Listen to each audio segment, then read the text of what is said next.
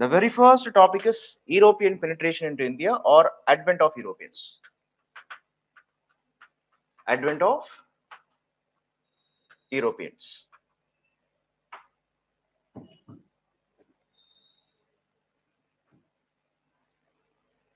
Actually,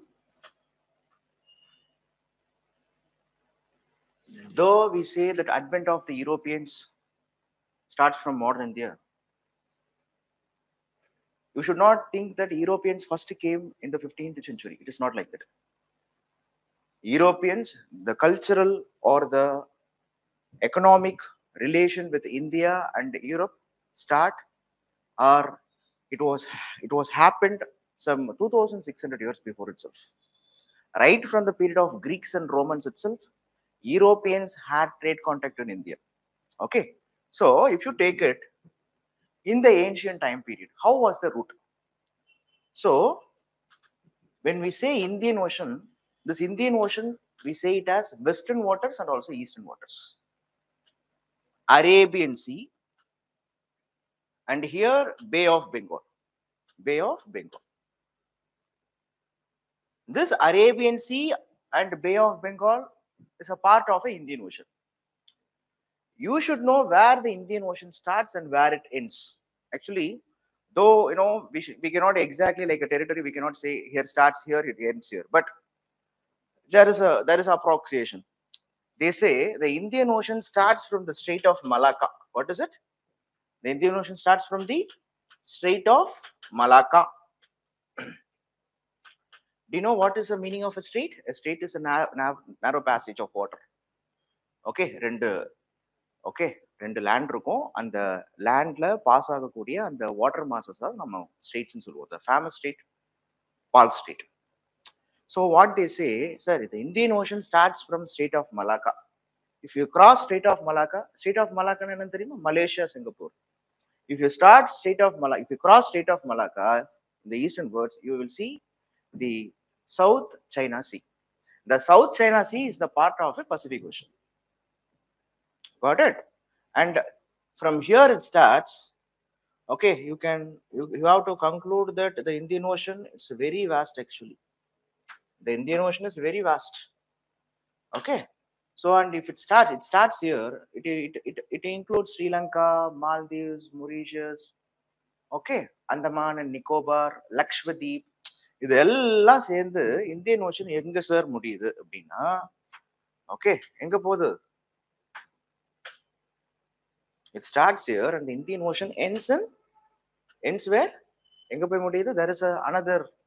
Have you heard about Strait of Hormuz? தெரியுமா? If you take in this route, it is called Strait of Hormuz. Strait of Hormuz அப்படின்னு ஒன்று இருக்கு. Strait of Gulf of Aden ஒன்று இருக்கு. Geography தெரியல உங்களுக்கு? Strait of Hormuz Strait அப்படின்னு ஒன்று இருக்கு. Hormuz Strait, Strait of Hormuz, Strait of Hormuz, and இன்னொன்று இருக்கு. என்ன அப்படின்னு பார்த்தீங்கன்னா Gulf of Aden. Gulf of Aden. Look, so this is how from அதை தாண்டிங்கன்னா உங்களுக்கு என்ன அப்படின்னா you will get a Atlantic Ocean. அப்போ என்ன உங்களுக்கு தெரிய வரணும் அப்படின்னா, look, Indians dominated in the Indian Ocean. Indians dominated in the Indian Ocean. India has got many names. You know that. One of the name is Bharat. Okay, one of the name for India is Bharat. Okay, another name for India is Hindustan. In medieval time period, we say India has Hindustan. In ancient time period, India was called, its northern territory were called Bharat. Okay, during IBC time period, it's a different name. But India, the name India was given by Britishers. It was a modern name actually. India is a modern name. From Hindustan, India has come. But also there was in Tamil language, India was called Navalandivu. What is it? India was called Navalandivu. Okay, so there was a Jambutivu. This is what we call it as Jambu means elephant. Okay, India was called Jambu Dvipa. India was called Jambu Dvipa. Jambu na elephant. Yanigalin Nadu. The Chinese used to say the Indian elephants, and we used to refer the Chinese as the Chinese dragons. Bilateral relations la adikadi இந்த வார்த்தைகள்லாம் கேள்விப்படுவீங்க. சில இடத்துல நான் அப்படியே சில இடத்துல அப்படியே சொல்லுவேன், அப்படியே லிசன் பண்ணிக்கோங்க. So India was called Jambu Dweepa. India was called Navalan Deepu. Okay. So the Chinese used in the bilateral relations, the Chinese used to refer India as the land of elephants, the Indian elephants. Okay. Because our country was referred by elephants. Because elephants brought many victories to India in ancient and medieval time period. Okay, அப்போ இப்படிதான் இருந்ததுப்பா. So you need to know, first you need to know the geography. Okay, what is the geography here, sir? Sir, I said, right from the ancient period onwards, India was doing trade with Europeans. Do you know which route they followed? Do you know which route they followed? You should not think, உங்களுக்கு பார்த்தீங்கன்னா, you should not think that, okay, இப்போ Africa இருக்கா, இப்படி வச்சுக்கலாம். இது Africa. ஒரு rough sketch எப்படி போடுங்க, இது ஆப்பிரிக்கா அப்படின்னு ஞாபகம் வச்சுக்கோங்க. ஓகே, இது அரேபியன் பெனின்சுலா. ஓகே, இது யூரோப்போடைய மெயின்லேண்ட், இது இங்கிலாந்து, இப்படி ஞாபகம் வச்சுக்கோங்களேன் சிம்பிளா. This is Mediterranean C, this is red C. Correct தானே? am I right? This is Mediterranean Sea, this is Red Sea. Okay, this is Indian Ocean, this is exactly the Arabian Sea. Yes or no? அப்போ coming to the point here, நான் ஏன் map போடுறேன்னா, map தான் will speak actually. So இதான் இந்தியான்னு எடுத்துக்கோங்க. Okay, this is India அப்படி வச்சுக்கோங்க. Okay, இதோ இந்தியா மேல இருக்கும். ஸோ இந்த மேப்புக்காக இப்படி போடுறேன். ஓகே, இதுதான் இந்தியான்னு வச்சுக்கோங்க. ஸோ இப்படி போயிட்டு இருக்கு. So this is China. Okay, இது இந்தியா. ஓகே, அப்போ ஏன்ஷியன் டைம் பீரியட்ல என்ன route famous? India, they had, okay, the cultural or trade contact with Europe, through which route means it is not maximum in the land route, it was in the ocean, that is maritime route. இந்தியாவுக்கும் யூரோப்புக்கும் எந்த விதமான connectivity இருக்கு? Maritime connectivity இருக்கு. அப்போ if you take this ancient time period, who dominated in Europe means it was the first, the Greeks were all dominated. After the Greeks, the Romans were all dominated. Greeks dominated. Alexander was a Greek. He belonged to a place called Macedonia. He was a Greek. Okay, and after Greeks, the Romans dominated. Okay, in the Romans, Greeks and Romans kuda India had trade contact. Okay, எந்த root தெரியுமா? எந்த root? இந்த ரூட்ல தான். So you would have studied our ancient Korkai, our ancient Pumbuhar, our ancient Musri, okay, our ancient Lanka. Okay, these are all the important trade centers. Okay, Surat, important trade centers. Okay, these trades இப்படிதான் நடந்துச்சு இந்த ரூட்லயே வந்து. Okay, என்ன பண்ணுவாங்க? Red சீக்கு போவாங்க. Red C வழியா போயிட்டு இந்த இடத்துல என்ன இருக்குன்னா, ஈஜிப்த் அப்படின்னு ஒரு நாடு இருக்கு. What is there? Egypt is there. Egypt அப்படின்றது நல்லா புரிஞ்சுக்கோங்க. Egypt is there. Okay, understand the fact. Now the Suez canal and all not constructed. அப்போ அந்த காலத்துல எப்படி ட்ரேட் நடத்தினாங்க, ட்ரேட் பண்ணாங்க? இங்க இருந்து இந்த ரூட்ல போறாங்கன்னு வச்சுக்கோங்களேன். ஓகே, இங்க இருந்து ட்ரேட் பண்ணிட்டு போறாங்க, ட்ரேட் பண்றாங்க. ஓகே, இதே வந்து உங்களுக்கு ஈரான், ஈராக் கூடலாம் வந்து ஒமான், தில்முன், பஹ்ரைன், ஓகே, இந்த ரூட்ல ட்ரேட் பண்ணிட்டு இருக்காங்க. இது அராப்ஸ்ன்னு சொல்லுவோம், அராபிக் கண்ட்ரின்னு சொல்லுவோம்.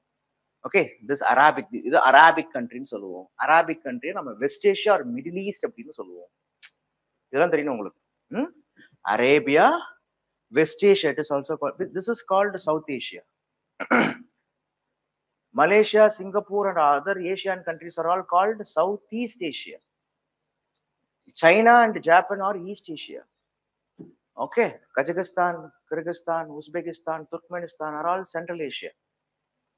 Middle East is nothing but the West Asia is also called as Middle East. The West Asia was also called as Middle East. You should not think that Middle East wasn't.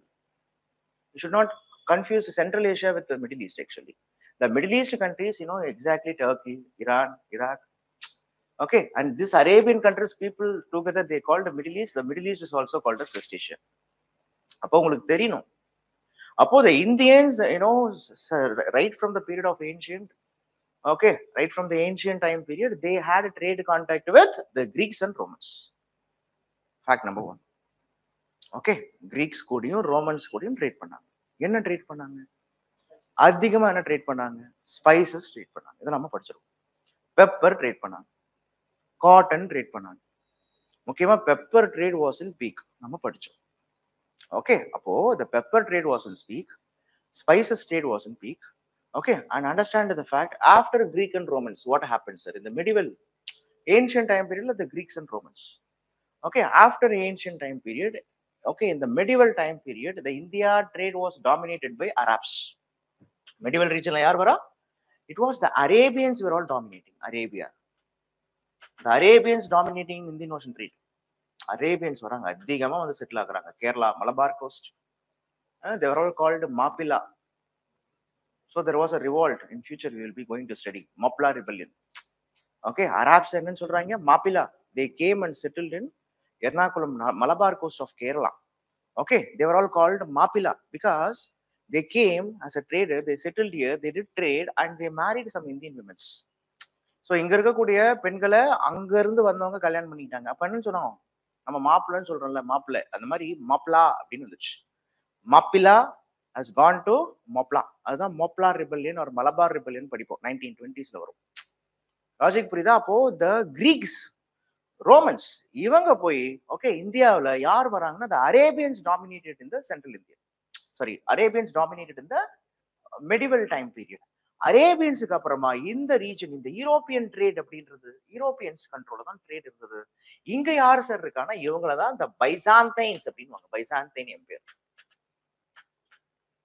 Okay, இந்த பைசாந்தைன் empire இவங்களுடைய first தலைநகரம் எங்க இருந்தாங்கன்னா, okay, they were all in Turkey. Okay, they ruled a place called Constantinople. What is the place? Constantinople was the capital of Turkey. Constantinople was ruled by Byzantine empires. The Byzantine empires are the offshoot of Roman Empire. இவங்களுடைய வம்சாவளி தான் Byzantines. Got it? So especially the Mediterranean Sea. இப்போ Byzantine Empire எங்க sir control பண்ணாங்க? எந்த ட்ரேட்லாம் control பண்றாங்கன்னா, the Byzantine Empire they controlled the northern Africa and also okay this Mediterranean coast. இப்படிதான் உலகத்துல மெடிவல் இந்தியாவில், ஓகே, மெடிவல் இந்தியா டைம் பீரியட்ல India கூட ட்ரேட் நடந்தது, ட்ரேட் பண்ணது பைசாந்தின் empire and also the Arabs. Okay, who traded? Byzantine Empire. They were all the offshoot of Roman Empire. They were all Christian empires. Okay, whereas the Arabs they followed Islam. Sir, Islam. Okay, now comes a new persons. They were all called Ottoman Turks. In medieval time period, understand the fact, Ottoman Turks dominated the land region of Europe.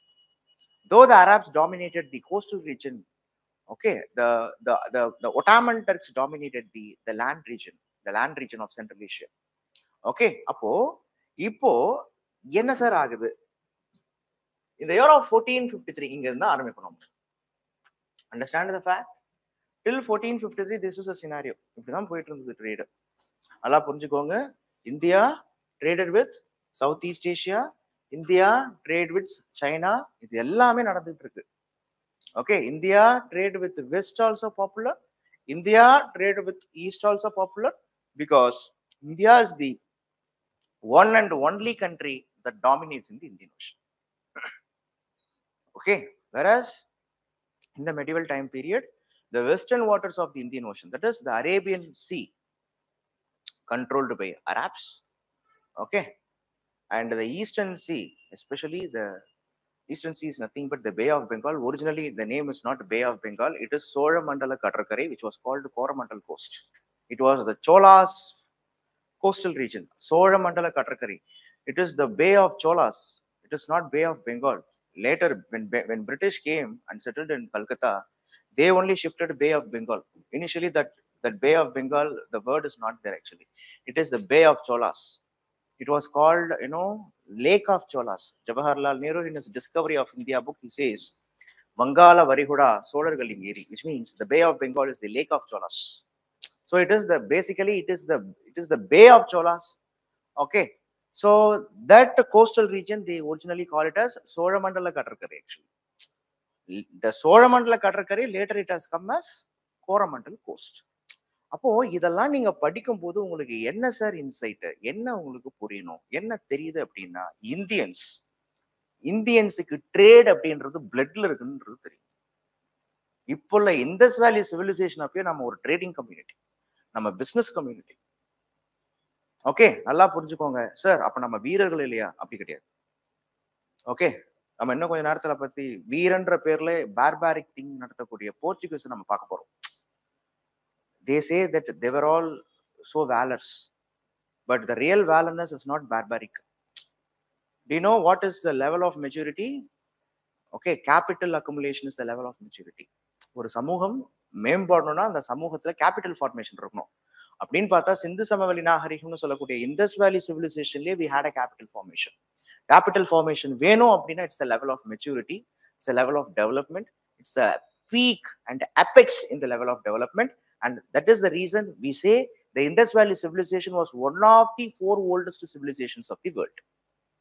It was compared with the other civilizations. The reason is what? The level of maturity, the level of civilizedness they showed with developed to the development. அப்போ இந்த மாதிரி தான் India இருந்தது. நல்லா புரிஞ்சுக்கோங்க. India தங்க முட்டை போடுற வாத்து மாதிரி மற்ற நாடுகளுக்கு. Okay, I ஏற்கனவே சொல்லியிருக்கேன் my last class, right from the 1st century to the 18th century. Okay, the world countries they traded much with India or China. அப்போ why China is important, sir? China famous for their land route. China அந்த காலத்துல என்ன பண்ணுவாங்க? Okay, China central Asia கூட பண்ணக்கூடிய land root தான் என்னன்னா, okay, central Asia வழியா பண்ண சென்ட்ரல் ஏசியா வழியா, அதாவது லேண்ட் ரூட் மூலமா பண்ண ட்ரேட் தான் என்னன்னா சில்க் ரூட் அப்படின்னு சொல்லுவாங்க. China famous for silk. They traded silk to the Europeans. Okay, so Chinese land route was called Silk Route. The same Chinese they traveled to Europe through the same Indian Ocean. Indian Ocean is not only important for India, it is also important for China also. Because through Indian Ocean only, the Chinese traded silk. It is called Maritime Silk Route. And this Maritime Silk Route, China now they started to use this as so strategically, which is what we call it as the stink of pearls of people. Stink of pearls na China அந்த காலத்துல எந்தெந்த நாடுகள் கூடலாம் trade பண்ணாங்களோ maritime countries கூட, அந்தந்த நாடுகள் எல்லாம் இன்னைக்கு தன்னுடைய மிலிட்டரி சென்டரா யூஸ் பண்ணிக்கிறாங்க ஆக்சுவலி, ஆர் நேவல் பேஸா யூஸ் பண்ணிக்கிறதுக்கான முயற்சிகள் எடுக்கிறாங்க. This is what we call it as டெப்ட் கிராப் டிப்ளமசின்னு படிப்போம். நிறைய கடன் கொடுக்கறது. யாருக்கு கொடுத்தாங்க? ஸ்ரீலங்காவுக்கு கொடுத்தாங்க, மால்தீவ்ஸ்க்கு கொடுத்தாங்க, இப்போ கொடுத்துட்டு இருக்காங்க Coco island, Myanmar, Bangladesh, Madagascar, Sudan, இந்த மாதிரி வெஸ்ட் கோஸ்ட்ல எடுத்துக்கிட்டீங்கன்னா சுடான், ஜிபவுத்தி, இந்த மாதிரி நாடுகளுக்கெல்லாம் சைனா இப்போ ஃபண்ட் பண்ணிட்டு இருக்கான். Okay, and they fund for Pakistan, CPEC, China Pakistan economic corridor. இதெல்லாம் எதுக்கு? இந்தியன் ஓஷன்ல டாமினேட் பண்றது. அப்போ Indian ocean, without Indian Ocean there is no India, without Himalaya there is no India. This geographical setting itself made India so prosperous compared to other countries. அதனாலதான் பாரதியார் சொல்றார், பாரதியார் சொல்ற ஒரு பாயிண்டே பாத்தீங்கன்னா, பாரத நாடு பழம்பெரும் நாடு, நீரதன் புதல்வர் நினைவகற்றாதீர்ன்றார். பாரத நாடு பார்க்கலாம் திலகம், நீரதன் புதல்வர் நினைவகற்றாதீர். ஏன் நான் மறக்கக்கூடாது என் நாடு அப்படின்னு அவரே சொல்றாரு. வானகமுட்டும் இமயமலை வரையும், ஏனைய திசைகளில் இருந்திரை கடலும்,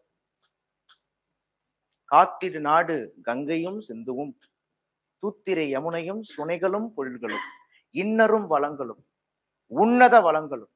அவ்வளோ வளங்கள் இருக்காங்க, என்னவே முடியாதான்.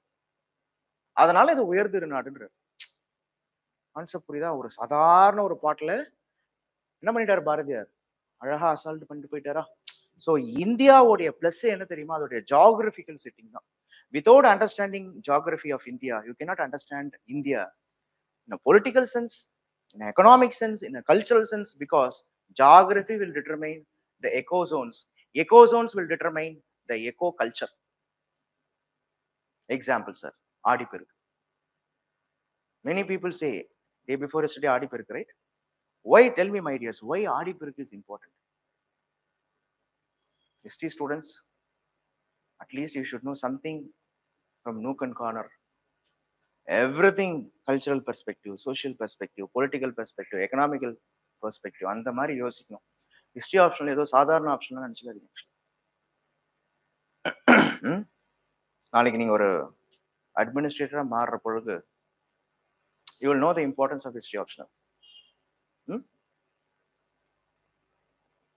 இந்தியாவிலே உங்களுக்கு பிடிச்ச ஒரு 3 பொலிட்டீஷியன்ஸ் சொல்லுங்க. உங்களுக்கு இப்போ பிடிக்கிற ஏதோ ஒரு காரணம், இந்தியாவில் உங்களுக்கு பிடிச்ச ஒரு 3 பொலிட்டீஷியன்ஸ். Very good. பிரசன்ட் டைம்ல ஒருத்தனும் இல்லை. No idea. ஸ்டாலின். அவர் Stalin. Very good. You no idea. பிரசன்ட்ல ஒன்று. சரி, okay. From historical sense, Jawaharlal Nehru, Indira Gandhi, Abdul Kalam. Very good. Kamarajar, Abdul Kalam, Jawaharlal Nehru, you, Kamarajar. Then 3 கேட்டேன். அண்ணா. Very good. தென் கேக்குறான்னு சொல்றீடா. Very good. You, Kamarajar. You, Indira Gandhi. You, Periyar, மன்மோகன் Singh. Very good. Ambedkar. Good. Super.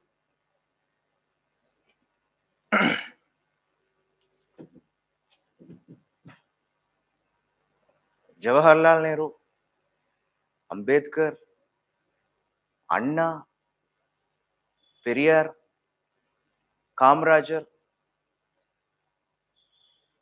Tell me, why you people are saying that these leaders are so efficient or powerful, or why you like them? என்ன காரணம், என்ன quality அவங்க கிட்ட இருந்து உங்களுக்கு பிடிச்சிச்சு? Simplicity.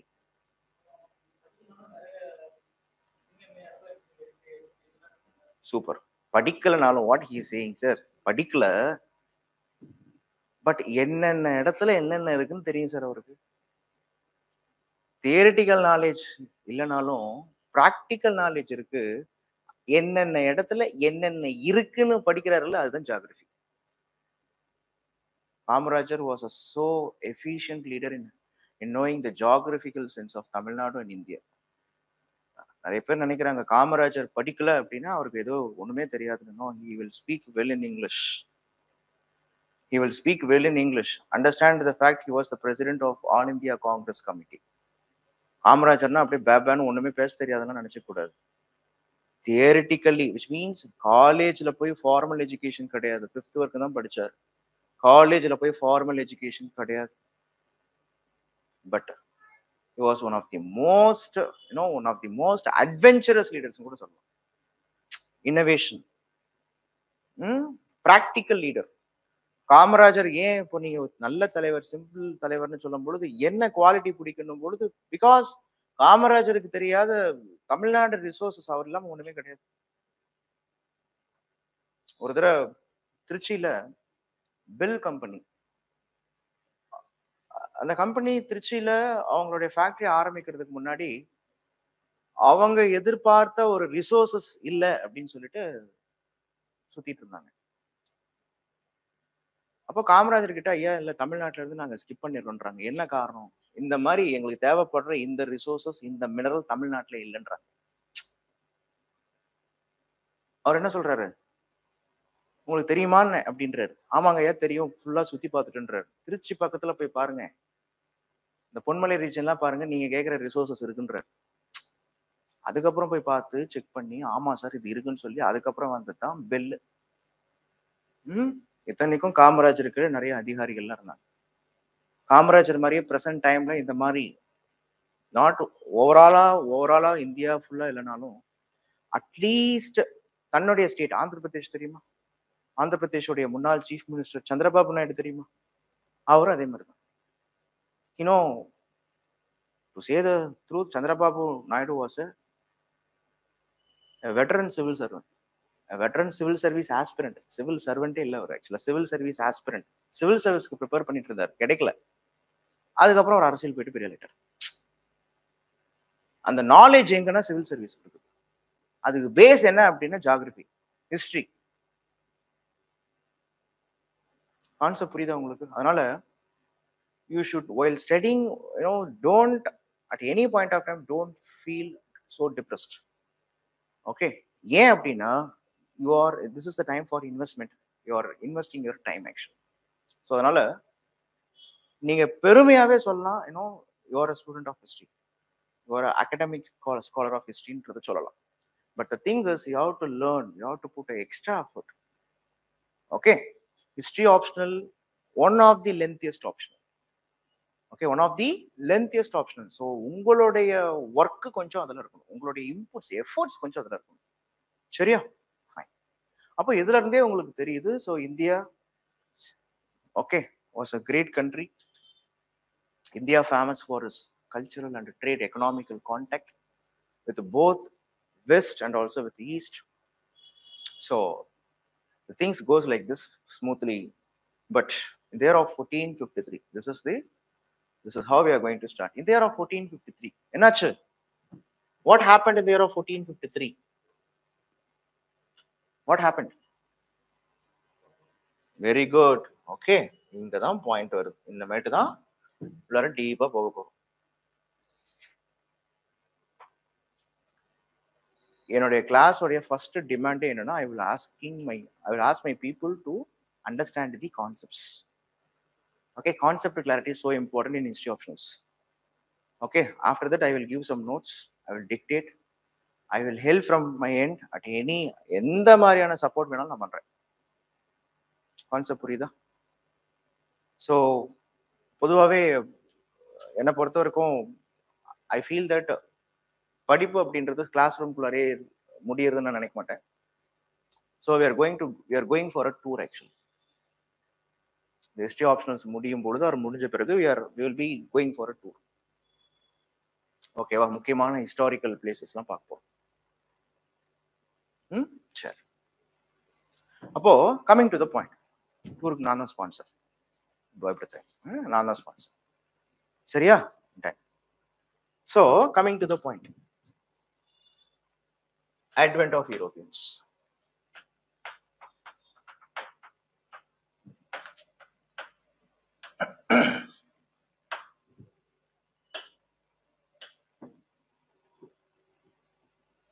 In the year of 1453,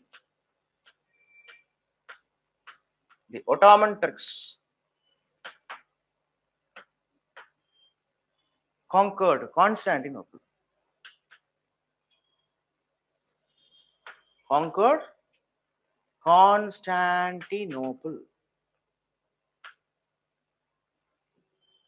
This Constantinople was the capital of Byzantine Empire. Was the capital of Byzantine Empire. Who were all the Byzantine Empire? They were all the yaar ivanga? They were all the offshoot of Roman Empire. Pinadi vandavanga, offshoot of Roman Empire. Okay, they were all basically who follow the religion Christianity. They were all the one who follow the religion Christianity. Okay, done. So this Constantinople, today it was called Istanbul. Today Constantinople was called Istanbul. What happened? Look, this Byzantine Empire and Ottoman Empire, they were all basically trade rivals and political rivals, religious rivals. What is the problem between these students, these fellows? Byzantine follow Christianity, Ottoman follow Islam. Byzantine and Ottomans, they were all political rivals. Okay, they were all trade rivals. So this nature of religious rival, trade rival, political rival, okay, it finally came in the year of 1453, finally it came in the name of war, in the name of a very big war. Understand the fact. Before this 1453 itself, the Islamic empires, that is the Ottoman Turks and also the Byzantine empires, they went so many years, of course, so many centuries. They were all fighting among each other. Those fights were all called Crusader Wars, Crusades. Crusader Wars. The Crusader Wars are none other than a religious fight between, okay, the Ottoman Empire and also Ottoman Empire ko Byzantine Empire க்கு நடக்கக்கூடிய சண்டை ஒரு நாள் ரெண்டு நாள் நடக்கக்கூடிய சண்டை கிடையாது. அது கிட்டத்தட்ட ஒரு 200-300 வருஷம் நடக்கக்கூடிய ஒரு ஃபைட். குருசேடர் வார்னே பேர் அது. அதோடைய எண்ட் என்னன்னா 1453ல the Byzantine Empire capital was captured by Ottoman Empire, Ottoman Turks. They were all Islamic people. So what happened after capturing this Constantinople? Okay, what they did after capturing this Constantinople, this Ottoman order, the Ottoman Empire ordered, what they ordered hereafter, the so-called Western European countries, they ordered the Western European countries are not allowed to do trade either with India or China or with East. What they ordered hereafter, the Western European countries are not allowed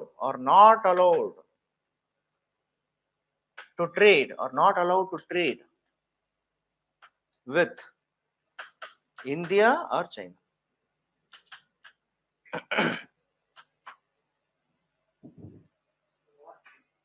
என்னப்பா வார் name இல்லை ஆக்சுவலா, அது வந்து அந்த ஃபைட்ல வந்து பார்க்கும்போது capture பண்ணிட்டாங்க, கான்ஸ்டான்டினோப்பிள capture பண்ணிட்டாங்க. That is important. கேப்சர் பண்ண பிறகு ஓகே வெஸ்டர்ன் யூரோப்பியன் கண்ட்ரிஸ் கூட ட்ரேட் பண்ணக்கூடாதுன்னு சொல்லிட்டாங்க. வெஸ்டர்ன் யூரோப்பியன் கண்ட்ரிஸ் என்னென்ன? England, France, Spain, Portugal, Netherlands, Denmark, இந்த மாதிரியான நாடுகள் கூட யாரு ட்ரேட் பண்ணக்கூடாது? எஸ், இந்த மாதிரி நாடுகள் கூட பைசாந்தியன் எம்பையர் ட்ரேட் பண்ணக்கூடாது, ட்ரேட் பண்ண முடியாது. Because as the Byzantine Empire lost in the war, their territories were all taken care, or their territories were all captured by Ottoman Turks. Okay, என்னென்ன territory? Okay, the Mal countries, that is Morocco, Algeria. கேள்விப்பட்டிருக்கீங்களா? Africa எடுத்துக்கிட்டீங்கன்னா ஆப்பிரிக்காவுடைய northern டெரிட்டரிஸை மேல் அப்படின்னு சொல்லுவாங்க. என்னென்ன நாடு இது? Morocco, Algeria, Tunisia, மேல துனிஷியா குட்டியா இருக்கும், Tunisia, Libya and also Egypt. இதெல்லாம் வந்து பார்க்கும்பொழுது மொராக்கோ இந்த மாதிரி. இப்போ உங்ககிட்ட கேட்பாங்க, ஸோ எந்த கண்ட்ரிஸ்லாம் இவங்க எடுத்துக்கிட்டாங்க சார்? இந்த நார்த்தன் ஆப்பிரிக்கன் கண்ட்ரிஸ் எடுத்துக்கிட்டாங்க, ஈஜிப்த கண்ட்ரோல்ல எடுத்துக்கிட்டாங்க.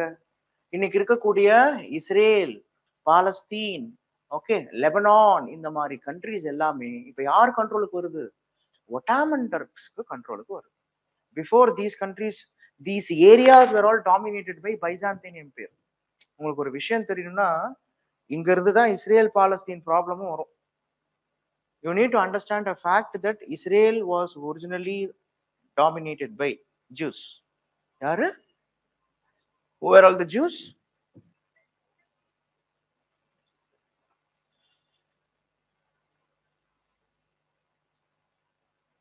Who were all the Jews? ஜூஸ்னா என்ன? குடிக்கிற ஜூஸ் கிடையாது. அதான் ஒரு கிளாஸ்ல ஹிட்லருக்கு ஜூஸ் பிடிக்காதுன்னு. ஏன் சார் உடம்புக்கு ஜூஸ் குடிச்சா நல்லது தானே ஒரு பையன் கேட்டான். குடிக்கிற ஜூஸ் கிடையாது, யூதர்கள், ஜூஸ். யார் அவங்க? யார் சார் அவங்க? இஸ்ரேல்ல இருக்காங்களா? சரி சரி, ஜீசஸ் கிரைஸ்ட் எங்க பிறந்தாரு? வேர்ல்ட்ல. வேர்ல்ட்ல எங்க பிறந்தாரு? ஜெருசலம். Okay, fine. அவர் என்ன ரிலீஜன்? கிறிஸ்டியானிட்டி. ஆமா தானே சார், அவர் தானே கிறிஸ்டியானிட்டியோட ஃபவுண்டர். பொசுக்குன்னு இப்படி கேட்டீங்களே. அப்ப அதுக்கு முன்னாடி அங்க என்ன ரிலீஜன் இருந்தது? நிறைய ரிலீஜன் இருந்தது. அதுல one of the religion was called Judaism. Jews அப்படின்றவங்க ஜுடாயிசம் ஃபாலோ பண்றாங்க. ஜூஸ் ரிலீஜன் கிடையாது. The one who followed Judaism, they were all called Jews. Okay. So, understand the fact, this is one of the oldest religion, Judaism. Before Christianity, this religion was there actually. Jesus Christ born in Jerusalem. You know, Jesus Christ at a time period, the Roman Empire time period. Roman Empire இருக்கும்போது தான் Jesus Christ உடைய birth அப்படின்றது நடக்குது. The same Roman Empire killed Jesus Christ. அது உங்களுக்கு தெரியும். It was the same Roman Empire who killed Jesus Christ, and after that only the Christianity started to spread. இந்த கதை உங்களுக்கு லைட்டா தெரிஞ்சா போதும், பின்னாடி நடத்துவோம். அப்போ இங்க என்ன சொல்ல வராங்க அப்படின்னு பாத்தீங்கன்னா, originally the center of Christianity, the religious center of Christianity was not Vatican City. Vatican City கிடையாது. Where is Vatican City? Very good. It was in Italy. Vatican City is a country, but it was physically it has borders with Italy. Originally, Vatican City was not the religious center of Pope or Christianity. It was the Constantinople. Where is Constantinople? It was in Turkey. Got it? But ennachu appadina, the same Constantinople famous for the one who believe in Judaism also. Concept purida? So enna agudhu appadina, Judaism, Christianity only dominated in Constantinople till 7th. But after 7th, now another religion called Islam was emerged. What the followers of Islam says, this Islam and Christianity was called, Abrahamic religions. கேள்விப்பட்டிருக்கீங்களா? இஸ்லாத்தையும் கிறிஸ்டியானிட்டியும் Abrahamic religion சொல்லுவாங்க. Abrahamic ரிலீஜன்ஸ்னா என்ன அப்படின்னா, இந்த ரிலீஜியஸோடைய founders பார்த்தீங்கன்னா ஒருத்தர் தான், அவர் Abraham அப்படின்றதால okay Abrahamic religions சொல்லுவாங்க. Understand the fact. Islam and Christianity were called Abrahamic religions actually. Okay, அப்போ என்ன ஆகுது அப்படின்னா, now Islam also, when Islam slowly developing in the 7th century, Islam also started to dominate in the Middle East countries actually. அப்போ ஆட்டோமேட்டிக்கா இப்பதான் நீங்க தெரிஞ்சுக்கணும். Okay, இப்போ நம்ம உத்தரப்பிரதேஷ்ல ஞானவாபி மசூதி இருக்கு. ஓகே, என்ன சொல்றாங்க கோர்ட், அங்க என்ன நடந்திருக்கு? ஞானவாபி மசூதியோட ஸ்டோரி என்ன தெரியுமா? அங்க ஏதோ ஒரு ரிலீஜியஸ் சென்டர்ஸ் இருந்திருக்கு, ஒரு ஹிந்து கோவில் இருந்திருக்கு. அந்த இடத்துல இப்ப என்ன ஆகுது அப்படின்னு பாத்தீங்கன்னா, ஒரு மசூதி கட்டியிருக்காங்க. அதுக்கு பேர் தான் ஞானவாபி மசூதி. ஞானவாபி. ஓகே, அப்போ வாட் த கோர்ட் சேஸ், அங்க சில ரிலீஜியஸ் சென்டர்ஸ் இருக்கு, அங்க திரிசூல் இருக்கு, அங்க வந்து பார்க்கும்பொழுது ஹிந்து மதம் ஃபாலோ பண்றவங்களாம் அங்க இருந்திருக்காங்க. அந்த இடத்துல மசூதி வந்திருக்கு, எப்படி வந்திருக்குன்னு அதோட ரூட்டை ஆராய்ச்சி பண்ண சொல்றாங்க. கான்செப்ட் புரியுதா? அப்போ நமக்கு என்ன தெரியுது அப்படின்னா, ஒரிஜினலாவே ரெண்டு ரிலீஜியன்ஸ் வந்து கோ எக்ஸிஸ்டன்ஸ், பீஸ்ஃபுல் கோ எக்ஸிஸ்டன்ஸ் மாதிரி ரிலீஜியஸ் கோ எக்ஸிஸ்டன்ஸ் அப்படின்றது நடந்திருக்குன்றது நமக்கு தெரியுது. கான்செப்ட் புரியுதா? அப்ப இதே சூழ்நிலை தான் எங்க அப்படின்னு பாத்தீங்கன்னா, it was in the Constantinople. Okay, till 1453 Constantinople was dominated by whom? Byzantine Empire. But there of 1453, when the Ottoman Turks, when they captured Constantinople, Constantinople இருக்கக்கூடிய பிஷப், போப்ஸ் இவங்கெல்லாம் என்ன போயிட்டாங்க, எங்க போயிட்டாங்கன்னா அப்படியே வேட்டிகன் சிட்டிக்கு போயிட்டாங்க. After this event only Christianity started to develop well in the Vatican city, Italy. அதுக்கு முன்னாடி வரைக்கும் கிறிஸ்டியானிட்டியோட ஹப் என்ன? It was the Constantinople. Now the name Constantinople is not there. Now the name is Istanbul. Turkey has got two capital, one Ankara and one Istanbul. Okay, and Turkey, you need to understand, it was called the sick man of Europe. Turkey will follow the culture of Asian culture or European culture. பார்த்திருக்கீங்களா? Turkey பார்த்தீங்கன்னா உங்களுக்கு தெரியும், ஆக்சுவலா Asian culture இருக்கும், European culture இருக்கும். Because Turkey shares borders both with Asia and also Europe. So that is, we say Turkey is the best example of a Eurasian culture. What culture? Eurasian culture உடைய best example என்ன? டர்க்கின்னு சொல்லுவாங்க ஆக்சுவலா. அப்போ இந்த டர்க்கியை தான் என்ன பண்ணிட்டாங்க? யார் என்ன பண்ணிட்டா? ஒட்டாமன் டர்க்ஸ் என்ன பண்ணிட்டாங்க? கான்ஸ்டான்டினோப்பிளை கேப்சர் பண்ணிட்டாங்க. ஸோ கேப்சர் பண்ணது மட்டும் இல்லாம, they said hereafter the Western European countries are not allowed to do trade either with India or China or with the East. It's a very major setback. It's a very major setback. Why? Because the trade with the pepper got deterred. The Europeans, you need to understand the fact, the Europeans were not in the mood of consuming our style of using pepper in food habits. நம்மள மாதிரி பொங்கலோ இல்லைன்னா நம்மள மாதிரி ரசசாதமோ அவங்க சாப்பிட்றது கிடையாது. யாரு? யூரோப்பியன்ஸ். நீங்க கேட்கலாம், அப்ப எப்படி சார் இவங்களுக்கு பெப்பர் தேவைப்படுது? Pepper was used as a preservation agent. உணவை பதப்படுத்துவதற்காக பெப்பரை யூஸ் பண்ணாங்க. அப்ப நமக்கு தெரியணும், when compared to India or Southeast Asia, பெப்பரோடைய டிமாண்ட் யூரோப்ல அதிகமா இருந்தது. Why sir? Not only in ancient time period, that is first or second century, till the 15th century, most of the European countries are all barbaric. They were all nomads. They were all the one who engaged in food production, especially by hunting and food gathering. வேட்டையாடுறது தான் main தொழில் 15வது நூற்றாண்டுல யூரோப்ல இருக்கக்கூடிய most of the countries.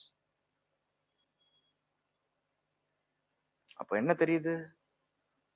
India 4500 years முன்னாடியே developed, civilised. ஆனா Europe 15th century they were all barbaric. அப்ப எப்படி sir இன்னைக்கு இருக்கக்கூடிய வெஸ்டர்ன் யூரோப்லாம் நீங்க பார்பாரிக்னு சொல்ல முடியுமா? இன்னைக்கு போய் அவனே பார்த்து சிரிச்சுட்டு போவான் இல்லையா? டேய் யாரை பார்த்து என்ன சொல்லிட்டு இருக்குன்னு. ஆனா இந்த நாடு 15வது நூற்றாண்டுல இப்படிதான் இருந்தது. பெப்பரை அவங்க மிக முக்கியமான ப்ராடக்ட் நினைச்சாங்க. அதை யவனப்பிரியான்னு சொன்னாங்க. Pepper was called Yavanapriya in India. Yes, it was called black gold. Yavanapriya. Yavana அப்படின்னா ஃபாரினர், பிரியானா they love it. So Yavanapriya. Yavana means whom? Greeks and Romans.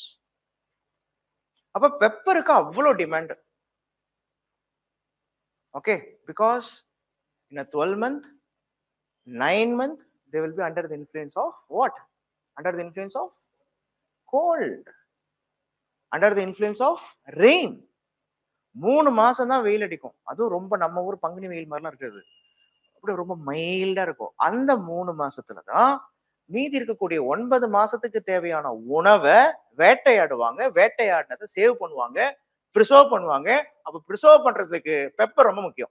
இந்த கல்ச்சர் இன்னைக்கு இருக்கு. உப்பு கண்டம் போடுறோம்னு நம்ம வீட்டுல நம்ம மிரட்டுவாங்க. இந்த உப்பு கண்டம் போடுறதுன்றது it's kind of preservation technique. Actually பதப்படுத்துறது, உணவை பதப்படுத்துறது. நீங்க கூட பாத்தீங்கன்னா, நீங்க நிறைய யூடியூப்ல எல்லாம் போய் பாத்தீங்கன்னு வச்சுக்கோங்க, இட்டாலி, ஓகே, டர்க்கி அண்ட் முக்கியமா ஸ்பெயின், போர்ச்சுகல் எல்லாம் அவனுங்கெல்லாம் வந்து நல்லா பீஃப் அண்ட் போர்க் நல்லா சாப்பிடுவாங்க. பாத்திருக்கீங்களா? யூரோப்பியன்ஸ் அதை அழகா ப்ரிசர்வ் பண்ணுவாங்க. ஓகேவா? அந்த ப்ரிசர்வ் பண்றதுக்கு பெப்பர் தேவை. இப்ப அந்த பெப்பருக்கு இப்ப ப்ராப்ளம் ஆயிடுச்சு. யோசிக்கிறீங்கல்ல? நம்ம வேண்டான்னு சாப்பிடும் பொழுது சீ போ அப்படின்னு வேண்டான்னு தூக்கி போடக்கூடிய பெப்பரு உலக வரலாறே மாத்திருக்கு பாருங்க. அதனாலதான் எப்பயுமே வந்து பெப்பரை வந்து சாதாரணமா நினைக்காதீங்க. ஆக்சுவலா பெப்பர் வந்து இந்தியாவில் அவ்வளவு மெடிசினல் குவாலிட்டிஸ் இருக்குது. வீட்டுல வந்து உடம்பு சரியில்லைன்னா, தொண்டை கரகரப்பா இருந்தா கொஞ்சம் பெப்பர் வாயில வச்சுக்கோன்னு சொல்லுவாங்க. பெப்பரை அப்படியே ஃபயர் லைட்டா ஃபயர்ல காமிச்சு அந்த அந்த ஸ்மெல்ல வந்து அப்படியே கன்சியூம் பண்ணீங்க, மூக்குல எடுத்தீங்கன்னா இந்த மண்டையில இருக்கக்கூடிய அந்த தலைவலி எல்லாம் போயிடுன்னு சொல்லுவாங்க. ஓகே, பெப்பர் வந்து அது ஒரு சூப்பரான, அது ஒரு மாமருந்து. ஆனா நம்ம ஆளுங்க பெப்பர்லயே அடல்ட்ரேஷன் பண்ணிட்டாங்க. பப்பாளி விதைய போட்டு ஏதோ கலர் அடிச்சு பெப்பரா மாத்தி விட்டாங்க. அடல்ட்ரேஷன் பெப்பர்லயும் இருக்கு. அதனாலதான் இப்ப எல்லாம் சில பெப்பரை வாயில போட்டு கரகரன்னு கடிச்சாலும் காரமே வர்றது கிடையாது. ஏன்னா அதெல்லாம் பப்பாயா சீட் செக்ஷன். ஆஹா, இது அனுபவிச்சிருக்கு போல நீங்கள. ஃபைன். சோ பெப்பர் அப்படின்றது வாழ்வாதாரம் சார்ந்த விஷயம். அப்ப every Western European countries, they were all trying to find out the alternative sea route for India. Look, now this route is not possible. Through Mediterranean route, not possible. Red Sea route, not possible. Okay, land route also not possible. What the Arabs or this Turk and this Ottoman says, you know, if you want pepper, we will sail. We will sail. Which means what? நாங்க trade பண்றோம், எங்க கிட்ட வாங்கிக்கோங்க. ஆனா rate என்னன்னா, ஒரிஜினலா வித்த பெப்பரை விட 10 மடங்கு ரேட் அதிகமா வச்சு வித்துட்டு இருக்காங்க. கான்செப்ட் புரியுங்க? 10 ரூபா பெப்பர்னா இப்ப தக்காளி மாதிரி ஆயிடுச்சுன்னு வச்சுக்கோங்க. பெப்பர் கதை தக்காளி மாதிரி ஆயிடுச்சு. அப்போ every Western European countries, they were all trying to find out the alternative sea route for India. There is a demand. Understand the fact. இப்போ என்ன ஆகுது? இந்த இயர் ஆஃப் 1453 நடந்த உடனே in 1454, ஓகே, போப் நிக்கோலஸ்னு ஒருத்தர் இருந்தார்.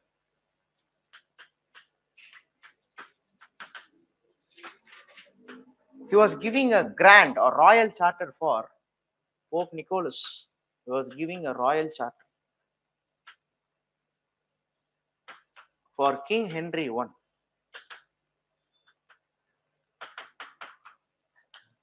the ruler of Portugal,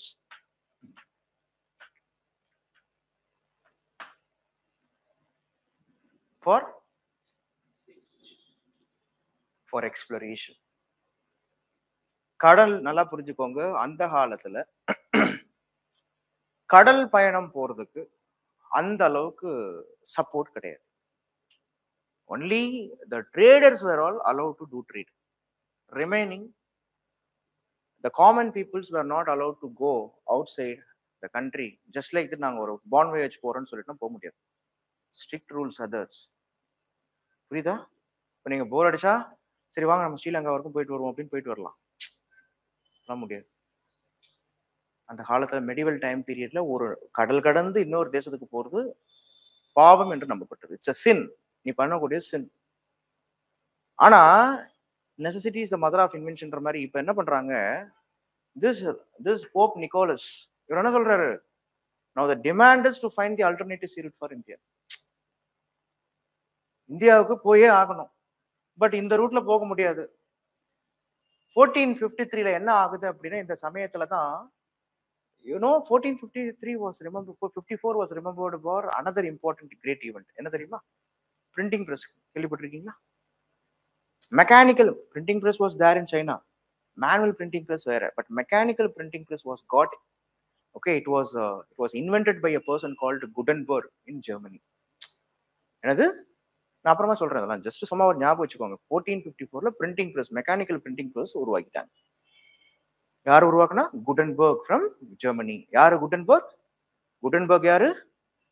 ஜெர்மனில chain of restaurants ஆரம்பிச்சாரு. கரெக்டா? கிடையாது. ஓகே, குடன்பர்க் யாரு? ஜெர்மனில மெக்கானிக்கல் பிரிண்டிங் பிரஸ் உருவாக்குனார். What was his name? குடன்பர்க்.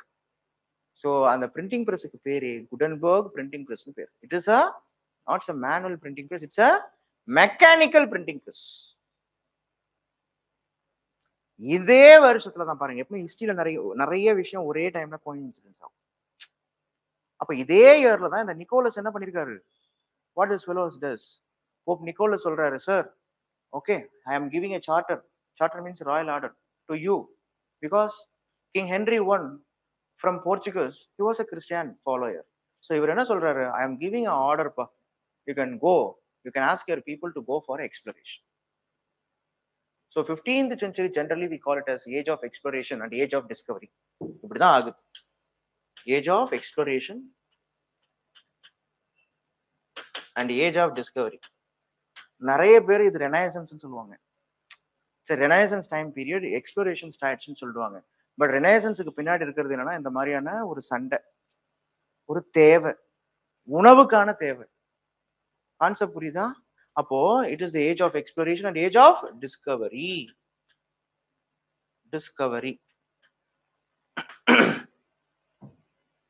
இப்ப நான் சொல்றதை எழுதிக்கோங்க.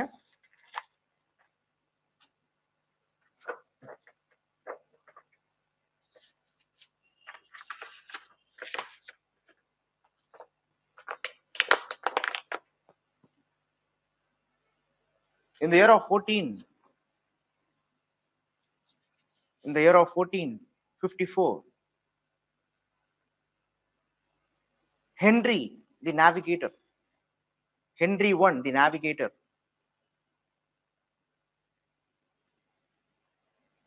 he was so keen to find out the alternative sea route for India.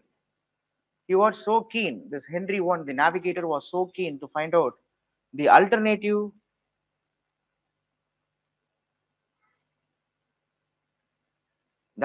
sea route for India. He was so keen to find out the alternative sea route for India. He was also keen to find, he was also so keen to find a way to circumvent என்ன, சுத்திட்டு போறதுக்கு, a way to circumvent the Muslim dominated Middle East and the Mediterranean countries. He was also very keen to find a way to circumvent the Muslim dominated Middle East and Middle East and Mediterranean countries.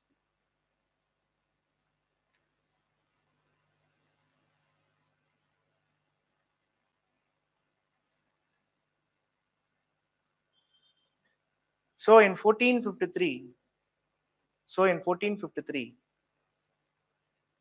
he received a charter from Pope Nicholas V. He received a charter from Pope Nicholas V. He received a charter from Pope Nicholas V, who conferred on him the right, who conferred, C-O-N-F-E-R-R-E-D, who conferred on him the right, to navigate the sea, to the distant shores of the Orient, to navigate the sea and to the distant shores of the Orient. This underline பண்ணுங்க. To the distant shores of the Orient. Orient என்ன? பழமையான தேசத்தும். To the distant shores of the Orient. More specifically, as far as India. பழமையான தேசத்துக்கு பயணம் பண்ணக்கூடிய உரிமையை இந்த Pope Nicolas V யாருக்கு கொடுக்குறாருங்க? ஹென்றி தி நேவிகேட்டருக்கு கொடுத்தாரு. ஓகேவா? அண்ட் எழுதிக்கோங்க. unto இதுதான் முக்கியமான another word. and to be brought to help Christians, and to be brought to help Christians, and to be brought to help Christians against the enemies of the faith, against the enemies of the faith, and to brought to help Christians against the enemies of the faith. அவங்களுடைய மத நம்பிக்கையில் யாரு குறுக்கிடுகிறார்களோ, கிறிஸ்டியானிட்டியோடைய ஃபெய்த்துக்கு யாரெல்லாம், இப்போ யார் கிறிஸ்டியானிட்டியோட ஃபெய்த்துக்கு யார் enemy? இப்போ முக்கியமா முஸ்லிம்ஸ், இஸ்லாம் பீப்புள். அப்போ இந்த மாதிரியான இஸ்லாத்தை ஃபாலோ பண்றவங்கள இஸ்லாத்தை ஃபாலோ பண்ணிட்டு இருக்காங்க. பட் இவங்களால கிறிஸ்டியானிட்டிக்கு பிரச்சனை வருது. அந்த பிரச்சனை தான் ஒட்டாமன் டர்க்ஸ் கான்ஸ்டான்டினோப்பிள் அவங்க கண்ட்ரோல் எடுத்துக்கிட்டது. அப்போ கிறிஸ்டியானிட்டிக்கு வரக்கூடிய ப்ராப்ளத்தை டிட்டர் பண்றதுக்காகவும், ஓகே, அவங்களுடைய லைவ்லிஹுட் ஆக்டிவிட்டிஸை என்ஹான்ஸ் பண்றதுக்காகவும், ஓகே, என்ன பண்றாங்க? The Pope Nicholas V has giving the right for King Henry I to do trade with East. So, எழுதிக்கோங்க. Henry the Navigator, he started so many sea school. Henry the Navigator, he started so many sea school. நிறைய sea school start பண்றாரு. Henry the Navigator, he started so many sea school. What is sea school பா? sea school என்ன? இப்போ எப்படி நீங்க IAS படிக்கிறதுக்காக சிவராஜ்வேல் IAS அகாடமிக்கு வந்திருக்கீங்களோ, சிவராஜ்வேல் IAS academy உங்களுக்கு எப்படி ட்ரெயின் பண்ணுதோ, இந்த மாதிரி அந்த காலத்துல கடல் பயணங்களை போறவங்களுக்கு ட்ரெயின் பண்றதுக்காக ஆரம்பிக்கப்பட்ட ஒரு ஸ்கூல் தான் சி ஸ்கூல். The skills நீங்க எழுதிக்கலாம். A sea school is a place where it will give training for the sea navigators. இதெல்லாம் சிம்பிளா ஆன்சர் பண்ணணும். சரியா? போக போக போக போக நிறைய நீங்க தெரிஞ்சு வச்சுக்கணும், நிறைய ஆன்சர் பண்ணணும். தைரியமா கான்ஃபிடென்ட்டா பேசுங்க.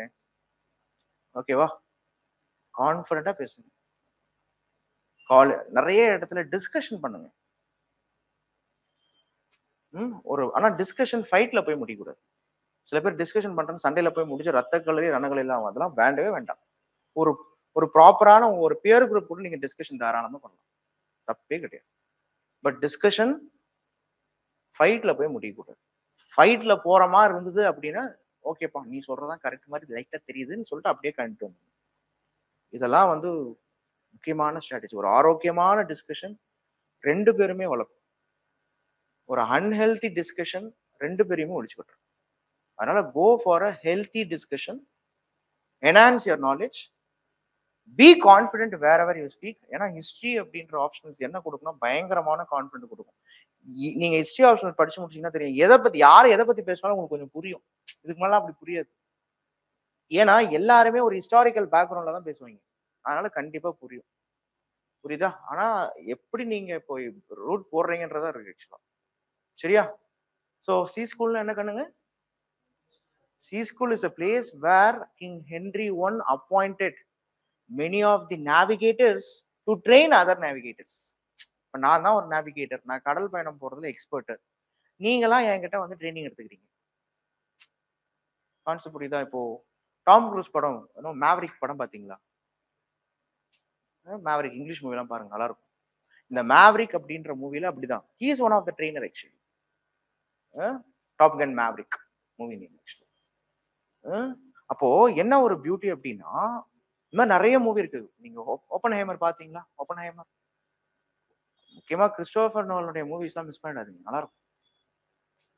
சில இடத்துல புரியாது, என்னடா சொல்ல வராங்க, கமல் படமே பரவாயில்ல போலியே, இதை நான் ஹேராமன் 4 தடவை பார்த்துருவோம் அப்படிலாம் கூட இருக்கும் ஆக்சுவலா. But try to understand. சில முக்கியமா டன்கிர்க்ன்ற மூவிலாம் பாருங்க, சூப்பரா இருக்கும். அதெல்லாம் நம்ம ஹிஸ்டரி சம்பந்தப்பட்டது. எஸ், 1940s டன்கிர்க் அப்படின்றது, இந்த பேட்டில் ஆஃப் டன்கிர்க் அப்படின்றது 2 லட்சம் பேர் மாத்திக்கிட்டாங்க. யாருக்கிட்ட? ஹிட்லர் கிட்ட. ஓகேவா? ஆனா அந்த ஒரு குறிப்பிட்ட டைம் ஸ்பேன்ல அந்த 2 லட்சம் பேரையும் வந்து பார்க்கும்போது யூகே பீப்புள் அண்ட் பிரெஞ்சு பீப்புளை வந்து பிரெஞ்சுல மாட்டிக்கிட்டாங்க, பிரான்ஸ்ல மாட்டிக்கிட்டாங்க. இவங்கள எப்படி யூகே பீப்புள் சேஃப்கார்ட் பண்ணாதான் டன்கிர்க். அந்த 5 மணி நேரம் மட்டும் கொஞ்சம் லேட்டா இருந்துச்சுன்னா சொல்லி முடிச்சிருப்பாரு ஹிட்லர். சூப்பரான ஒரு மூவி இதெல்லாம். அதனால தயவு செஞ்சு பாருங்க அந்த பழைய படம். ட்ராய் பாருங்க, 300 ஸ்பார்டன்ஸ் பாருங்க. ஃபைன். ஸோ இங்க என்ன அப்படின்னா, Portuguese. So king Henry I, he started so many sea school to navigate. He started sea school for whom? For giving training for the sea navigators. One among the, yes, no. One among the student or people, PUPAL, one among a student or a people, his name was Bartholomew Dias. What was his name? Bartholomew Dias. நல்லா train ஆகுறாரு. So in the year of 1487, Bartholomew Dias. ஏன் famous அவரு? What was his name? அவர் பேர் என்ன? Bartholomew Dias. இந்த Bartholomew Dias என்ன பண்றாரு? 1487, okay, போனா இந்தியா தான் அப்படின்னு ஒரு டெஸ்டினேஷனோட, ஒரு எய்மோட கிளம்புறாரு. எங்க இருந்து கிளம்புனாரு? போர்ச்சுகீஸ்ல இருந்து அப்படியே கிளம்பி வெஸ்டர்ன் கோஸ்ட் ஆஃப் ஆப்பிரிக்காவுக்கும் வந்தார். அப்படியே டிராவல் பண்ணிக்கிட்டே வர்றாரு. இந்த இடத்துல வந்து நின்னார். அந்த இடத்துக்கு அப்ப பேரு கேப் ஆஃப் பேட் ஹோப். இப்ப கேப் ஆஃப் குட் ஹோப் தானே நீங்க கேள்விப்பட்டிருக்கீங்க. அந்த இடத்துக்கு பேரு கேப் ஆஃப் பேட் ஹோப். ஏன்னா அந்த இடத்த எவனும் தாண்டினதே சரித்திரமாவே கிடையாது. அப்போ ஏன் சார் தாண்ட முடியாது? எப்பயுமே புயல் அடிச்சுக்கிட்டே இருக்கும். கேப் ஆஃப் ஸ்டார்ம் உங்க ஜிஎஸ்ல இருக்காது. It was called the Cape of Bad Hope. It was called the Cape of Storm. So this Bartholomew Dias still 1487 கிளம்பி அங்க வந்துட்டார். ஆனா அந்த கேப் ஆஃப் பேட் ஹோப்பை அவரால் தாண்ட முடியல. ஒரே புயல். அங்க ஸ்டே பண்றாரு. ஆனா பட் உடம்பு சரியில்லாம 1487 அப்ப இறந்துடுறாரு. கிளம்பி வந்தாச்சு, ஆனா இறந்தாச்சு. அவருக்கு அது பேட் ஹோப்பா தான் இருக்கு. Okay, but he was succeeded in coming to the south of Africa. முதல்ல ஆப்பிரிக்காவுடைய டெட் எண்டுக்கு வந்தாச்சு. ஆனா but he cannot able to cross, okay, the Cape of Bad Hope or the Cape of Storm. Okay, fine. இது நடந்துச்சு. இது நடந்ததுக்கு அப்புறமா in the year of 1492 there was another person from Spain. What was his name? என்னப்பா? From Spain. 1492 from Spain. 1492 from Spain. 1492 from Spain. Vasco da Gama. Christopher Columbus. நினைச்சேன் sir நான். இந்த பழா போன இந்த வாய் இருக்கே, பேசதான் மாட்டேன். எல்லாமே தெரிஞ்சு வச்சிருக்க. அப்படிதான் இருக்கும், எல்லாமே தெரியும். சொன்ன ஆன்சர் கரெக்டா வந்துடும். என்ன தப்பா சொன்னா கரெக்ட் பண்ணிக்க போறோம். அதனாலதான் அத்தனை தடவை சொன்னேன் நான். 1492 Spain. 1492 Spain. You should know the hint. புசுக்குன்னு வாஸ்கோட ஹாமான்னு சொல்லிட்டு போட்டுக்கூடாது. ஹிஸ்டரி ஆப்ஷனல்ல கொஞ்சம் நிதானமாவே ஆன்சர் பண்ண போறோம். 1492 from Spain a person started to reach India. He was almost correct. He took a ship, okay, புளி சாதம் தயிர் சாதம்லாம் கட்டிக்கிட்டாரு பான் வேஜுக்கு இல்லையா, எல்லாமே ப்ராப்பர். அதுக்காக எழுதிட போறீங்க புளி சாதம் தயிர் சாதம்லாம் கிளம்பிட்டு வந்தாரு எங்க சார் சொல்லியிருக்காரு, அப்படிலாம் கிடையாது. சும்மா ஒரு காமெடிக்கு சொல்றேன். he started his born voyage, but the problem is என்ன என்ன என்ன பிரச்சனைன்னு தெரியல, இப்படி வர வேண்டிய ஷிப்பு இப்படி போயிடுச்சு. சிக்னல் ப்ராப்ளமா என்னன்னு தெரியல ஆக்சுவலா. போங்கடா விடுங்கடா, ஸ்ட்ரெயிட்டா வந்து எங்க விட்டாங்க அப்படின்னு பாத்தீங்கன்னா இந்தியா அப்படின்னு இறங்கினா அங்க ரொம்ப அட்டக்கரையில் இருக்காங்க. இந்தியன்ஸ் மட்டும் அப்ப ரொம்ப ஐஸ்வர்யா ராய் கலர்ல இருப்பாங்களா? கிடையாது. இந்தியன்ஸும் கொஞ்சம் டார்க்கா தான் இருப்பாங்க. ஓகே, ஒரு வடிவேல் காமெடி அவன் எப்படி இருந்தான், அவன் ரொம்ப கடுப்பா மோசமா இருந்தான்ற மாதிரி இவங்க ரொம்ப டார்க்கா இருக்காங்க. அவ்வளவு டார்க்லாம் இந்தியன்ஸ் கிடையாது. அது பார்த்தா இந்தியா மாதிரியும் கிடையாது. அங்க இருக்கிறவங்க யாருப்பா நீங்க, இங்க இந்தியாவா அப்படின்னா அவனும் என்னென்னவோ மொழி பேசுறாங்க. ஆல்ரெடி இந்தியா எப்படி இருக்குன்ற இன்ஃபர்மேஷன்லாம் இவங்களுக்கு தெரியும். ஏன் தெரியுமா? ஏன்னா இந்தியா கூட ட்ரேட் பண்ணிருக்காங்க. 13th செஞ்சுரியில மார்க்கோ போலோ அப்படின்றவரு இட்டாலி வெனிஸ்ல இருந்து இங்க வந்து இந்தியாவை ஃபுல்லா சுத்தி பார்த்துட்டு நம்ம ருத்ரமாதேவி பத்தி அவங்க எப்படி ரூல் பண்ணாங்கன்றதெல்லாம் பத்தி இந்தியானாலே செழிப்பு தாங்க அப்படின்னா ரெக்கார்டு கொடுத்துருக்காரு. அப்போ கிறிஸ்டோபர் கொலம்பஸ் அங்க போய் இந்தியான்னு இறங்கினா அங்க இந்தியாவே கிடையாது. அப்புறம் தான் தெரியுது நம்ம ரூட் மாறி வந்திருக்கோம், எவனையோ எந்த நாட்டையும் வந்து பார்த்துட்டோம் அப்படின்னு தெரியுது. சரி, அவனுங்களுக்கும் ஒரு பேர் வைக்கிறாரு, வெஸ்ட் இண்டீஸ். இனிமேட்டு உங்களால நான் பார்க்கவே கூடாதுன்னு கிளம்புறாரு. திருப்பி இந்தியாவுக்கு போறோம். சரி போறோம், ஏதோ சம்திங் இன்னும் கொஞ்சம் தூரம் தான், ஏதோ ஒரு ஐலண்ட்ல இறங்கிட்டோம்னு சொல்லிட்டு இன்னொரு இடத்துக்கு போய் டிராவல் பண்ணி திருப்பி ரூட்டை பிடிச்சி ஏதோ ஒரு இடத்துக்கு போனா அங்க போனா எல்லாம் அப்படியே சக்கச்சவேல்னு இருக்காங்க. டேய் நீங்களும் இந்தியன்ஸ் இல்லையா? ஏன்னா இந்தியன்ஸ் அவ்வளவு சிவப்பாகவும் இருக்க மாட்டாங்க, கொஞ்சம் சப்பாத்தி போட்ட மாதிரி தான் இருப்போம் நம்ம ஆக்சுவலா, நல்லா வெந்த சப்பாத்தி மாதிரி தான் இருக்கும். அப்புறம் தான் தெரியுது அதுவும் இந்தியா கிடையாது. பட் அது என்னது, இட் இஸ் அமெரிக்கன் கான்டினென்ட். அங்க சக்கச்சவேல் இருந்தவங்க யாருன்னா அங்க இருக்கக்கூடிய பூர்வ குடிகள், the native Americans, they were all called. இவர் பேர் வைக்கிறாரு. சரி இவனுங்க ரொம்ப அட்டக்கரையில் இருக்காங்க, red Indies, sorry West Indies. அங்க அமெரிக்கால இருக்கிறவங்களுக்கு ரெட் இண்டீஸ் அப்படின்னு பேர் வைக்கிறார். அதனாலதான் சொல்லுவாங்க கிறிஸ்டோபர் கொலம்பஸ் டிஸ்கவர்ட் அமெரிக்கா. அதுக்கப்புறம் அவர் பல தடவை இந்தியாவுக்கு போகணும் ஏதாவது ஒரு இடத்துல போய் இறங்குவார். ஆனா அது இந்தியாவே இருக்காது. இப்படிதான் அமெரிக்கன் கான்டினென்ட்டே அவர் கண்டுபிடிச்சார்.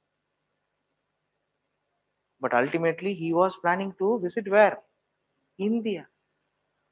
அதனாலதான் பெரியவங்க எல்லாம் சொல்லுவாங்க, வாழ்க்கை உனக்கு வந்து இன்னும் ட்விஸ்ட் போட்டு வேற எங்கன்னா கூப்பிட்டு போனாலும் நீ நல்லா தானே இருக்க அப்படின்னுவாங்க சில இடத்துல. அதனாலதான் நம்ம போற ரூட்டை தவிர்த்து வேற எங்கேயோ ரூட் போட்டு விடும். ஆனா பட் ஏதோ சம்திங் மிராக்கிள்ஸ் நடக்கும். அதனால அந்த வாழ்க்கையை அக்செப்ட் பண்ணிக்கணும். அதுக்காக அவர் என்ன நினைச்சு ஃபீல் பண்ணிட்டு இருந்தாரா? he was remembered for discovering America, Christopher Columbus. அதை வச்சு நம்ம ஆளுங்கெல்லாம் பாட்டு கூட எழுதிட்டாங்க, கொலம்பஸ் விட்டாச்சு லீவ்னு சொல்லிட்டு இல்லையா. So Christopher Columbus. அப்ப சொல்லுங்க, அமெரிக்காவுக்கு ஏன் அந்த நேம் வருது, அமெரிக்கான்னு ஏன் நேம் வந்துச்சு? அப்போ கொலம்பஸ் கண்ட்ரின்னு தானே பேர் வந்திருக்கணும். எதுக்கு அது யுனைடெட் ஸ்டேட்ஸ் ஆஃப் கொலம்பஸ் தானே பேர் வச்சிருக்கணும். அது ஏன் யுனைடெட் ஸ்டேட்ஸ் ஆஃப் அமெரிக்கான்னு பேர் வச்சாங்க? என்ன காரணம்? Very good. அமெரிக்கோ வெஸ்புக்கி அப்படின்னு சொல்லக்கூடிய ஒரு இட்டாலியன் தான் கிறிஸ்டோபர் கொலம்பஸ் கண்டுபிடிச்சக்கூடிய டெரிட்டரியை விட அதிகமான டெரிட்டரி அமெரிக்கால கண்டுபிடிச்சார். North of America was discovered by Amerigo Vespucci. அவன் பேர் என்ன? அமெரிக்கோ வெஸ்புக்கி. இதெல்லாம் சும்மா ஜெனரல் நாலேஜ் மாதிரி லேர்ன் பண்ணி வச்சுக்கோங்க, தப்பு கிடையாது. அப்போ what you need to understand is, okay, this is the age of discovery, this is the age of exploration, so many adventurous things were all happening next. So now another person, he was very determined to come to reach India. He started from Portugal in the year of 1497. Okay, இப்போ எழுதிக்கோங்க, நான் சொல்றது எழுதுங்க. Exam point of view சொல்றதுக்கு மட்டும் நான் dictate பண்ணிடுறேன், மற்றதெல்லாம் நீங்க சும்மா கதை மாதிரி கேட்டுக்கோங்க. So under the new king Manuel I of Portugal, under a new king Manuel, M-A-N-U-E-L, Manuel, under the new king Manuel I of Portugal, on July 1497, a small exploratory fleet, a small exploration சும்மா ஒரு patrol team மாதிரி, a small exploratory fleet of 4 ships, a small exploratory fleet of 4 ships 4 கப்பல். Okay, with 170 men left Lisbon under the command of Vasco da Gama. யாருடைய கமாண்ட்ல வராங்க? வாஸ்கோ ட gamma கமாண்ட்ல கிளம்பி வராங்க. 1497 they started under the command of Vasco da Gama. By December a fleet passed by December the fleet passed the Great Fish River where Bartholomew Dias returned back and sailed into the unknown waters. Bartholomew Dias வந்து பாக்கும்போது எங்க miss பண்ணாரோ அந்த இடத்தை என்ன பண்ணிடுறாங்க, அது great fish ரிவர்னு சொல்றாங்க. அந்த கிரேட் ஃபிஷ் ரிவரை கிராஸ் பண்றாங்க. Okay, they crossed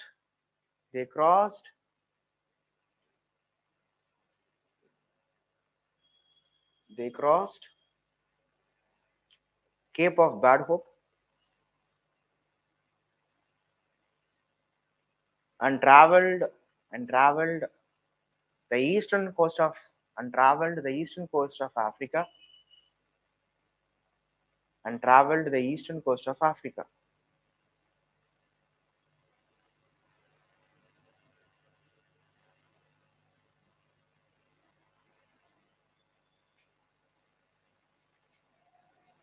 with the help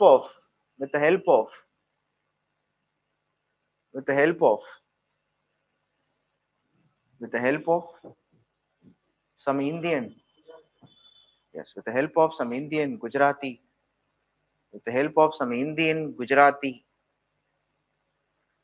traders,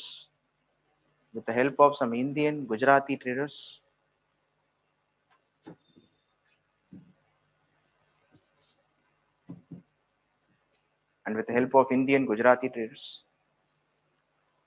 Vasco da Gama reached India in the month of May 1498.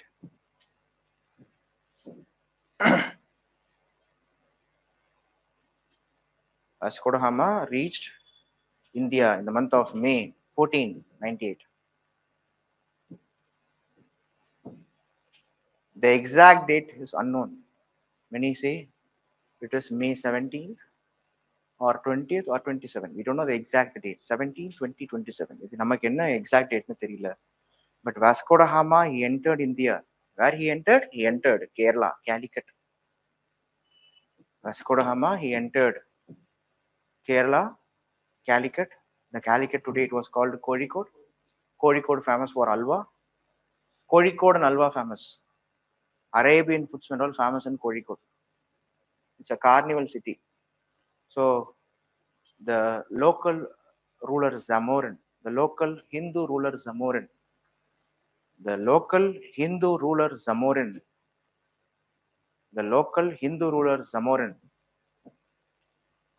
invited him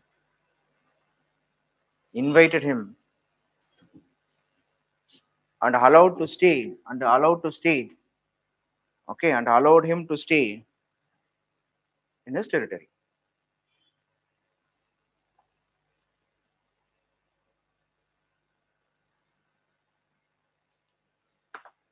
Okay, after 6 months, so Vasco da Gama, he entered India in 1498. He was staying here in Kerala, Calicut. After 6 months, because why you cannot travel? Because by the June southwest monsoon starts. So after 6 months, this Vasco da Gama once again, this ship was completely filled with spices and other important things.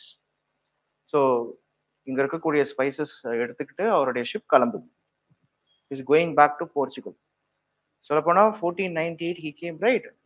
He reached there by 4500, it seems, 2 years. Okay, 1498 he came, and it was a long struggle for him to reach India. And he was staying here in India for some 6 to 8 months. And after that, he was going back Through which route? The same route, circumnavigation of Africa. Okay, and this is how the Portuguese came to India. They now understood the new sea route for India. They explored the new sea route for India. So they came and they went back. So this is how the topic was called Advent of Europeans. This is how the topic is called Advent of Europeans. ஐரோப்பியர்களின் இந்திய வருகை. So from 1453 to 1498, okay, the so-called European trade was not possible in India because of an event called the 1453 event. What is it? The Ottoman Turks conquered Constantinople. Concept புரியுதா? இதுதான் நடந்தது. Portuguese என்ன பண்ணாரு? Portuguese Vasco da Gama இந்தியாவில இருந்து யூரோப்புக்கு போனார். அவர் தேசத்துக்கு போனார். அப்படி போகும்போது சும்மா போல கப்பல் ஃபுல்லா ஸ்பைசஸ். அவருக்கு எவ்வளவு ப்ராஃபிட் கிடைச்சது தெரியுமா? Okay, 60% of the profit. Look, 60% of profit means excluding his expenditure, not including. வந்ததுக்கு ஒரு 1000 ரூபாய்ச்சு, போனதுக்கு 1000 ரூபாய்ச்சுன்னா 2000 ரூபாயா? இந்த 2000 ரூபாய் கிடைச்சது மட்டும் அல்லாமல் அதுல 2000 ரூபாயில 60% of the profit அவருக்கு கிடைச்சிச்சு. கான்செப்ட் புரியுதா? So they have tasted the Indian peppers after a very long time. Portuguese இந்த சி voyage, இந்த டிராவலுக்கு அப்புறமா ஓகே ஆஹா ஓஹோ அற்புதன்ற மாதிரி Vasco da Gama he has become one of the billionaires in Portugal. அவர் ஒரு மிகப்பெரிய ஒரு வணிகரா மாறிட்டார், மிகப்பெரிய ஒரு பில்லியனரா மாறிட்டாரு. So this kindled the other merchants, this kindled the other European countries also to find out the alternative route for India. அப்ப என்ன பண்றாங்க? பக்கத்து வீட்டுக்காரன் மட்டும் எப்படி வளர்ந்தான், அவன் என்ன பண்ணான்னு காப்பி அடிக்கிறாங்க. ஸோ இவங்க இந்த ரூட்ல ட்ரேட் பண்றாங்கன்னும் போது following Portuguese, the touch game after touch, the British game after British, the Danish game after Danish, the French game. So this is how the Europeans entered India. இப்படிதான் வந்தாங்க.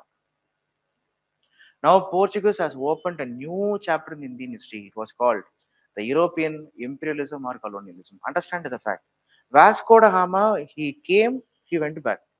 Next time he is coming, but not alone. He was coming with his naval fleet. The Portuguese coming to India with their naval fleet. Naval fleet and அவங்களுடைய கப்பல் படையோட வராங்க. You should know who are all Portuguese here. Portuguese, they were all barbaric in nature. The very first thing you need to understand is whether the Portuguese had a political interest in India. No.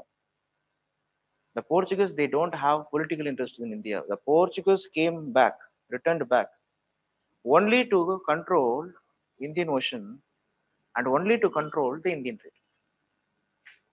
They never had a political interest in India, which means they wanted to remove Arabs' monopoly in the Indian trade. That is true. Why they want to remove? Indian Oceanல Arabs உடைய dominance இருக்கு. Arabs Indian Oceanல dominate பண்ணா நம்மளால trade பண்ண முடியாதுன்னு நினைச்சாங்க. So they want to kick Arabs out of the Arabian Sea or Indian Ocean. That is true. But Portuguese interest in India is not political, it is economic. It is trade. அப்ப இதுதான் உங்களுக்கு முதல்ல தெரியணும். அப்போ வரக்கூடிய வெள்ளைக்காரங்க நம்மள ஆளணுன்றதுக்காகலாம் வரல. But அவனுக்கு தேவை என்னன்னா அவனுடைய ட்ரேடுக்கு எந்த விதமான பிரச்சனை யாரால வந்தாலும் அதை ஃபேஸ் பண்ணக்கூடிய டிட்டரன்ஸ், அதை ஃபேஸ் பண்ணக்கூடிய கான்ஃபிடன்ஸ் அவங்களுக்கு இருந்துச்சு. இது அல்டிமேட்லி என்ன ஆகுது அப்படின்னா நிறைய கிளாஷ்லயும் போய் விடுது நமக்கு. அப்போ போர்ச்சுகீஸ் யாரு, என்ன பண்ணாங்க அப்படின்னும் போது உங்களுக்கு தெரியணும். நெக்ஸ்ட் டைம் இந்த போர்ச்சுகீஸ் ரிட்டர்ன் டு இந்தியா, இந்த next time they were all coming with their naval fleet. Now the Portuguese government is sending their governors, okay, to look after the Indian Ocean trade. அப்படி வரும்போது the very first person to enter India, okay, the first governor of the Portuguese. Now we will be studying who are all the Portuguese governors and what was their contribution. First one, you write it. The first Portuguese governor is Francis de Almeida. Who was the first Portuguese governor? Francis de Almeida. எழுதிக்கோங்க. Francis de Almeida.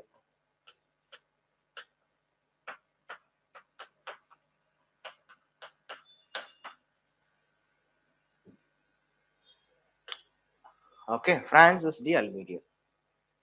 This time period is 15 not 2 to 15 not 9.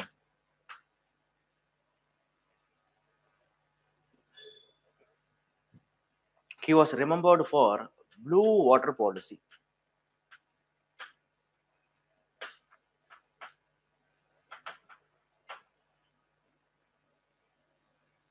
What is blue water policy? No, to take the political control of, to take the political control, to take the political control of Indian Ocean region,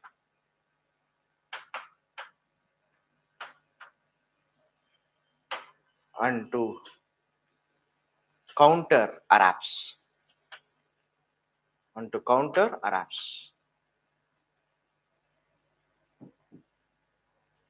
Okay. He established first factory. Portuguese uடைய first factory. You know what is their first factory? Calicut. Calicut was their first factory. Factory என்னப்பாங்க? A factory is the place where the products for exports and imports were all stored. எழுதிக்கோங்க. இப்ப factory na, it's not a manufacturing factory. A factory is the place where the products for exports and imports were all stored.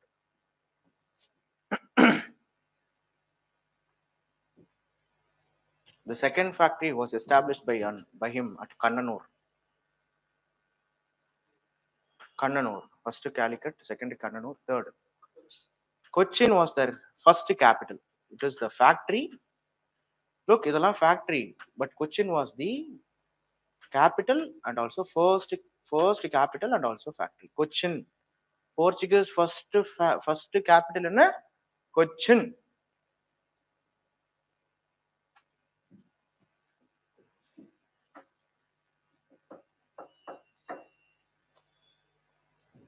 But during his period, under the influence of, during his period, இவர் rule பண்ணிட்டு இருக்கும்போது, under the influence of Arab merchants in Malabar coast, during his period, under the influence of Arab merchants in the Malabar coast, King Zamorin not allowed them to do trade. King Zamorin not allowed them to do trade. King Zamorin not allowed them to do trade. The western Malabar coast. Zamorin யாரோட influence ஆல அப்படி சொல்றாரு? பாருங்க, ரொம்ப simple. Indian ocean அப்படின்னு எடுத்துக்கிட்டீங்கன்னா ரொம்ப concept clarity தான். இதெல்லாம் ரொம்ப மனப்பாடமே பண்ணக்கூடாது. இந்தியன் ஓஷன்ல யாரு டாமினன்ட்? ஒன்னு இந்தியன்ஸ், இன்னொன்னு அராப்ஸ். இப்ப புதுசா ஒருத்தன் கிளம்பி வந்திருக்கான், அவன் தான் யாருன்னா போர்ச்சுகீஸ். நல்லா புரியணும். Indians, அராப்ஸ்னா Muslims. ஓகே, 1498 நல்லா புரிஞ்சுக்கணும் ஃபேக்ட். 1498 இந்தியாவை ரூல் பண்ணக்கூடிய மிக முக்கியமான டைனஸ்டி சவுத் இந்தியாவில் என்னன்னா, it was the Vijayanagar empire. After Vijayanagar it was a Bahmani empire. So in Bahmani, Vijayanagar. In north it was Delhi sultanate. நார்த்ல யாருன்னா டெல்லி சுல்தானேட். டெல்லி சுல்தானேட்டோடைய last dynasty, Lodi dynasty were all ruling there. Understand the fact, when 1498 Vasco da Gama reached India, by the time the Vijayanagar ruler was ruling, his name was Immadi Narasimha. This is the previous year prelims question. In the Immadi Narasimha, he was actually ruling. But understand the fact that this western coast were all under the Kerala was under the control of Zamorin. He was a Hindu ruler, but Kerala was dominated by Arab merchants. இப்போ Portuguese என்ன பண்றாங்கன்னா, they want to take control of Arabs in Indian Ocean. So the Arabs in western coast Kerala, they were all influencing Zamorin not to allow permission for the Portuguese to do trade in Kerala. ஏன்னா already காலிக்கட்ல வந்தாங்க, வந்து இங்க 6 மாசம் இருந்தாரு, கிளம்பி போயிட்டாரு, திருப்பியும் வந்திருக்காங்க. இப்ப பெரிய நேவல் ஃபிளீட்டோட வந்திருக்காங்க. வேண்டா ராஜா, அலோ பண்ணாதீங்கன்றாங்க. ஆல்ரெடி அவர் கூட அதிகமா ட்ரேட் பண்ண அரப்ஸ். அப்போ என் கூட அதிகமா ட்ரேட் பண்ணக்கூடிய அரப் சொல்றதை நான் கேட்பேனா, இல்ல யாரோ ஒரு ஃபாரினரை நான் ட்ரேட் பண்ண அலோ பண்ணுவேன்னா, நான் ஏன் ட்ரேட் பார்ட்னர்ஸை பகச்சிக்க கூடாது. அதனால நான் என்ன சொல்றேன், as a ruler, Zamorin, I am not allowing the Portuguese to do trade further in India. But this irks Almeida. What is the meaning of irks? எரிச்சல் அடைய செய்யுது. இவன் வேற தொணத்தோணன்னு வந்து நடுவில் குழப்பறான்டான். அப்ப என்ன பண்றாங்கன்னா, பாத்துக்கலாம் ஜி அப்படின்னு சொல்லிட்டு பாத்துக்கிறாங்க. எப்படி பாத்துக்கிறது? இந்த வடிவேல் வாடா பாத்துக்கலான்ற மாதிரி போர்ச்சுகீஸ் ஏதோ பொட்டு வச்சுட்டு பொங்கல் சாப்பிடறவங்களாம் நினைக்க கூடாது. Portuguese they were all so strong in their naval fleets. அதுக்கு கவுண்டரா ஜமோரின் 200 naval fleets வச்சிருக்காரு. 200 கப்பல் படை. 200 fleets அப்படின்னா 200 கப்பல் படை இருக்கு. அதுக்கு கவுண்டராவும் போர்ச்சுகீஸ் வச்சிருக்காங்க. அப்போ now the war is set. இதுல என்னன்னா, what is the first lesson you need to remember is this Francis de Almeida was credited to defeat the Indian ruler Zamorin at seas. This itself shows the Indian rulers are not strong at seas. Strategically, you have to think. The Cholas are strong at seas. After Cholas, it was the British who strong at seas. இதான் உண்மை. Marathas we can say, Chhatrapati Shivaji you can say, but he was not controlling the entire Indian Ocean. He was just controlling the western seas. That's it. அதனாலதான் நம்ம மோடி சொல்றாரு, after Cholas Marathas were credited having contributing for the navy, but cholas, you cannot match cholas with any of the Indian superpowers with respect to the naval supremacy. வாய்ப்பே கிடையாது. Not at all a match. Pallavas, Vijayanagar, the Sri Sailendra kingdom, எவனும் கிடையாது. cholas are, that is the reason people used to say the Greeks and Romans learned shipbuilding from cholas ன்றாங்க. ஐயா, கப்பலை எப்படி கட்டணும், கப்பலை கலனை எப்படி செலுத்தணும்ன்ற நாலேஜ் சோலாஸ் கிட்ட இருந்து கத்துக்கிட்டாங்களாம். அப்ப after Cholas, here what history teaches us, the Indian rulers are not supreme. They are not supreme in maintaining the naval supremacy. Look, India is not only a landlocked country. India is a peninsular country. One side only land, remaining 3 sides ocean. If you want to if you want to safeguard India, what is needed? Navy is needed. If you are a coastal state, what is needed? Naval supremacy is needed. Without naval supremacy, without that strategical thinking, you cannot ever think India to be so peaceful. பிரச்சனை வந்துகிட்டே இருக்கு. So this Zamorin was kicked out. He was defeated actually. He was defeated. Zamorin was defeated. But the fight between Zamorin and this Francis de Almeida, it never ends actually. தொடர்ந்து நடந்துகிட்டு தான் இருந்தது. Zamorin was defeated, but he was not killed. But what happens now here, எழுதிக்கோங்க, here after எழுதிக்கோங்க, எது வரைக்கும் last எழுதிருக்கீங்க? Yeah, Zamorin not allowed to trade them in western Malabar coast, but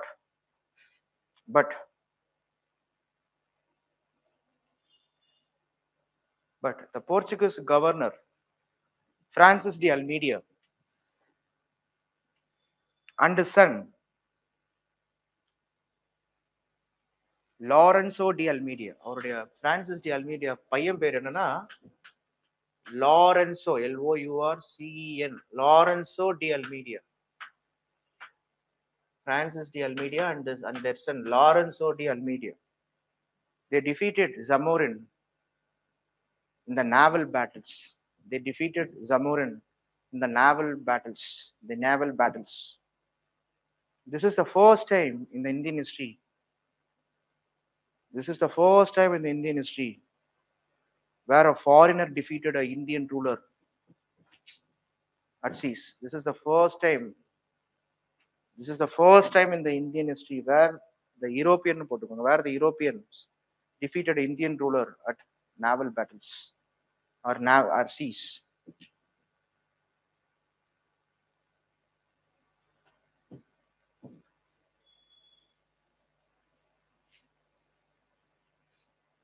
But Arabs, in support of Zamorin, Arabs killed. Arabs killed. Arabs killed Francis de Almeida and Lorenzo de Almeida. இவருடைய பையன் தான் Lorenzo de Almeida. In counter, Arabs killed. In support of Zamorin, in counter, Arabs killed Francis de Almeida and his son Lorenzo de Almeida. L-O-U-R-C-E-N-S-O. Lorenzo de Almeida. Okay, Arabs killed Lorenzo de Almeida and Francis de Almeida in 1509. 1509 கொண்டுறாங்க. யாரை கொண்டுட்டாங்க? Francis D அல்மீடியாவையும் அவன் பையனையும் யார் கொண்டுட்டாங்க? Arabs கொண்டுட்டாங்க. ஏன் கொண்டாங்க? ஜமோரினை இவன் டிஃபீட் பண்ணிட்டான். ஜமோரினை கொல்ல பிளான் பண்ணிட்டே இருக்காங்க. ஸோ ஜமோரினுக்கு சப்போர்ட் பண்ணி சீஸ்ல அராப்ஸ் இவங்க கொண்டுட்டாங்க. இதோட கதை முடிஞ்சதுன்னா இன்னமேட்டு தான் கதையா ஆரம்பிச்சு.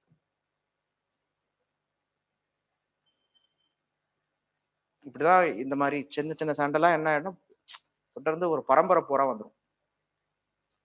இந்த அருந்ததி படத்துல வில்லன் சொல்ற மாதிரி, பொம்மாயி உன்னை விட மாட்டேன், தீரா பகையை தீர்த்துட்டு போன்ற மாதிரி என்ன பண்றாங்க, வரண்டா அப்படின்னு சொல்லிட்டு நெக்ஸ்ட் ஒருத்தர் வர்றாரு. The second governor of Portuguese, Alfonso de Albuquerque. இந்த மாதிரி ஒரு ஒஸ்ட் கையை நீங்க பார்த்தே இருக்க மாட்டீங்க.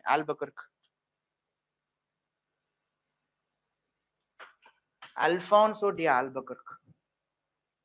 இவர் என்ன பண்ணுவாரு, இவர் டிராவல் பண்ணும்போது யாருன்னா ஷிப், ஒரு ஓஷன்ல டிராவல் பண்ணிட்டு இருக்காருன்னு வச்சுக்கோங்க. அந்த காலத்துல இந்தியன் ஓஷன்ல அந்த மெக்கா மெதினா எல்லாம் போயிட்டு வருவாங்க. அப்படி மெக்கா மெதினா மீன்ஸ் சவுதி அரேபியால இஸ்லாம் பிறந்ததே மெக்கால தான். இந்த மெக்கா அண்ட் மெதினாக்கு புனித பயணம், ஹஜ் புனித பயணம் எல்லாம் போயிட்டு வருவாங்க.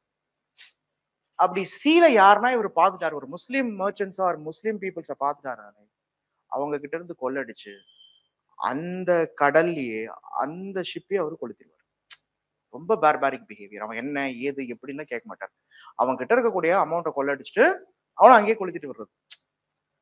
கான்செப்ட் புரியுதா உங்களுக்கு? அப்ப இந்த மாதிரி ஒரு மாதிரி இந்த அல்ஃபான்சோ டி ஆல்பக்கர்க், இங்கதான் அரசியலை நீங்க கத்துக்க போறீங்க. This Alfonso de Albuquerque was a Christian. இவர் இந்தியாவுக்கு வந்த உடனே இவர் விஜயநகர் கூட ரொம்ப க்ளோஸா இருக்காரு. Vijayanagar kingdoms were all Hindus. இந்தியாவில் இருக்கக்கூடிய, இந்தியாவில் என்ன பிரச்சனை, இந்த விஜயநகர் எம்பையருக்கும் இந்த பாமினி சுல்தான்ஸுக்கும் பிரச்சனை. இந்தியாவில் யாருக்கு பிரச்சனை? விஜயநகர் விசஸ் பாமினி. விஜயநகர் வேற Hindu kingdom, Bahmani was Muslim kingdom. நல்லா நீங்க புரிஞ்சுக்கணும். ஆல்ரெடி போர்ச்சுகீஸ் எங்கெங்க இருக்காங்க? கேலிக்கட்ல இருக்காங்க, கண்ணனூர்ல இருக்காங்க, கொச்சின்ல இருக்காங்க. இப்ப என்ன ஆகுதுன்னா, அடுத்து பிளான் பண்றாரு, இந்தியாவுடைய மிக முக்கியமான ஸ்ட்ராட்டஜிக் பிளேஸ் ஒண்ணு இருக்கு, வெஸ்ட் கோஸ்ட்ல இருக்கு. அத இந்த பாமினி சுல்தான் கிட்ட இருந்து எடுக்கணும்னு தூக்குறாரு, பிளான் பண்றாரு. என்னது அது? என்ன இடம்? No, it is the important trade center famous for horse trade, famous for iron resources trade. Goa sir, நம்ம கோவா சார். நாங்களாம் இன்ஜினியரிங் படிக்கும்போது கோவாக்கு போகணும் ஒரு பிளான் போட்டோம். அந்த கோவாவா? அந்த கோவாவே தான். இன்னைக்கு கோவா அப்படின்னா நம்ம ஆள் வந்து பார்க்கும் பொழுது அப்படியே அவன் அப்படியே பரவச நிலை அடைஞ்சிருவான். கோவா, வாவ், கோவா கோவா கோவான்னு இருப்பான். இன்னைக்கு கோவா இந்தியாவுடைய வாட்டர் டூரிசம் உடைய கேபிட்டல். அது தெரியுமா உங்களுக்கு? ஜேம்ஸ் பாண்ட் மூவில வரக்கூடிய இந்த அட்வென்ச்சர்ஸ்லாம் நம்ம ஆளுங்க கோவாலே வச்சு எடுத்துருவாங்க. Okay, Goa is the water tourism capital of India. Okay, ஒரு சூப்பரான place. Konkan region, western coast, அழகான நதிகள் இருக்கும். அரேபியன் சீயோடைய பியூரஸ்ட் வாட்டர் நீங்க அங்க பார்க்கலாம். பே ஆஃப் பெங்கால் தான் கொஞ்சம் குப்பையா இருக்கும், கருப்பு கருப்பா இருக்கும், தண்ணிலாம் ஒரு மாதிரி இருக்கும். அங்கெல்லாம் அப்படியே பியூரஸ்ட் வாட்டர் பார்க்கலாம். இதே கோவாலே ஓல்டு கோவா இருக்கு, கேள்விப்பட்டிருக்கீங்களா? ஓல்டு கோவா, நியூ கோவா, மர்ம கோவாலாம் சொல்லுவாங்க. ஆக்சுவலா கோவா ஒரு சூப்பரான பிளேஸ். இந்த கோவா அன்னைக்கு இந்தியாவில் மிக ஸ்ட்ராட்டஜிக்கான ஒரு பிளேஸ். ஏன்னா கோவாவை யார் ரூல் பண்றாங்களோ, கண்ட்ரோல் பண்றாங்களோ, அராப்ஸ் கிட்ட இருந்து பண்ணக்கூடிய ஹார்ஸ் ட்ரேடை அவங்க கண்ட்ரோல் பண்றாங்கன்னு அர்த்தம். Horse is important for cavalry. குதிரை இருந்தா தான் குதிரைப்படை. குதிரை இல்லை அப்படின்னா எரும மாட்டை வச்சு குதிரைப்படைன்னு சொல்ல முடியாது, யாரும் ஒத்துக்க மாட்டாங்க. அப்போ ஹார்ஸ் வேணும், ஹார்ஸுக்கு கோவா வேணும். முக்கியமான ஸ்ட்ராட்டஜிக்கல் சென்டர், ஸ்ட்ராட்டஜிக் பிளேஸ். இது யாருக்கிட்ட இருக்கு அப்படின்னா பாமினி சுல்தான்ஸ் கிட்ட இருக்கு. அப்போ இந்த அல்போன்சோ டி ஆல்பகர்க் யோசிக்கிறார், சரி ஓகே, எதிரிக்கு எதிரி நண்பன். நம்ம கிறிஸ்டியானிட்டி இந்தியாவில் முஸ்லிம்ஸ் வந்து பார்க்கும்பொழுது பாமினி சுல்தான்ஸ், இவங்களுக்கு எதிரி யாருன்னா விஜயநகர். விஜயநகர் கூட க்ளோஸ் ஆயிடுவோம். ஸோ இப்படி தான் Alfonso de Albuquerque while he came to India, he was so close with Vijayanagar rulers, especially with Krishnadevaraya. கிருஷ்ணதேவராயாவுடைய கமாண்டர் இன் சீஃப் திம்மையா, அவனுடைய ஹெல்ப்போட என்ன பண்றாரு, in the year of 1510, okay, with the help of Dimaya, the general of Vijayanagar, he was one of the officer of Vijayanagar working under Krishnadevaraya. So the Alfonso de Albuquerque, he has sent ambassadors to the court of Krishnadevaraya, and the Krishnadevaraya accepted him to support. So Dimmaraya, the general, is supporting Mr. Alfonso de Albuquerque in capturing Goa from Vijaypur Sultans. இது ஒரு பயங்கரமான fact. இப்பையில இருந்து 1510 எப்ப நடக்குது? 1510ல நடக்கு. So 1510ல இருந்து okay 1961 வரைக்கும் கோவா யாருடைய கண்ட்ரோல் இருக்கு? போர்ச்சுகல் கண்ட்ரோல்ல தான் இருந்துச்சு. இந்த மாதிரி ரொம்ப இன்ட்ரிகேட் டீடைல்ஸ் தான் ஜிஎஸ்ல படிக்க மாட்டீங்க நீங்க. ஜிஎஸ்ல 1510 Goa was captured by Alfonso de Albuquerque, அவ்வளவுதான். அதுக்கு மேல படிக்க மாட்டோம் நம்ம. ஆப்ஷன் அப்படி கிடையாது. Here a small religious skirmishes. பிரச்சனை பாத்தீங்களா எப்படி யோசிச்சிருக்கான் பாத்தீங்களா இந்த Alfonso de Albuquerque? Look, 3 religious peoples. இவன் கிறிஸ்டியானிட்டி, விஜயநகர் யாரு? இந்து, அவன் முஸ்லிம். இமீடியட் எனிமி யாருன்னா முஸ்லிம்ஸ் தான். அப்ப என்ன பண்றான்? இந்துஸ் கூட அப்படியே சப்போர்ட்டா வந்து கோவாவை கேப்சர் பண்ணி. யார் கேப்சர் பண்ணா? Alfonso de Albuquerque. எழுதிக்கோங்க. He was a fanatic. He was fanatic, barbaric. He was fanatic, barbaric. காட்டுமராண்டி இவரு.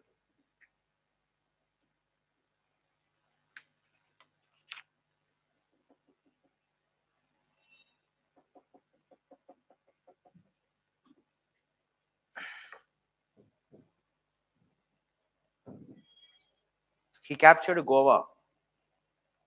He captured Goa from the Vijaypur Sultan and made it as a permanent capital. And made it as a permanent capital till 1961. He had a positive bilateral relationship with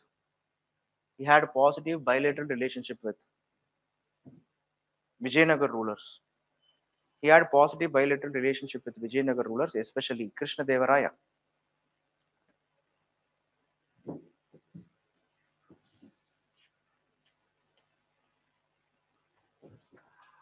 அதுவன் pen இருக்கா?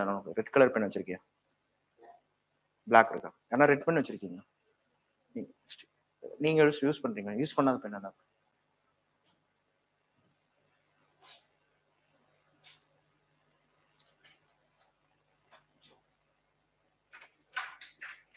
போடுவேன்.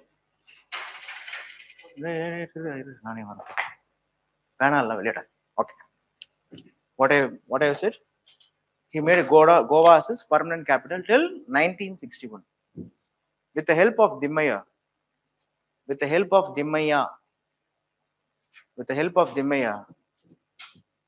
the officer and general of Krishnadevaraya,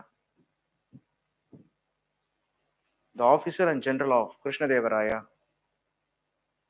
he captured Goa from Bijaypur Sultans. He captured Goa from Bijaypur Sultans.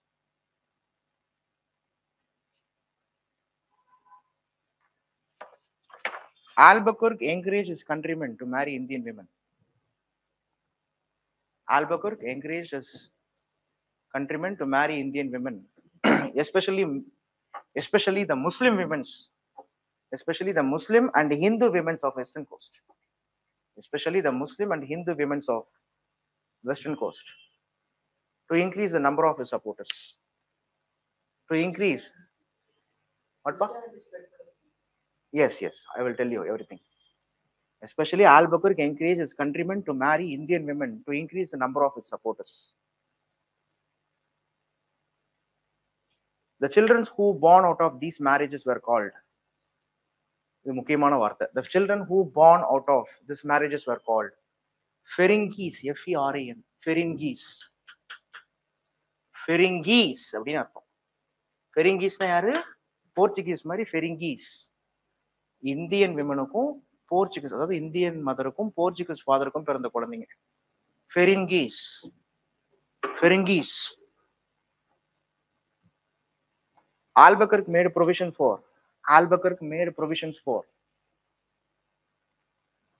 the education of the natives. Albuquerque made provisions for the education of the natives and retained the Indian system of governments.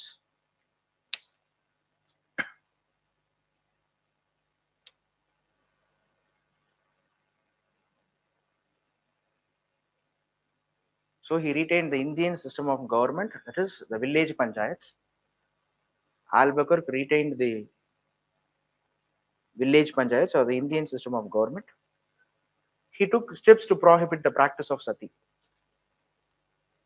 He took the steps to prohibit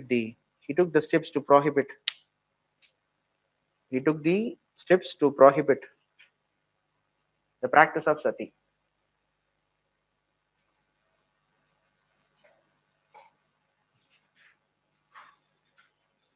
With the help of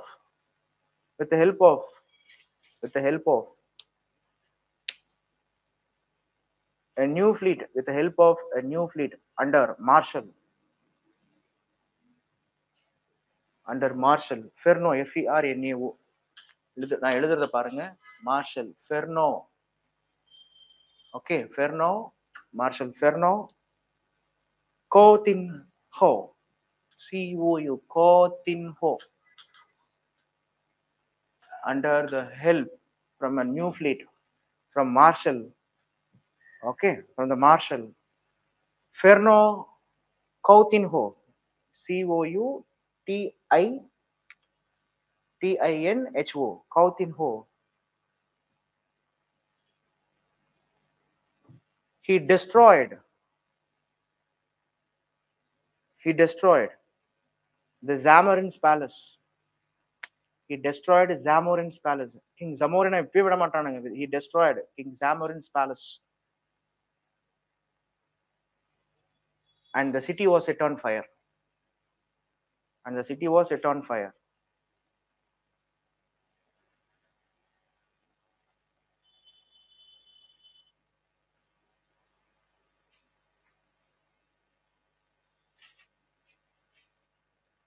He was successful in gaining the support of Vijayanagar.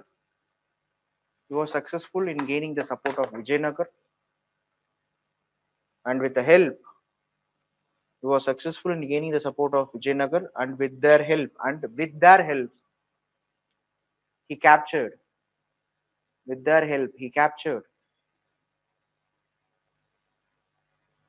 Goa,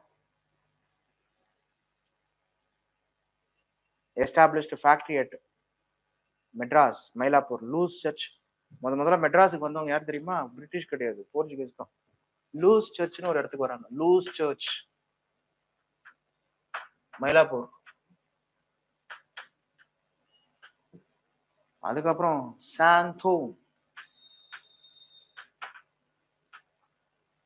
சாந்தோம்ல தான் இங்க தான் ஒரிஜினலாவே Saint தாமஸ்னு ஒருத்தர் வந்தார் 2000 வருஷத்துக்கு முன்னாடி. அவரை கொண்டுட்டாங்க. அந்த சாந்தோம் அவருடைய சமாதிக்கு மேல என்ன பண்ணாங்கன்னா போர்ச்சுகீஸ் தான் சர்ச் கட்டினாங்க. Santhome.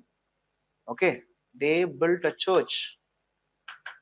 They built a church at Santhome. Okay, they built a church. The remembrance of Saint Thomas. Saint Thomas உடைய நினைவுக்காக போர்ச்சுகீஸ் மெட்ராஸ்ல என்ன கட்டினாங்க? சர்ச் கட்டினாங்க.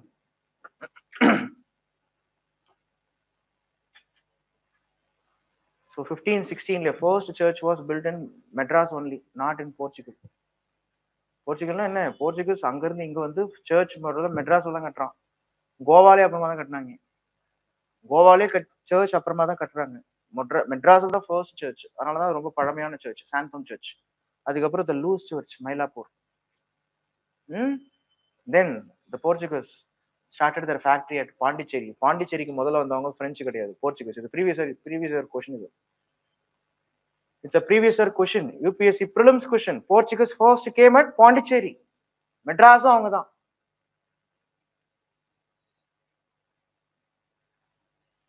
And they acquired Daman in 1531. Salsett, Daman, Salsett, Bombay, Daman. Portuguese அதுக்கப்புறம் எங்கெங்கெல்லாம் போறாங்க? Daman, Salsette, Bassein, பாருச், Bombay, Surat, Chinsurah, Sri Lanka, Andaman and Nicobar. இதெல்லாம் யார் பீரியட்ல ஸ்ப்ரெட்? யார் பீரியட்ல இப்ப ஸ்ப்ரெட் ஆகுது? இதெல்லாம் மலாக்கா. போர்ச்சுகீஸ்ல எந்த கவர்னர் பீரியட்ல? Alfonso de Albuquerque. அவருடைய பீரியட்ல சூப்பரா ஸ்ப்ரெட் ஆனாங்க. ஓகே, அப்போ உங்களுக்கு இதான் தெரியணும். இதுல ஈஸ்டர்ன் கோஸ்ட்ல போர்ச்சுகீஸ் ஸ்ட்ராங்கா எங்க இருக்காங்க? இப்போ உங்ககிட்ட கேட்பாங்க, whether the Portuguese are strong in eastern coast or western coast. Western coast.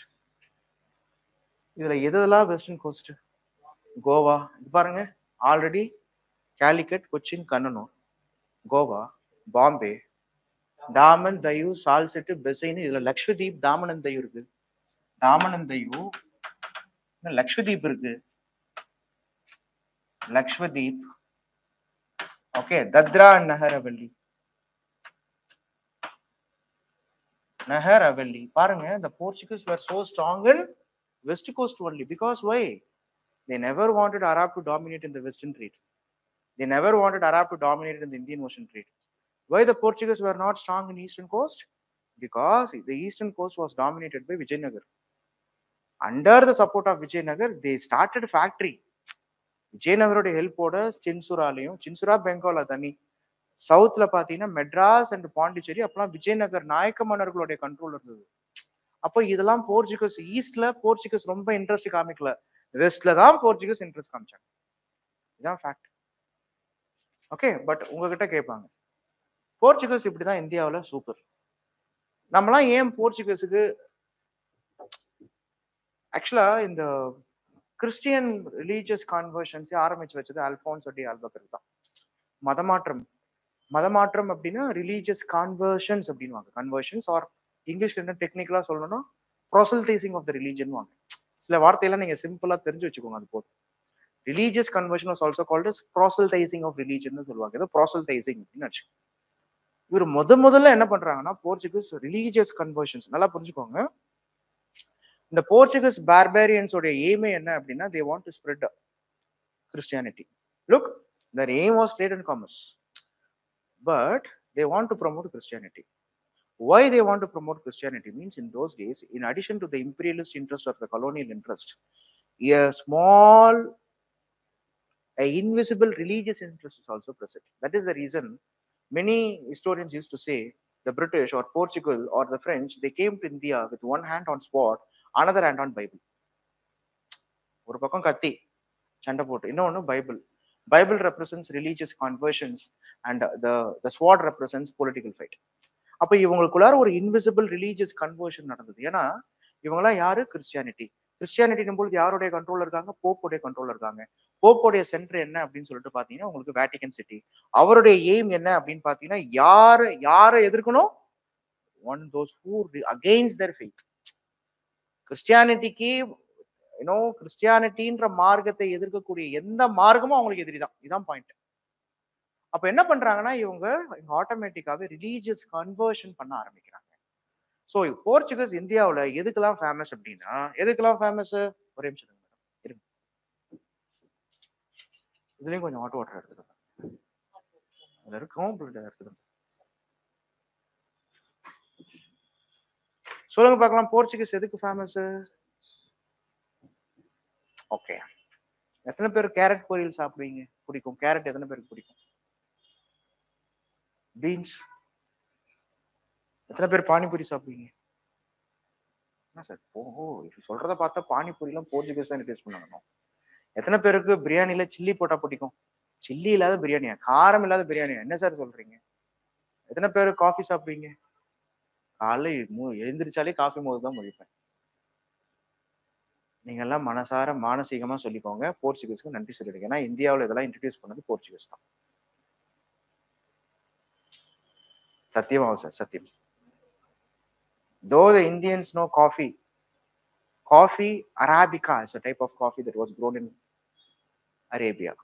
அதனாலதான் Arabica அது ஒரு காஃபி நேம் ஆக்சுவலா. பட் மிடில் ஈஸ்ட் தான் காஃபிக்கு ஃபேமஸ். பட் போர்ச்சுகீஸ் என்ன பண்றாங்கன்னா காஃபி பிளான்டேஷன்ஸை ஆர் காஃபியை இந்தியாவில் இன்ட்ரடியூஸ் பண்ணாங்க. Introducing in India coffee.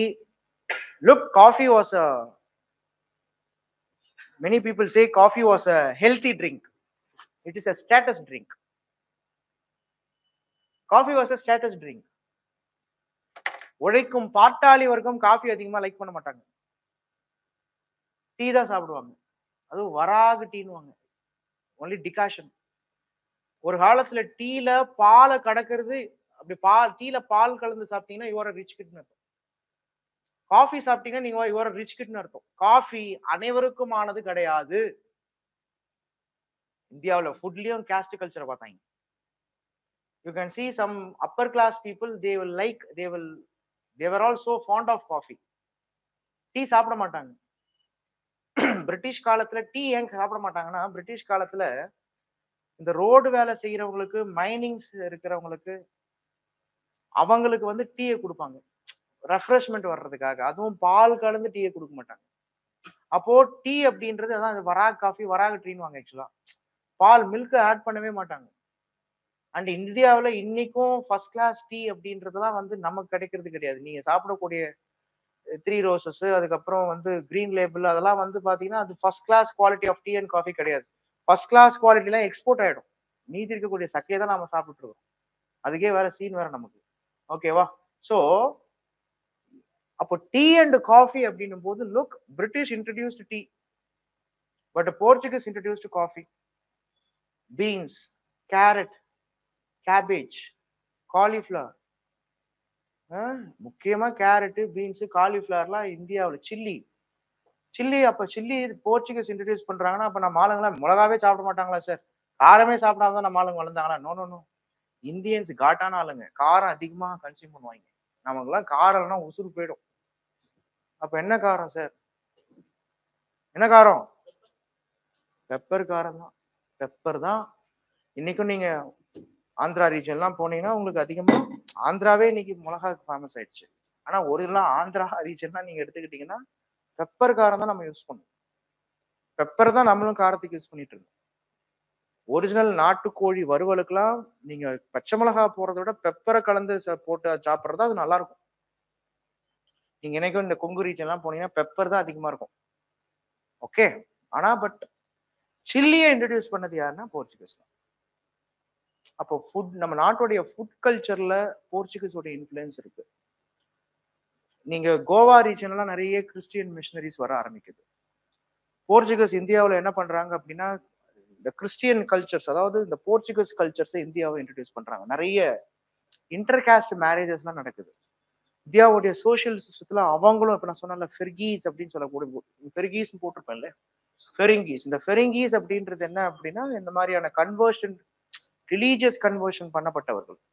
அப்ப இந்த மாதிரிலாம் போர்ச்சுகீஸ் மூலமா India is encountering a new religion called Christianity.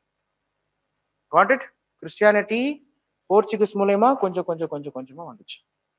அப்ப இப்பேற்பட்ட போர்ச்சுகீஸ் ரொம்ப சூப்பரா தான் இருந்தாங்க, நல்லா ஜாலியா ஹாப்பியா போயிட்டு இருந்துச்சு. பட் 2 விஷயம் சொல்றாங்க, 3 விஷயம் சொல்றாங்க. நம்பர் 1, 1498 ஆரம்பிச்ச போர்ச்சுகீஸ் உடைய ரைஸ் 1565 ஃபர்ஸ்ட் டைம் ஆட்டம் காணுதுன்றாங்க. ஏன் 1565? 1565 என்ன நடந்துச்சு? Very good. There was a fight called Battle of Talikota அப்படின்னு ஒரு ஃபைட் நடந்துச்சு. பேட்டில். இந்த ஃபைட் விஜயநகர் கிங்டமுக்கும் பாமினி கிங்டமுக்கும் நடந்த ஒரு ஃபைட். நமக்கே தெரியும், already this Portuguese they were all supporting Vijayanagar in securing their interest from Bamini. So 1565 நடந்த இந்த ஃபைட்ல with the help of Portuguese, after 1565 in this battle was called Battle of Talikota ன்னு பேரு. இந்த தலிகோட்டா போர்ல என்ன நடக்குது அப்படின்னு பாத்தீங்கன்னா, okay, with the help of whom? Talikota போர்ல இந்த பாமினி கிங்டம்ஸ் என்ன ஆயிடுறாங்கன்னா, விஜயநகரை தோக்கடிச்சிடறாங்க. தங்களுடைய நெருங்கிய நண்பரான விஜயநகர் இப்போ அவுட், சப்போர்ட் கிடையாது. Hereafter they have to live alone. Setback number 1.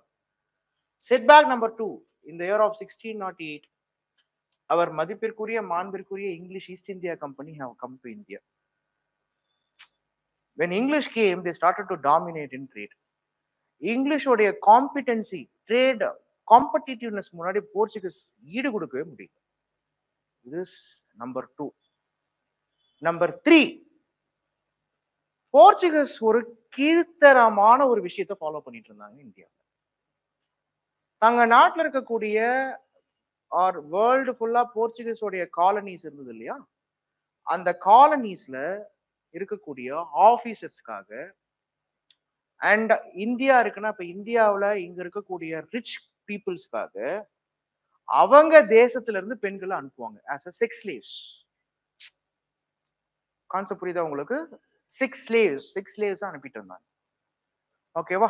So இவங்களுடைய பிரைம் ஒர்க்கே என்ன அப்படின்னு பாத்தீங்கன்னா, இப்போ போர்ச்சுகீஸ் அங்க இருந்து இவங்க வேறு காலனிஸ்ல இவங்கெல்லாம் செட்டில் ஆவாங்க, செக்ஸ் ஸ்லேவ்ஸா இருந்தாங்க. அப்போ 1608க்கு மேல ஒரிஜினலாவே Portuguese was facing many internal heats. இந்த மாதிரி இவங்க பல நாடுகள் சுத்துறது, அங்க இருக்கக்கூடிய ஃபேமிலி ஆர் அங்க இருக்கக்கூடிய சோசியல் ஸ்ட்ரக்சர் அதை அப்போஸ் பண்ண ஆரம்பிக்கிறாங்க. they were all facing some social heat. அது ஒரு சமூக பிரச்சனையா வருது. அது என்னப்பா, இங்க இருந்து பல நாடுகளுக்கு போய் அங்க இருக்கிறவங்க கூட கல்யாணம் பண்ணிக்கிறது, அப்போ இது ஒரு விதமான ஒரு பிரச்சனை வருது. இன்னொரு பிரச்சனை என்ன ஆகுது அப்படின்னா, இந்த பிரச்சனை பிரிட்டிஷ் பிரச்சனையா, அதுக்கப்புறம் ஒரு பெரிய மேரேஜ் ஒன்று நடக்குதுப்பா. மேரேஜ்னாலே எப்பவுமே சந்தோஷமான விஷயமாச்சே சார், அதே இவ்வளவு கஷ்டப்பட்டுக்கிட்டு சொல்றீங்க அப்படின்னா நீங்க கேட்காதீங்க. இந்த இடத்துல நடக்கிற மேரேஜ் ஒரு பெரிய பிரச்சனைக்குரிய மேரேஜா மாறி போச்சு. In 1662 there was a marriage between ஒரு பிரச்சனை. ஓகே, பிரிட்டிஷுக்கும் போர்ச்சுகீஸுக்கும் பிரச்சனை. ஓகே, இந்த பிரச்சனையில கேத்ரின் போர்ச்சுகீஸ் பிரின்சஸ் இருக்காங்கல்ல, இந்த Portuguese princess Catherine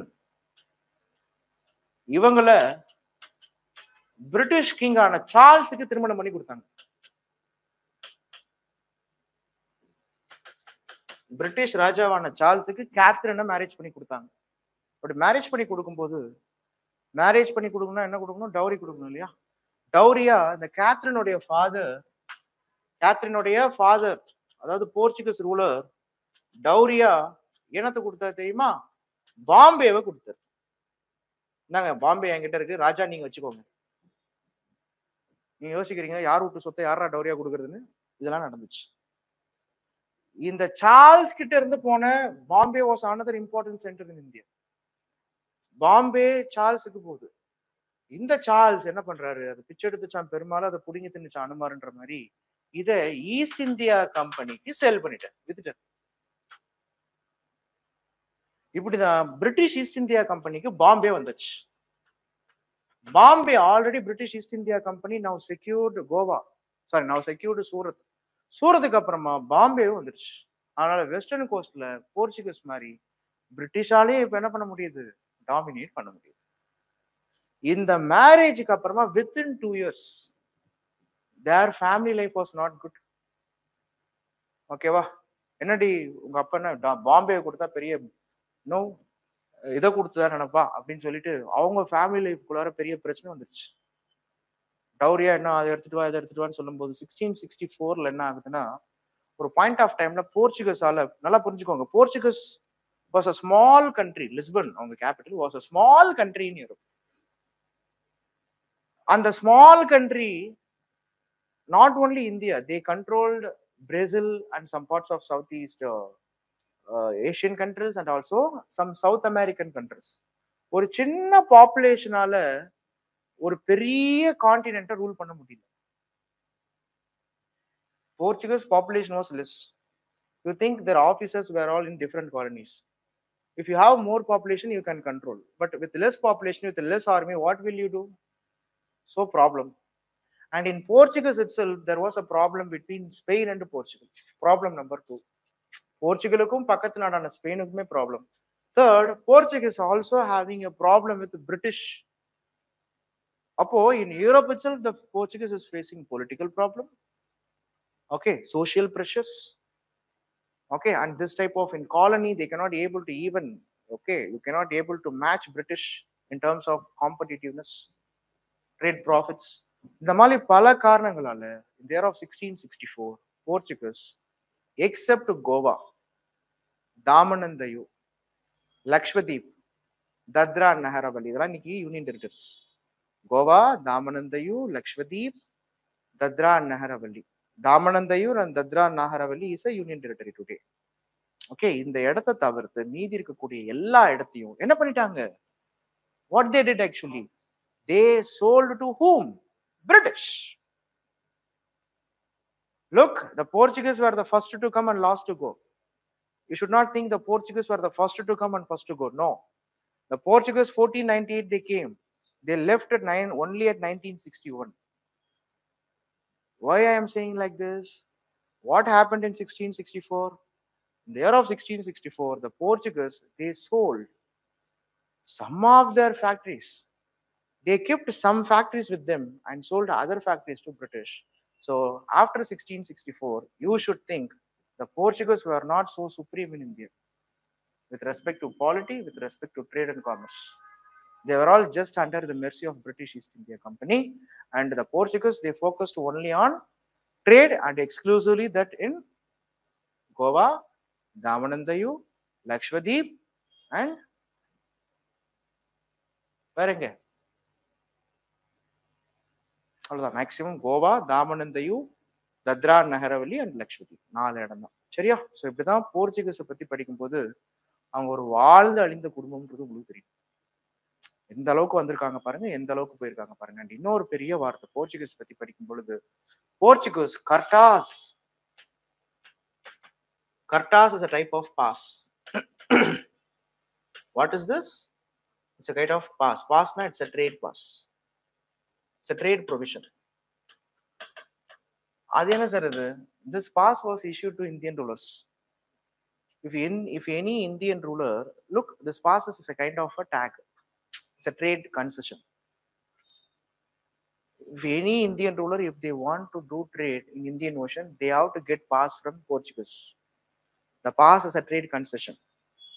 If any Indian ruler, if he doesn't have this Kartas pass and if he trade with other foreigners, okay, in the sea itself, their ships will be, okay, burned alive. That's it. அதை கொளுத்திடுவாங்க, allow பண்ண மாட்டாங்க. So Kartas is a trade provision. It is a very much important provision.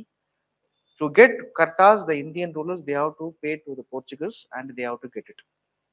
Concept புரியுதா? ஏன் பர்மிஷனோட தான் நீ Indian ஓஷன்ல trade பண்ண முடியும். ஒன்னு என்னுடைய கர்டாஸை வாங்கி ட்ரேட் பண்ணு, இல்லையா ஏன் கூட ட்ரேட் பண்ணு. இதை மீறி நீ ட்ரேட் பண்ணணும்னு நினைச்சுன்னா உங்களை ஒழிச்சு கட்டிடுவேன். அராப்ஸ் கூட ட்ரேட் பண்றதை அலோவே பண்ணல. அதுக்கப்புறம் நீங்க பாத்தீங்கன்னா 16th century onwards the Arabian dominance was not there in India. Not தேர்ன்றதை விட அதிகமான அவங்களுடைய இன்ஃப்ளூயன்ஸ் கிடையாது. Okay, so the Portuguese was now over. Next touch.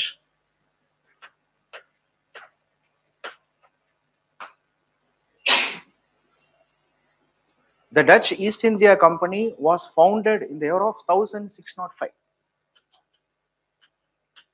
When we speak about Dutch, the Dutch belongs to which country? Dutch means whom? It denotes it was the Netherlands. Holland or Netherlands?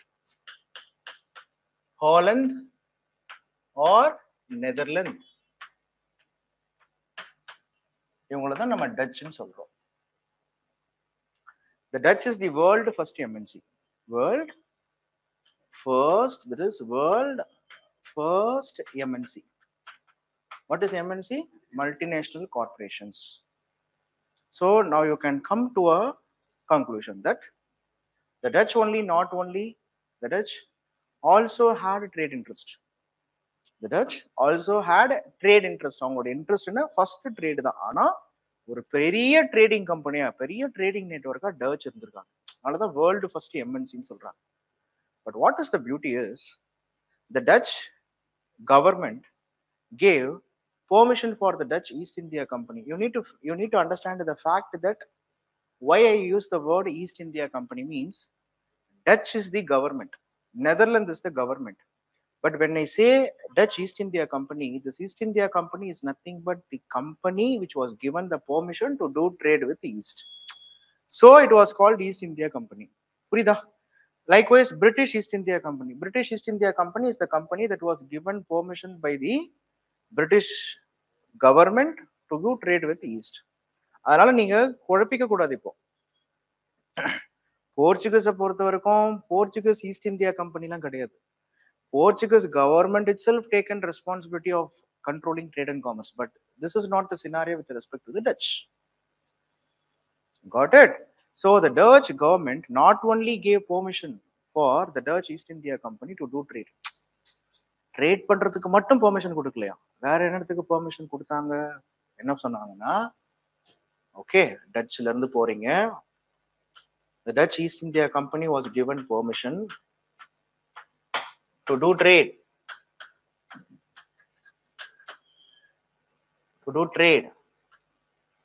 Okay, and while doing trade you will definitely have some clashes with the natives.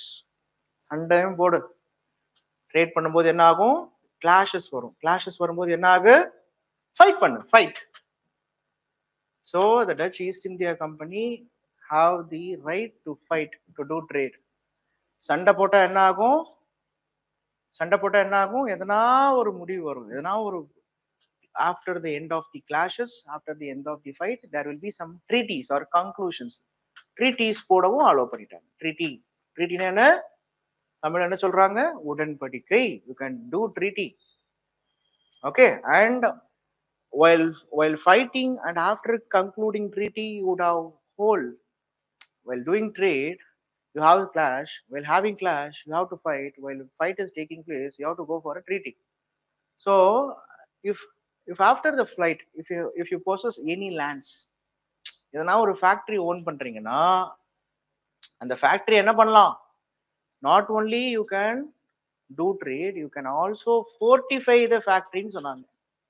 அப்போ கோட்டையை பலப்படுத்திக்கோ, சண்டை போடு, உடன்படிக்கை ஏற்படுத்திக்கோ, trade பண்ணு.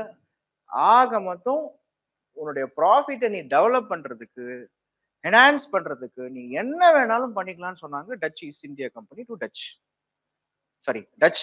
East India company. இப்படிதான் வரும். Dutch government Dutch East India கம்பெனிக்கு இந்த மாதிரியான அட்வான்டேஜ் எல்லாம் கொடுத்துருந்தாங்க. ஓகே, அப்போ உங்ககிட்ட first question, what was the first Dutch factory? இந்தியாவில் ஃபர்ஸ்ட் டச்காரங்க எங்க வந்தாங்க தெரியுமா? At a place called south இந்தியாவில் Masulipatnam. Do you know, my dears, why this where is Masulipatinam? Andhra பிரதேஷ்ல தான் மசூலிப்பட்டினம் இருக்கு. ஏன் தெரியுமா ஃபேமஸ் மசூலிப்பட்டினம்? எத்தனை பேருக்கு கருவாடு பிடிக்கும்? கருவாடு மற்றவங்களாம் பிடிக்காதா? ஸ்மெல் அடிக்குமா? சாப்பிட மாட்டீங்களா? பொய்லாம் சொல்லாதீங்க. கருவாடை வறுத்து வச்சா எடுத்துட்டு வா சித்தப்பான்ற மாதிரி சாப்பிடுவீங்க நீங்க. கருவாட்டுக்கு மசூலிப்பட்டினம் ஃபேமஸ். தமிழ்நாட்டுல கருவாட்டுக்கு ஃபேமஸான ஊர் என்ன சொல்லு தெரியுமா? தமிழ்நாட்டுக்கு கருவாட்டுக்கு எந்த ஊர் ஃபேமஸ்? தூத்துக்குடி. எக்ஸாக்டா பாத்தீங்கன்னா கோஸ்டல் ஸ்டேட்ஸ்ல ஃபேமஸ்னாலும் நாகப்பட்டினம், மயிலாடுதுறை தான் கருவாட்டுக்கு ஃபேமஸ். ஆனா அந்த பக்கம் பூம்புகார்லாம் போனீங்கன்னா பூம்புகார்ல இருக்கக்கூடிய கருவாடு நீங்க கேட்கலாம் சார், பே ஆஃப் பெங்கால்ல எல்லா ஃபிஷும் ஒரே மாதிரி தான் இருக்கு போகுது, அது மட்டும் என்ன நாகப்பட்டினம் அண்ட் ஆல்சோ மயிலாடுதுறைன்னு கேட்டீங்கன்னா, அந்த கருவாடு சில விஷயங்கள்ல ப்ரிசர்வ் பண்ணுவாங்க. ப்ரிசர்வ் பண்ணும்போது சில ப்ரிசர்வேஷன் ஏஜென்ட் யூஸ் பண்ணுவாங்க, அதனால டேஸ்டா இருக்கும். இதே மாதிரி ஒரு காலத்துல கருவாடுக்கு ஃபேமஸ். ஓகே, இந்த ட்ரை ஃபிஷ்ஷுக்கு ஃபேமஸ் தான் என்ன அப்படின்னா திஸ் மசூலிப்பட்டினம். இந்தியாவில் இருக்கக்கூடிய நிறைய கடல் கரைக்கு பக்கத்துல இருக்க ஊருக்கு பேர்லாம் பட்டினம் பட்டினம் தான் முடியும். விசாகப்பட்டினம். கடலுக்கு பக்கத்துல இருக்கக்கூடிய ஊருக்கு எப்பவுமே பட்டினம் அல்லது பாக்கம்னு பேர். விசாகப்பட்டினம், பொம்மிலிப்பட்டினம், கிருஷ்ணப்பட்டினம், மதராசப்பட்டினம், நாகப்பட்டினம், பூம்புகார், காவேரி பூம்பட்டினம். சோ மசூலிப்பட்டினம் தான் இவங்க ஃபர்ஸ்ட் வந்தாங்க. யார் வரா? அப்ப நீங்க யோசிக்க கூடாது, ரொம்ப அவங்களுக்கு ரொம்ப கருவாடு பிடிக்குமா? அப்படி இல்ல, கருவாட்டுக்காகலாம் மசூலிப்பட்டினம் வரல. மசூலிப்பட்டினத்துல ட்ரை ஃபிஷ் எக்ஸ்போர்ட்ஸ் ஃபேமஸ், கருவாடு மீன்லாம் ஃபேமஸ். பட் உங்ககிட்ட டச் பத்தி படிக்கும்போது கேட்பாங்க, டச் இந்தியாவுக்கு வந்தாங்க. Okay sir, whether they loved India? Almost everyone would have loved India, அதுல எந்த மாற்றமும் கிடையாது. பட் டச் இந்தியாவை விட டச்சுக்கு எந்த ஊரு ரொம்ப பிடிச்சது கேட்கலாம். இந்தியாவை விட டச்சுக்கு எந்த ஊர் ரொம்ப பிடிச்சது? எந்த நாடு ரொம்ப பிடிச்சது? எந்த நாட்டு மேல அவங்க ரொம்ப இன்ட்ரெஸ்டா இருந்தாங்க when compared to India? No, Denmark is different. China? ஏன் ஃப்ரைட் ரைஸ் பிடிக்குமா உங்களுக்கு?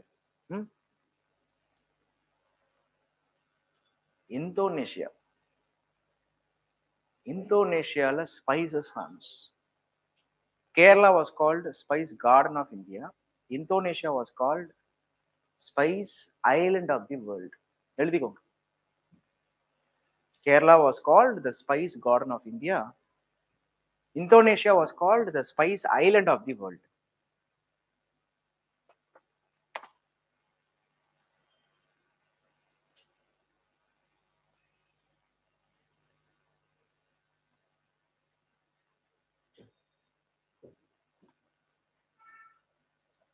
The Dutch primarily focused on pulikat. The Dutch primarily focused on pulikat. புலிக்கட்னா என்ன? பழவேற்காடு. நம்ம பழவேற்காடு இருக்கு, Pulicat, Ahmedabad,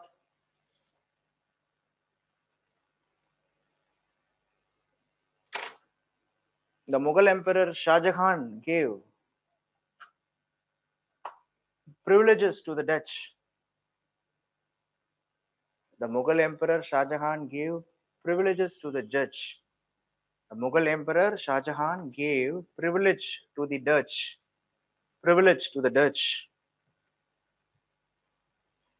By exemption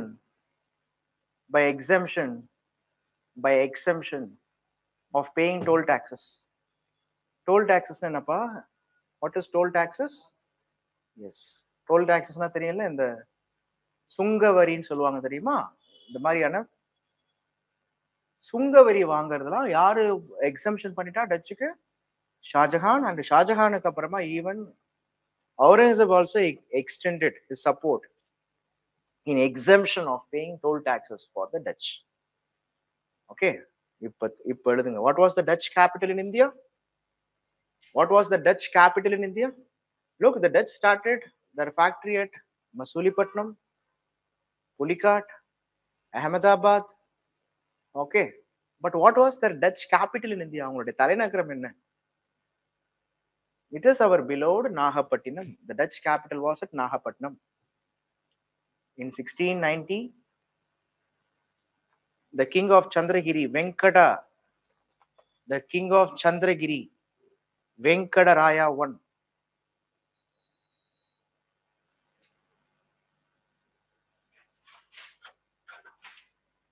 I. Okay, sold Nahapatnam,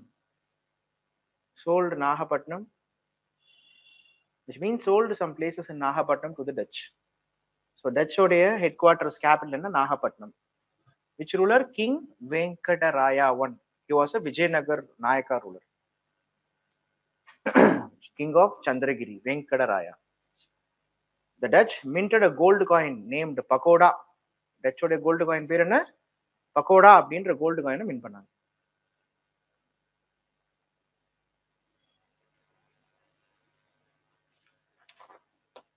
Their first factory at Bengal,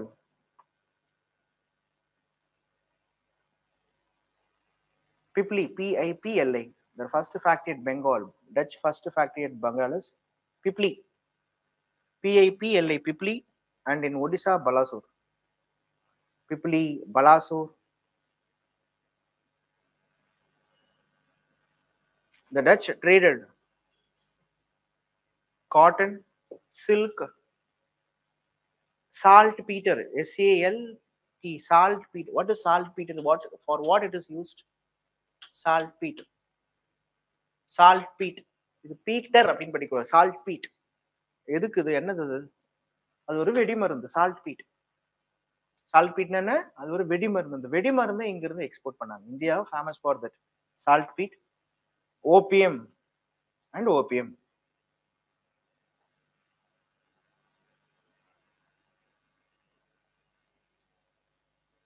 The Dutch also gave a tough competition for the Portuguese. The Dutch also gave a tough competition for the Portuguese and for the British.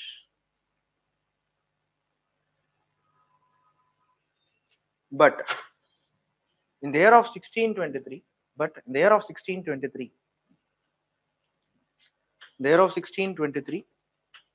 in Indonesia, the Battle of 1623 in Indonesia, the Dutch defeated British. The Dutch defeated British in a place called Amboina.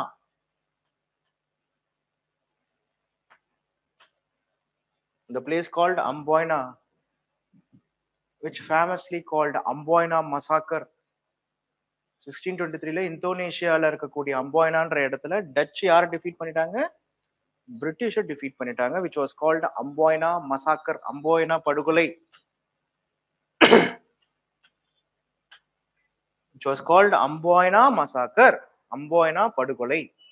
After this event, the British focused only on India. After this event, the British focused only on India and the Dutch focused only on Indonesia. No point.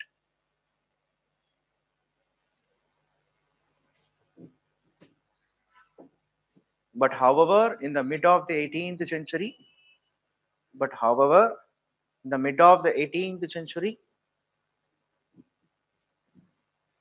after British successful victories in Carnatic,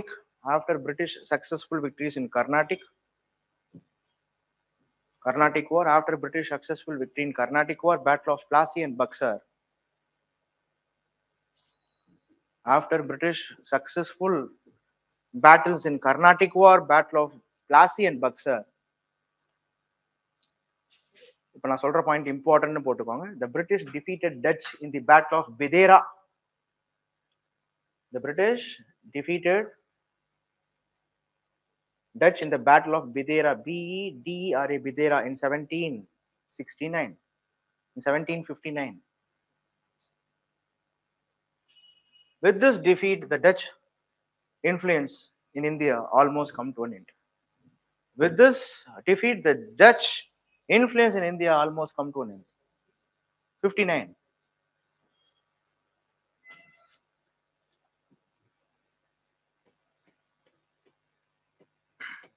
By 1795, By 1795, the Dutch were expelled from India.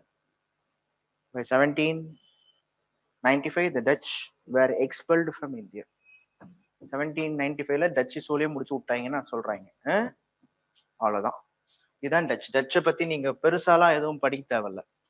டச்சுக்காரங்க போர் அடிக்கும் போதெல்லாம் என்ன பண்ணுவாங்க, நம்ம கேரளா கோஸ்ட்டை போய் attack பண்ணுவாங்க, நம்ம தமிழ்நாட்டை attack பண்ணுவாங்க, இங்க இருந்து எதனா கொள்ள அடிப்பாங்க. இந்த மாதிரியான டெகாய்டி திங்ஸ்ல தான் டச்சு வந்து பார்க்கும்போது எங்கேஜ் ஆயிருந்தாங்க. பட் உங்களுக்கு தெரியணும், the Dutch focused more on Indonesia rather than India. இந்தியாவை விட அவங்களுக்கு இந்தோனேஷியா தான் ரொம்ப பிடிச்சிருந்தது. ஓகே, இங்க வராங்க. இப்ப நம்மளுடைய யார் வரா, அவர் மதிப்பிற்குரிய மாண்பிற்குரிய English East India company. My dears, 1585ல மர்ச்சன்ட் அட்வென்ச்சரஸ் அப்படின்னு ஒரு கம்பெனி ஒண்ணு இருக்கு. எங்க இருந்ததுன்னா, எங்க it's a joint stock company. It's a joint stock company. இந்த கம்பெனி எங்க இருந்தது, இங்கிலாந்துல ஆரம்பிச்சாங்க. It's a joint stock company. It's a trading company. நம்ம எல்லாரும் சேர்ந்து ஒரு கம்பெனி ஆரம்பிக்கிறோம். ஓகேவா? இப்போ ஹிஸ்டரி ஆப்ஷனல் கம்பெனி அப்படின்னு ஒரு கம்பெனி ஆரம்பிக்கிறோம். ஓகே, இந்த company is a joint stock company. நீங்க 50 rupees கொடுக்குறீங்க, நீங்க கொடுக்குறீங்க, எல்லாருமே கொடுக்குறீங்க. இந்த ஒரு சம் ஆஃப் அமௌண்ட் கிடைக்குது, 500 rupees. ஸோ இந்த 500 rupees வச்சு நம்ம என்ன பண்றோம் அப்படின்னு பார்க்கும்போது ட்ரேட் பண்ண ஆரம்பிக்கிறோம். It's a joint stock company. It's a trading company. Okay, it's a trading company. Trading கம்பெனினா என்ன ட்ரேட் பண்றாங்கன்னா, goods. Especially they engaged in exports and imports. வாங்கி விற்கக்கூடிய வியாபாரம் பண்ணாங்க. இந்த கம்பெனி பேர் என்ன, மர்ச்சன்ட் அட்வென்ச்சரஸ். இந்த கம்பெனிக்கு 1600 common எரால the British Queen Elizabeth I, she has issued a royal charter. எதுக்காக இஷ்யூ பண்ணாங்க? The royal charter was issued to this merchant adventurers. This royal charter speaks about giving complete monopoly. Okay, giving complete monopoly. மோனோபோலினா என்ன? பிரத்யேக உரிமை. Okay, the complete monopoly for the merchant adventures company to do trade with East.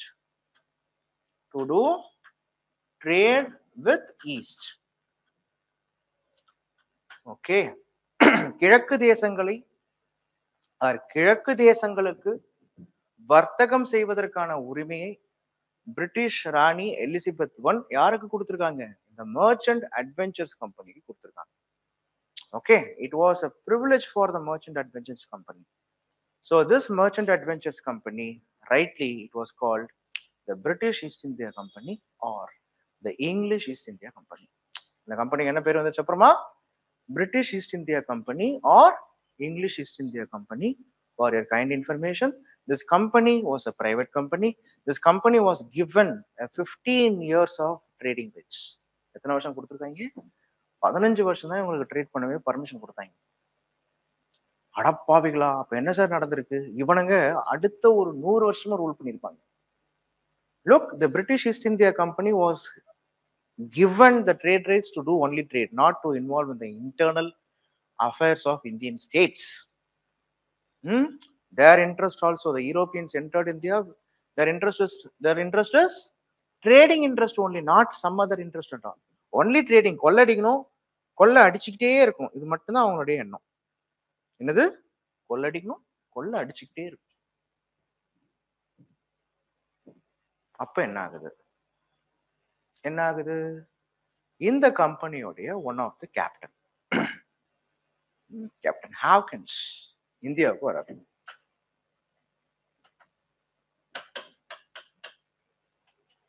இந்த captain ஹாவ்கின்ஸ் இந்தியாவுக்கு 1606ல வந்ததா சொல்றாங்க.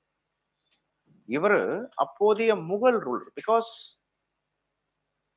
Okay even during the time period of Portugal or even during the time period when the British, when they came to India, there was a dynasty which ruled India. The dynasty was called Mughal dynasty. The dynasty was not at all match for, or the so-called London or England itself not at all a match for that Mughal dynasty's one province. Mughal dynasty oda oru province ku match enna illa, England o London o kediyadhu. The prosperous dynasty, largest dynasty. Okay, it was the most Mughal dynasty sadharanama nenichirukudadu neenga. It was a prosperous dynasty. So here the Mughal rulers, especially Jahangir அப்படினு ஒரு ராஜா rule பண்ணிட்டு இருக்காரு. அவர் பேர் என்ன? ஜஹாங்கீர். அவரை பொதுவாவே justice ஜஹாங்கீர்னு சொல்லுவாங்க. ஆனா அந்த ஜஸ்டிஸ்லாம் அவருக்கு கிடையாது, மற்றவங்களுக்கு தான். அவர் வந்து ஒரு இன்ஜஸ்டிஸ் பர்சன் ஆக்சுவலா, உண்மையை சொல்ல போனாதான். ஸோ ஜஸ்டிஸ் ஜஹாங்கீர்னு பேர் அவர். அவர் பண்ண அட்டூழியங்கள்லாம் நம்ம மெடிவல் இந்தியாவில பார்ப்போம். இந்த ஜஹாங்கீர் கிட்ட இந்த கேப்டன் ஹாவ்கின்ஸ் வந்து, சார் ஒரு கம்பெனி ஓபன் பண்ண சார், பெர்மிஷன் கொடுங்க சார், ரொம்ப ரெக்வெஸ்ட் பண்றேன்.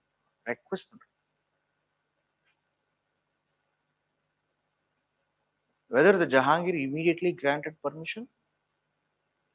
No. முடியாதுன்றாரு. ஏங்க ஐயா, என்ன காரணம்? நீ கம்பெனி உனக்கு பெர்மிஷன் கொடுத்தா, already I am doing trade with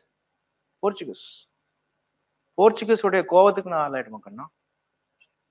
okay, though the Portuguese are not strong in terms of army, they were all strong in terms of the trade volume, and they were also strong in navy when compared to the Mughals. அப்போ முகல் ராஜா ஜஹாங்கீரே என்ன பண்றாரு? He was reluctant actually. He was not ready to give permission. உடனே இந்த எடுத்துக்கோலாம் கொடுக்கல. புரியுதா? So this Jahangir was reluctant in giving the permission for the British East India Company to start their factory or to do a business in India. இது நடந்துட்டு இருக்கும்போது 1608ல தான் first சூரத்ல பிரிட்டிஷ் ஈஸ்ட் இந்தியா கம்பெனி சார்ந்த first ship சூரத்துக்கு தான் வருது. வேற சூரத், வெஸ்ட் கோஸ்ட். சார் அப்போ whether 1608 they got permission, sir? No, they didn't get permission yet. But the first English ship, it entered the Indian soil. No, where it entered? At Surat. Surat தான் வந்தாங்க. Okay, but you need to understand, they got the permission to do trade only at 1612. Officially, when they got permission means it was in 1612, but the English ship first entered the Indian coast in Surat only. But you need to understand, before Surat, in South India they opened a factory. Logic புரியுதா? சூரத்ல தான் வந்தாங்க, but சூரத்ல அபிஷியலா அவங்க சூரத்ல stay பண்றாங்க, British trade பண்றாங்க. But இன்னும் அபிஷியலா வந்து factory ஆரம்பிக்கல. But அபிஷியலா British factory ஆரம்பிச்சது ஓகே நார்த்தை விட, அதாவது சூரத்தை விட எங்கன்னா சவுத் தான், மசூலிப்பட்டினம் தான். 1611 itself the British got, they opened their first factory at where? Masulipatnam. இதுதான் தெளிவா நீங்க படிங்க. ஓகேவா?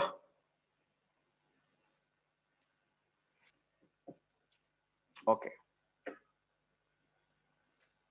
the English எழுதிக்கோங்க. The English factory, the first English factory in South was established at Masulipattnam in 1611 AD. Another factory was established at Armagon or Pulicat in 1626. British பொறுத்த வரைக்கும் 1611 மசூலிப்பட்டினம், 1611 அப்புறமா 1626 Pulicat. The Pulicat was also called as Armagon. The Pulicat was also called as Armagon. In the year of 1615, 1615, in the year of 1615, the year of 1615, the British ambassador Thomas Roe visited the court of Jahangir. Visited the court of Jahangir. This Thomas Roe was the ambassador of British ruler James I. Thomas Roe was the ambassador of British ruler James I. James I oda ambassador than Thomas Roe. Thomas Roe visited India. He visited Mughal court and he got permission to open factory in the different Mughal provinces. இப்போ இவருக்கு permission கொடுத்துட்டாங்க. So Thomas Roe came to the court of Jahangir as a royal ambassador of King James I and received permission to do trade and establish factories in different parts of the empire.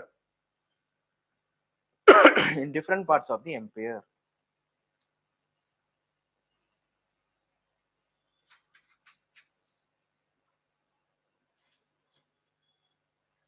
Okay, understand the fact? Captain Hawkins failed to get permission for the English East India Company. He stayed 1608, he came. He stayed for 3 years. In these 3 years, he didn't get permission to open a factory at Surat. Only after these 3 years. Okay, finally, in the year of 1612 only the permission was given. Then came another fellow. Who? Thomas Roe, ambassador of King James I of England. He came, he had a bilateral relation, a diplomatic talk. After this diplomatic talk, throughout the Mughal provinces, he gained the permission to open factories. Before this itself, the British got Masulipatam. They opened their factory first at Analajalam. The British opened their first factory at South Masulipatam. Then Armagon. Armagon is nothing but Pulicat. இங்க தான் அடுத்த point வருது.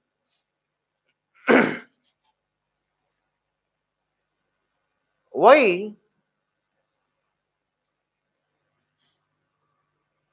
Do you know what was the first capital of British? British opened factories here and there. After 1623, the first factory for British, where?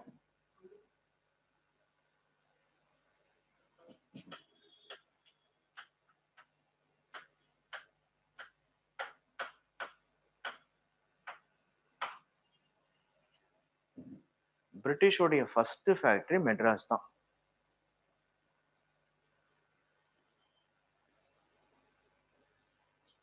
இங்கதான் நம்ம subject கொஞ்சம் டீப்பா போறோம்.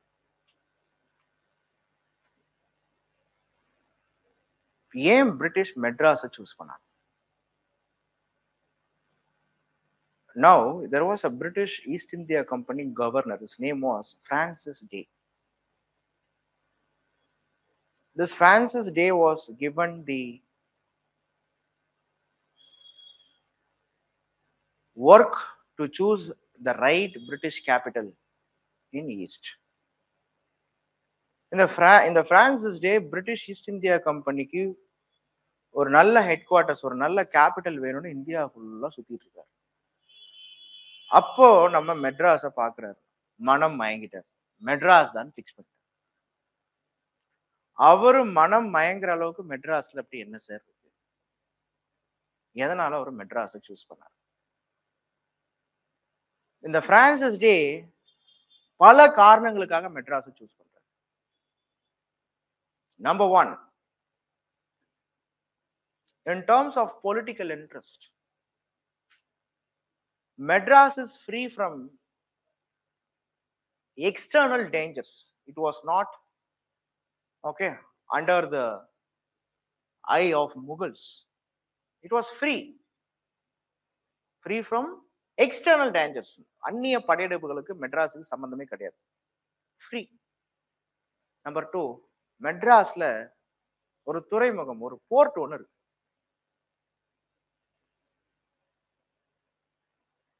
Board இருக்கு, ட்ரேட் பண்ணலாம். போர்ட்டுக்கு பக்கத்திலேயே வேலை செய்யக்கூடிய மேன் பவர் இருக்கு. நிறைய மீனவ கிராமங்கள் இங்க இருக்கு. ஒரு போர்ட் இருக்குன்னா லோடிங் அன்லோடிங், டாக்கிங் அன்லாக்கிங் இதெல்லாம் நடக்கும். அப்போ you need a manpower, cheap manpower. பக்கத்துல என்ன இருக்கு? நிறைய மீனவ கிராமங்கள் இங்க இருக்கு. சரி, ஓகே. அப்புறம் இந்த ஜியோகிராபிக்கல் செட்டிங்கே அவங்களுக்கு ரொம்ப பிடிச்சு போச்சு. எப்பவுமே வெள்ளைக்காரங்க என்ன பண்ணுவாங்கன்னா, ரொம்ப ஒர்க்கஹாலிக்ஸ் எல்லாம் கிடையாது. வாரத்துல 4 நாள் வேலை செஞ்சோமா, 3 நாள் என்ஜாய் பண்ணுமான்னு இருப்பாங்க. அப்படியே ஒரு பீச்சுக்கா போனோமா, சன் பாத் எடுத்தோமா, வாழ்க்கையை என்ஜாய் பண்ணுமான்னு இருப்பாங்க. பாருங்க, பீச்சுக்கா, அப்ப இங்க ஏதோ பீச் இருக்கு. என்ன? நம்ம மெரினா பீச். சாதாரண பீச் கிடையாது, world second largest beach. Marina பீச்சை பார்த்து மனம் மயங்குறாங்க. வெள்ளைக்காரங்க லண்டன்ல இந்த தேம்ஸ் நதி தண்ணியை குடிச்சு வளர்ந்தாங்க. புரியுதா? இங்க அவங்க என்னமும் ரொம்ப லைக் பண்ற ஒரு விஷயம் என்னன்னா, இங்க ரிவர் கூவத்தை பார்த்து மனசு மயங்குற. சார், இந்த கலீஜ் கோவமா, இந்த சாக்கடையா சார்? 1960s மேலதான் கூவம் சாக்கடையா மாறிடுச்சு. 1960s முன்னாடி கூவத்துக்கு வெள்ளைக்காரன் வச்ச பேர் என்ன தெரியுமா? தேம்ஸ் ஆஃப் இந்தியான்னு பேர் வச்சோம். என்ன பேர் வச்சான்? Thames of India. தேம்ஸ் நதி எங்க இருக்கு? லண்டன்ல இருக்கு. லண்டன்ல அவங்களுடைய ஜீவ நதின்னு சொல்லக்கூடிய தேம்ஸ் நதிக்கு என்ன பேரு? காவிரிக்கு தேம்ஸ் ஆஃப் இந்தியா எல்லாம் பேர் வைக்கலாமே. ரிவர் கூவத்துக்கு தேம்ஸ்னு வச்சான் பேர். கூவம் அந்த அளவுக்கு ஒரு சூப்பரான ஒரு நதி. திருவள்ளூர் மாவட்டத்துல ஆரம்பிச்சு அழகா முடியும். இப்ப என்ன சார், அது என்னாச்சு? இப்போ என்னென்னமோ ஆயிடுச்சு. கூவம் நதிக்கரையில 108 சிவன் கோவில்கள் இருந்ததா சில புராணங்கள் சொல்லுது. இப்ப அந்த சிவன் கோயில்லாம் எங்க இருக்குன்னு லார்டு சிவா கிட்டே போய் கேட்டாலே அவருக்கே தெரியாதுன்றாரு.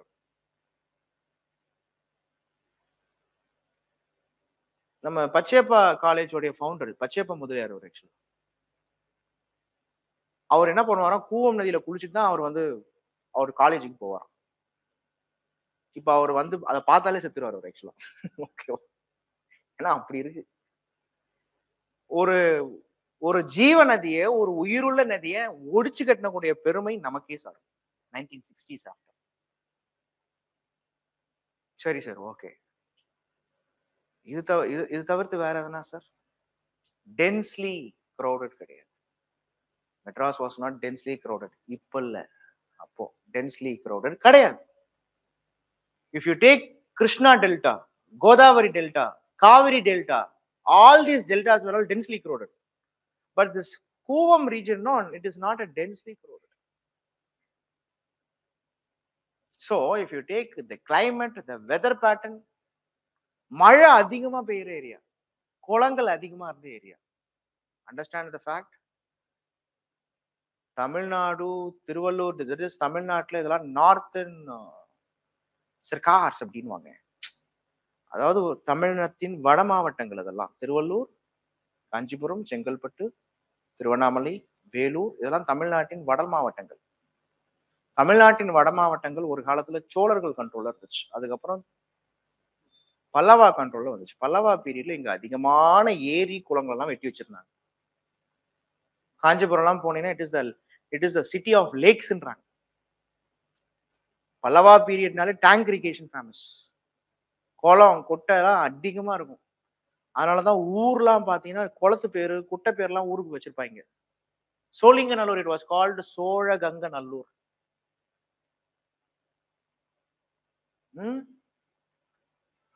காட்டாங்குளத்தூர், குளத்து ஊர். பள்ளிக்காரணை மார்ஷ், பள்ளிக்காரணை. வேளச்சேரி, வேடர்சேரி, வேளச்சேரி. அடை ஆறு, திருக்கழுக்குன்றம், செங்கல்பட்டு, செங்கழுநீர் பட்டு. மழை பெஞ்சா நிலம் வந்து பார்க்கும்பொழுது ரெட்டிஷ் சாயில் இருக்கும், மழை பெஞ்சா தண்ணி ரெட்டா இருக்கும், அதனால செங்கழுநீர் பட்டு. அதிகமா பாத்தீங்கன்னா வாட்டர் மேனேஜ்மெண்ட்ல நம்ம எல்லாம் எக்ஸ்பர்ட்ஸ். ஆக்சுவலா இப்படிதான் இருந்தோம் ஒரு காலத்துல. அவர் பாஸ்ட் சேஸ் திஸ். அதனால பரவாயில்லையே, இருக்கலாம் போலே. there was a canal called Buckingham Canal, or the you see எவ்வளவு பெரிய செட்டிங் பாருங்க. ஆக்சுவலா பக்கத்துல கடல், கடல் பக்கத்துல போர்ட், போர்ட் பக்கத்துல நதி, நதியிலையும் டென்ஸ்லி பாப்புலேட்டட் கிடையாது. ஒரு அழகான கேனல். பாண்டிச்சேரியில இருந்து எங்க போகுது? அது கிருஷ்ணா டிஸ்ட்ரிக்ட் வரைக்கும் போகுது, ஆந்திர பிரதேஷ். பக்கிங்ஹாம் கேனல் இன்னைக்கு அதை ஒழிச்சு கட்டாங்களே, இல்லையே. இத பார்த்த உடனே பிரான்சிஸ் டேக்கு மனம் மயங்கிட்டாரு. இதான்பா சரி, யாருக்கிட்ட போய் கேட்கலாம்? அந்த இடம் யாருக்கிட்ட இருக்கு? த ரூலர் ஆஃப் சந்திரகிரி கிட்ட. சந்திரகிரி ரூலர் யாரு? he was a Vijayanagar Nayaka ruler. அவர்கிட்ட போய், சார் அந்த 3 இடத்த எனக்கு கொடுங்க சார், அந்த போர்ட் டவுனை கொடுங்கன்ற. 3 villages. எது அதெல்லாம்? ஜார்ஜ் டவுன், எண்ணூர், ஓகேவா? இன்னைக்கு நம்ம படிக்கிறோம்ல, சென்னை வட சென்னை, அதான் அதான் பிளாக் டவுன். ஜார்ஜ் டவுன் அவங்க பிரிட்டிஷர்ஸ் வந்து செட்டில் ஆகும்போது அது ஒயிட் டவுன். அவங்களுக்கு வேலை செஞ்சவங்க பின்னாடி இருக்கிற மக்கள் பிளாக் டவுன். இப்படிதான் Madras. Understand the fact, Madras British வர்றதுக்கு முன்னாடியே Madras was important trade center. Portuguese வந்திருக்காங்க. நார்த் மெட்ராஸ்ல போனீங்கன்னா அரண்மனை தெருன்னு பேர். அது mean Armenian street. Armenians they came and they did business. Chettis did business. Chettiars, நம்ம இந்தியன் ஹிஸ்டரியில செட்டியார்ஸ் சேட்ஸ் ஆர் செட்டிஸ் அப்படின்னா ட்ரேட் அண்ட் காமர்ஸ் பண்றவங்க, அவங்க செட்டில் ஆனாங்க. ரெட்டிஸ், முதலியார்ஸ். தமிழ்நாட்டுடைய dominant community, Telugu dominant community settle ஆன இடம் தான் மெட்ராஸ். இந்த இடம் வேணும் பிரிட்டிஷ் நினைச்சான். இந்த ராஜா ஆஃப் சந்திரகிரிட்ட போய் கேட்கிறான், அந்த 3 இடத்த கொடுங்க சார். அவர் சொல்றாரு, சரி நான் கொடுக்குறேன், எனக்கு என்ன கொடுப்பேன்னு கேட்கிறாரு. மெட்ராஸ் போர்ட்ல நாங்க ட்ரேட் பண்றோம்ல, half of the customs revenue of the port உங்களுக்கு கொடுத்துறேன்ற. What Raja of Chandragiri says, half of the customs revenue of the port. customs revenue என்ன? டோல் இருக்கும்ல, அதுல உங்களுக்கு பாதி உங்களுக்கே கொடுத்துறேன்ற. இப்படிதான் மெட்ராஸ் 1639ல வாங்கினாரு. வாங்கின உடனே இப்ப இருக்கக்கூடிய ஜார்ஜ் டவுன்ல ஒரு கோட்டையை கட்டினாங்க. அந்த கோட்டை தான் இன்னைக்கும் கோட்டையாவே இருக்கு. So it is called the Secretariat of Tamil Nadu, புனித ஜார்ஜ் கோட்டை. That is Fort St. George.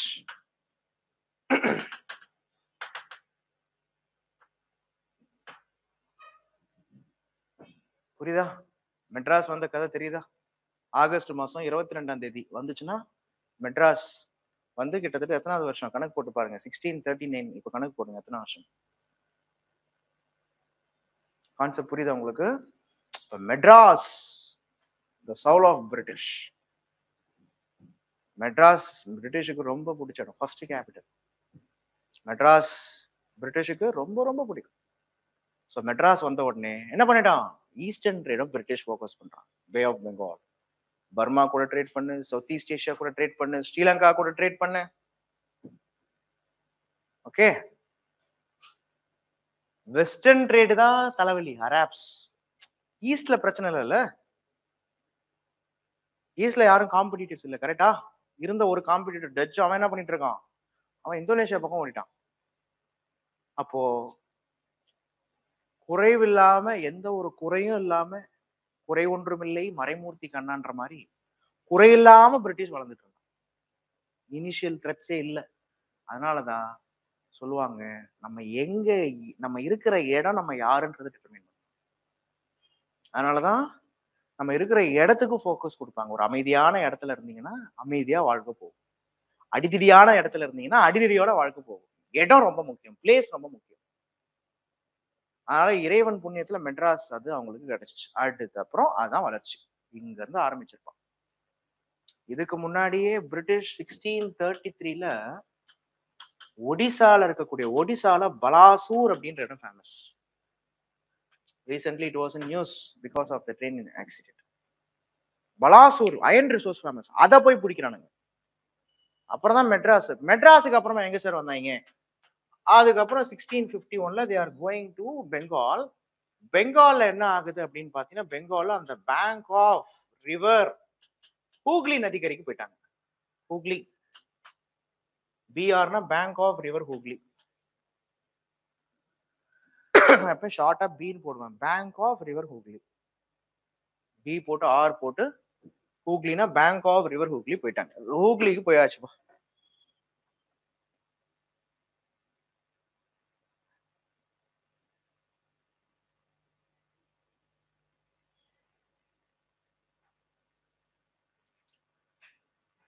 Jahangir was the first Mughal. எழுதிக்கோங்க. Jahangir was the first Mughal ruler who issued Farman. Who issued Farman?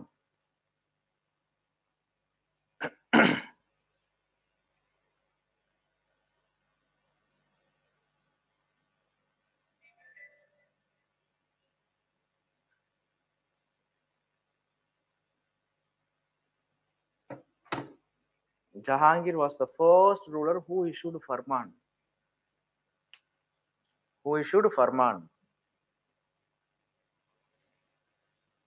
Farman என்ன? Who issued Farman to the British? Farman என்ன? Farman நம்ம கொஞ்ச நேரத்துக்கு முன்னாடி Royal சார்ட்டர்னு படிச்சோம்ல, அந்த Royal charter தான் இங்க முகல் டைனஸ்டில ஃபர்மான் அப்படின்னு சொல்லுவாங்க. ஃபர்மான்னா ஒரு அரச கட்டளை அல்லது ராயல் சார்ட்டர், கவர்மெண்ட் கொடுக்கக்கூடிய ஒரு permission. Jahangir was the first ruler who issued a Farman to the British.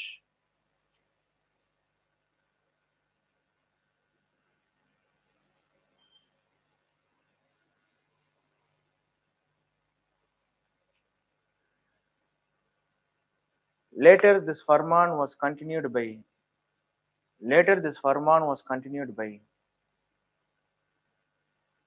Shah Jahan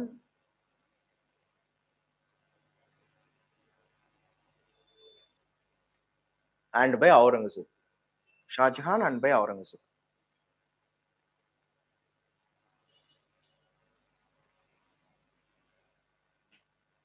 In 1686, two pirate ships.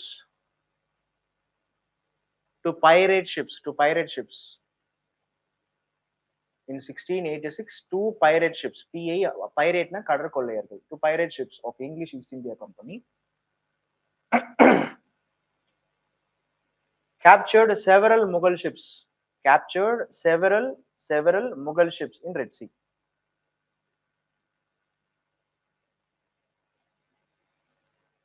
Upon this, the Mughal governor of Surat attacked. The British.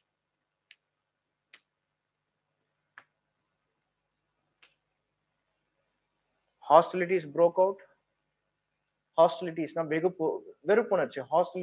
out. Hostilities broke out.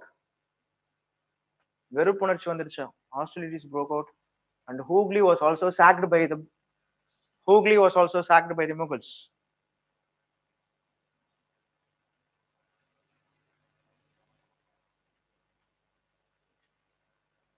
The English were forced to leave Hooghly. The English was forced to leave Hooghly.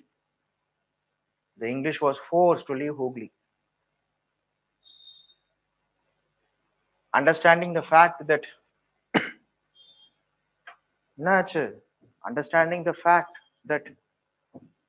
the British East India Company was not at all a match for the great Mughal Emperor Aurangzeb.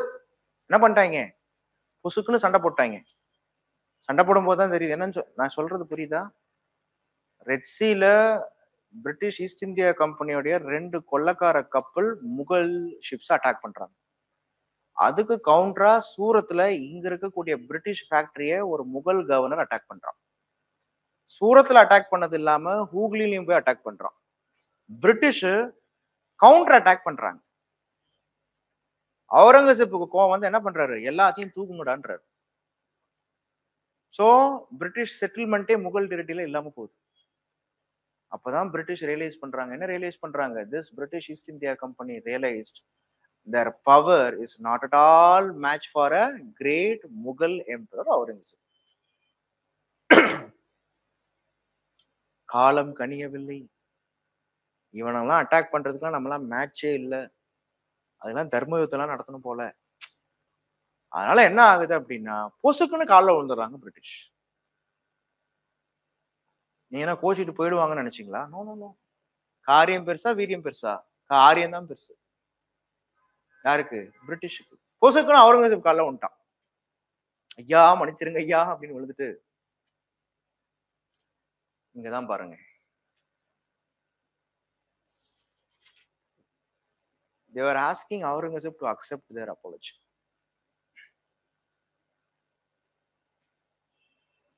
Aurangzeb இப்ப என்ன பண்ணிருக்கணும்? என்ன பண்ணிருக்கணும்? இவனெல்லாம் வில்லங்கம் பிடிச்சவங்கன்னு அடிச்சுட்டு வரத்திருக்கணும். இல்ல இல்லப்பா உங்க சகவாசமே வேண்டாம். அவர் என்ன பண்ண தெரியுமா? அவர் யோசிக்கிறார். அவர் சாதாரணமாவே யோசிப்பார். அவர் என்ன யோசிக்கிறாரு? இந்த வெள்ளக்காரங்களை நாம பகைச்சுக்கிட்டா இவங்கதான் சீல ரொம்ப ஸ்ட்ராங்கா இருக்காங்க. இவங்கதான் அதிகமா ட்ரேடும் பண்றாங்க. ட்ரேடு வால்யூமும் இவங்க தான் பண்ண முடியுது. இவங்களாலதான் பண்ண முடியுது. அப்போ இவங்களை பகைச்சுக்கிறத விட மன்னிக்கிறதே பெஸ்ட்னு நினைக்கிறாரு. ஆனா அவங்க பண்ண தப்புக்காக 1,50,000 வாங்குறாரு. அப்போதைய அமௌண்ட் எவ்வளோ? 1,50,000 வாங்குறாரு. இவ்வளோ அமௌண்ட்டை வாங்கிட்டு நீங்க ட்ரேட் பண்ணுங்க, யுவர் அப்பாலஜி வாஸ் அக்செப்டட்ன்றார். So in 1690s itself, Aurangzeb, he didn't realize that these Britishers were not okay calculus. They were not only indulged in trade in the name of trade, okay, for their trade in the name of trade, they will go to any extent. வணிகத்திற்காக எந்த லெவலுக்கும் இவங்க இறங்குவாங்கன்னு அவுரங்கசீப்பால understand பண்ணிக்க முடியல. காரணம் lack of இன்டர்நேஷனலிசம். வெளி உலகத்துல என்ன நடக்குதுன்றது தெரியல. அப்போ இந்த மாதிரியான ப்ராப்ளம் அப்படின்றது இந்தியாவுல இங்க நடந்துச்சு. இந்த மன்னிப்பு பிரிட்டிஷ் ஈஸ்ட் இந்தியா கம்பெனி சூப்பரா யூஸ் பண்ணிக்கிட்டாங்க.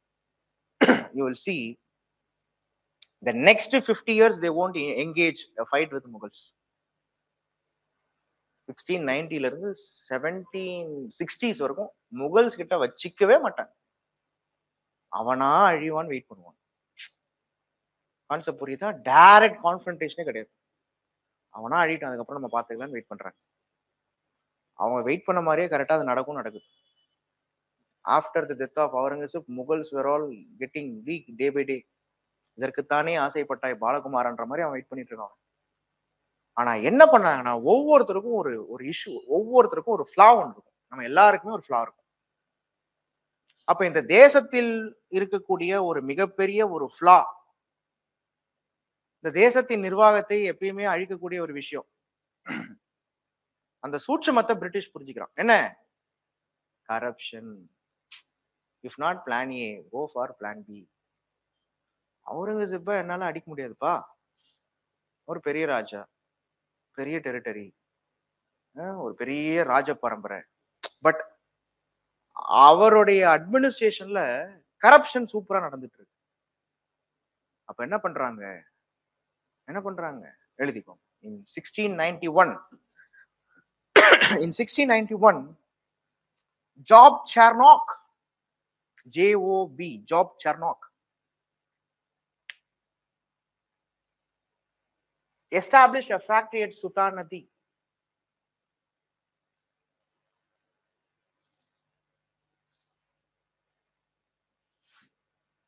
They corrupted They corrupted the officers of Aurangzeb. They corrupted the officers of Aurangzeb.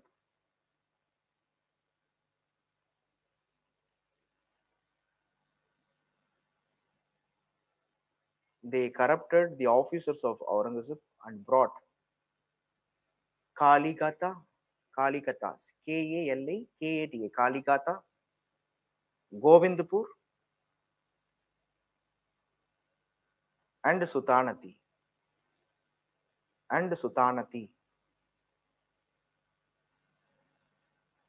From Mughal governor Azimus Shah. From the Mughal governor Azimus, Azimush, Azimus Shah.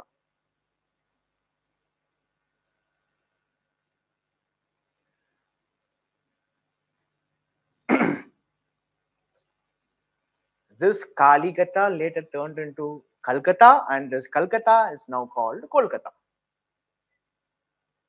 Kolkata original name is Kaligata. So 1690s Sutanadi, Govindpur, Kaligata மாதிரியான ஏரியாக்கள்ல British என்ன பண்ணிட்டாங்க? Mughal officers கிட்ட லஞ்சம் கொடுத்து corrupt பண்ணி இந்த மாதிரி இடத்தை வாங்கிட்டாங்க. And later they fortified Kaligata, which was called, the fort was called Fort Saint William. The Fort Saint George or the Fort Saint William.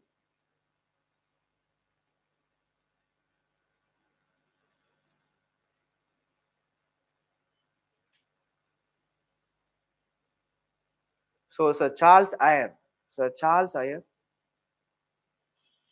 எழுதிக்கலாம். Charles Eyre, Charles, Charles Eyre, Eyre, was the first president of Fort William.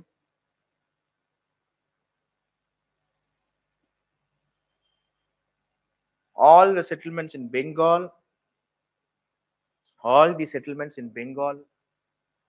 Bihar and Odisha, all the settlements in Bengal, Bihar and Odisha were placed under Fort William.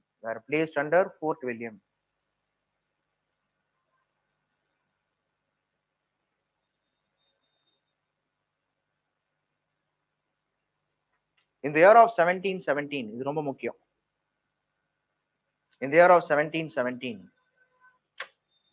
the Mughal Emperor Farrukhsiyar, in the year of 1717, the Mughal Emperor Farrukhsiyar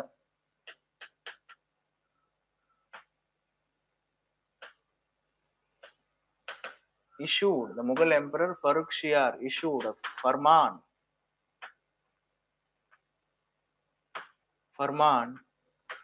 which gave districts.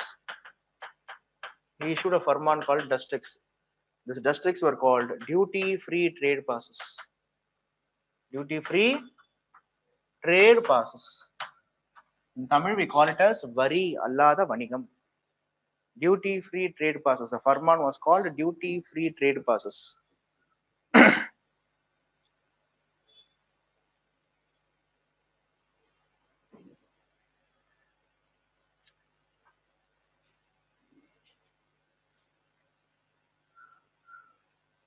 The reason for the issuance of farman is actually ஒண்ணுமே கிடையாதுங்க. இந்த ஃபர்மான் அப்படின்றது என்னன்னா, பிரிட்டிஷுக்கு வரி அல்லாத வணிகம், அதாவது duty free trade bosses அப்படின்றத கொடுத்தாங்க. ஏன் இதை கொடுத்தாங்க அப்படின்னு பார்த்தீங்கன்னா, ஏன் ஒரு பரீட்சர் அவருக்கு மட்டும் என்ன அந்த அளவுக்கு கன்சர்ன்னா, இவர் ஒரு நோயால பாதிக்கப்பட்டிருந்தாரு. யாரு? பரீட்சர். ஒரு நோய், ஏதோ ஒரு அன்னோன் டிசீசஸ், அதனால அவர் பாதிக்கப்பட்டிருந்தாரு. அப்படி அன்னோன் டிசீஸால அப்படி இருக்கும்போது ஒரு இங்கிலீஷ் மேன், ஓகே, இந்த இங்கிலீஷ் மேன் என்ன பண்றான்னா, இந்த ஃபருக்ஷியரை வந்து ட்ரீட் பண்ணிடுறான், கியூர் பண்ணிடுறான். அந்த இங்கிலீஷ் மேன் நேம் என்னன்னா டாக்டர் வில்லியம் ஹாமில்டன் பேர். ஆக்சுவலா டாக்டர் வில்லியம் ஹாமில்டன் என்ன பண்றாரு, ஃபருக்ஷியரை கியூர் பண்ணிடுறாரு. ஃபருக்ஷியர் வாஸ் சோ ஹாப்பி, எப்பாடா நம்ம நோயை தீர்த்துட்டாரு. அப்போ ஃபருக்ஷியர் என்ன பண்றாரு, டியூட்டி ஃப்ரீ ட்ரேட் பாசஸ்ன்னு சொல்றாரு. டியூட்டி ஃப்ரீ ட்ரேட் பாசஸ் என்னன்னா, it's a kind of pass. இந்த பாஸ் எந்த English East India company officer வச்சிருந்தாலும் இந்த பாஸுக்கு என்ன பண்ண மாட்டாங்க அப்படின்னா, இந்த பாஸை யாருக்கு அமிச்சாலும் அவங்க கிட்ட இருந்து என்ன வாங்க மாட்டாங்க, டியூட்டி, அதாவது இந்த டோல் டாக்ஸ் எல்லாம் வாங்க மாட்டாங்க, கஸ்டம்ஸ் டியூட்டி எல்லாம் வாங்க மாட்டாங்க. Understand the fact this Farrukhshar, he issued this districts only to English East India Company, but not to other East India companies. France ko Dutch ko la kodukave illa. It was issued only to the British East India Company because of the close emotional touch with Dr. William Hamilton. He has cured his diseases. இதனால தான் என்ன பண்ணிருப்பாருன்னா அவரு கொடுத்திருப்பாரு. So this farman are called the Magna Carta of the company. இந்த farman தான் நம்ம Magna Carta of the company ன்னு சொல்றோம். இந்தியாவுல ஓகே Magna Carta of இந்தியாவுல the Farrukhshar issues of the Farrukhshar issued farman. This is what we call it as the Magna Carta of company. கம்பெனி Magna கர்த்தானா என்ன? ஒரு மிகப்பெரிய ராயல் சார்ட்டர்னு அர்த்தம், ஒரு மிகப்பெரிய ஒரு ப்ரிவிலேஜ்னு அர்த்தம். இப்படிதான் பிரிட்டிஷ் ஈஸ்ட் இந்தியா கம்பெனி கொஞ்சமா வளர்ந்துட்டு இருந்தாங்க. பட் இந்த ஃபர்மானே பின்னாடி ஒரு பெரிய பிரச்சனையாக போகுது. ஓகே, இப்ப ரைட் எழுதிக்கோங்க. Development of English East India company. Development of English East India company. The internal management of the East India Company பொழுது EAC ன்னு போடுங்க. The internal management of the East India Company was administered by the court of committees. Was administered by the court of committees, which later changed to the court of directors.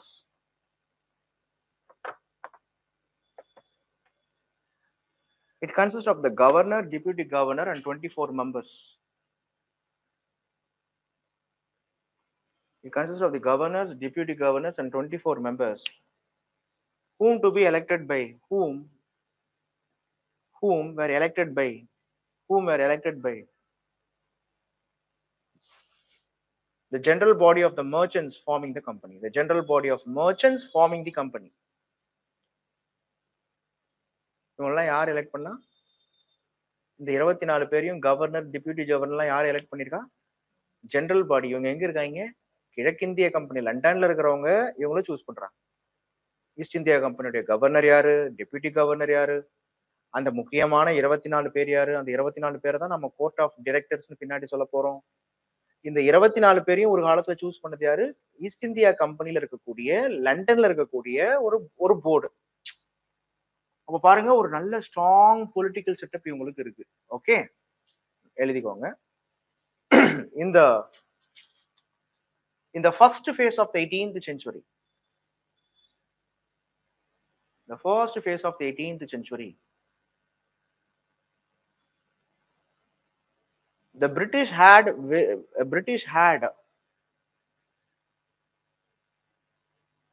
trade advantage. The British had more trade advantage than their competitors, French East India Company.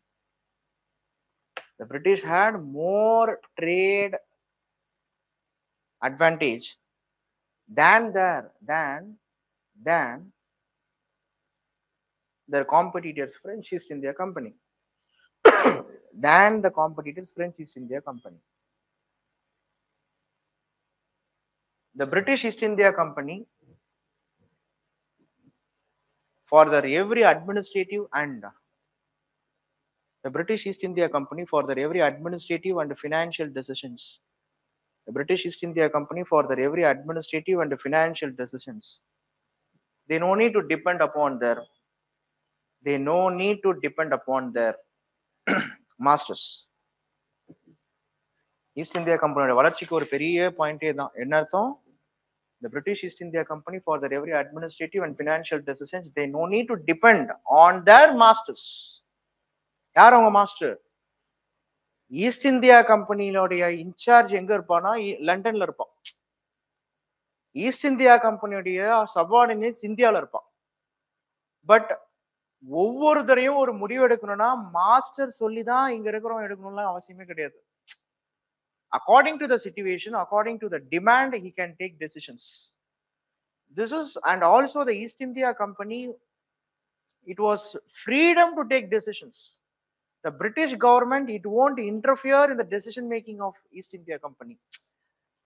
கம்பெனிக்கு ஒரு அதிகாரி இருக்காரு, head இருக்காரு, அவருக்கு கீழே officers இருக்காங்க. Officers முடிவு எடுக்கிறத கம்பெனி அக்செப்ட் பண்ணிக்குது. கம்பெனியையும் ஈஸ்ட் இந்தியா கம்பெனியும் என்ன பண்றது இல்லைன்னா அந்த பிரிட்டிஷ் பார்லிமெண்ட் ஒரு பிரிட்டிஷ் சிஸ்டம் ஆஃப் அட்மினிஸ்ட்ரேஷன் ரொம்ப ப்ரெஷர் பண்றது கிடையாது. அப்போ based on the demand, based on the situation, the East India company they can engage in any activities. இது பிரிட்டிஷுக்கு ஒரு பெரிய அட்வான்டேஜா இருந்துச்சு. ஆனா இதுவே இவங்களுடைய காம்படிட்டரான பிரெஞ்சு ஈஸ்ட் இந்தியா கம்பெனிக்கு இப்படி கிடையாது.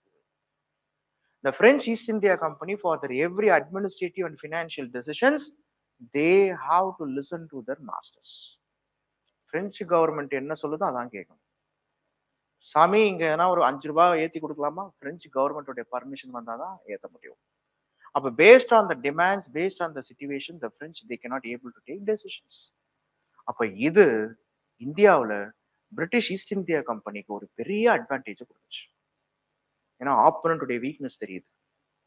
ஓகே, அப்போ East India company in India they are all very keen in securing their trading rights. இப்படிதான் பிரிட்டிஷ் வளர்றாங்க சூப்பரா. ஓகே, நெக்ஸ்ட் போட்டுக்கோங்க டேனிஷ். இவங்கெல்லாம் ரொம்ப சிம்பிளான ஆளுங்க.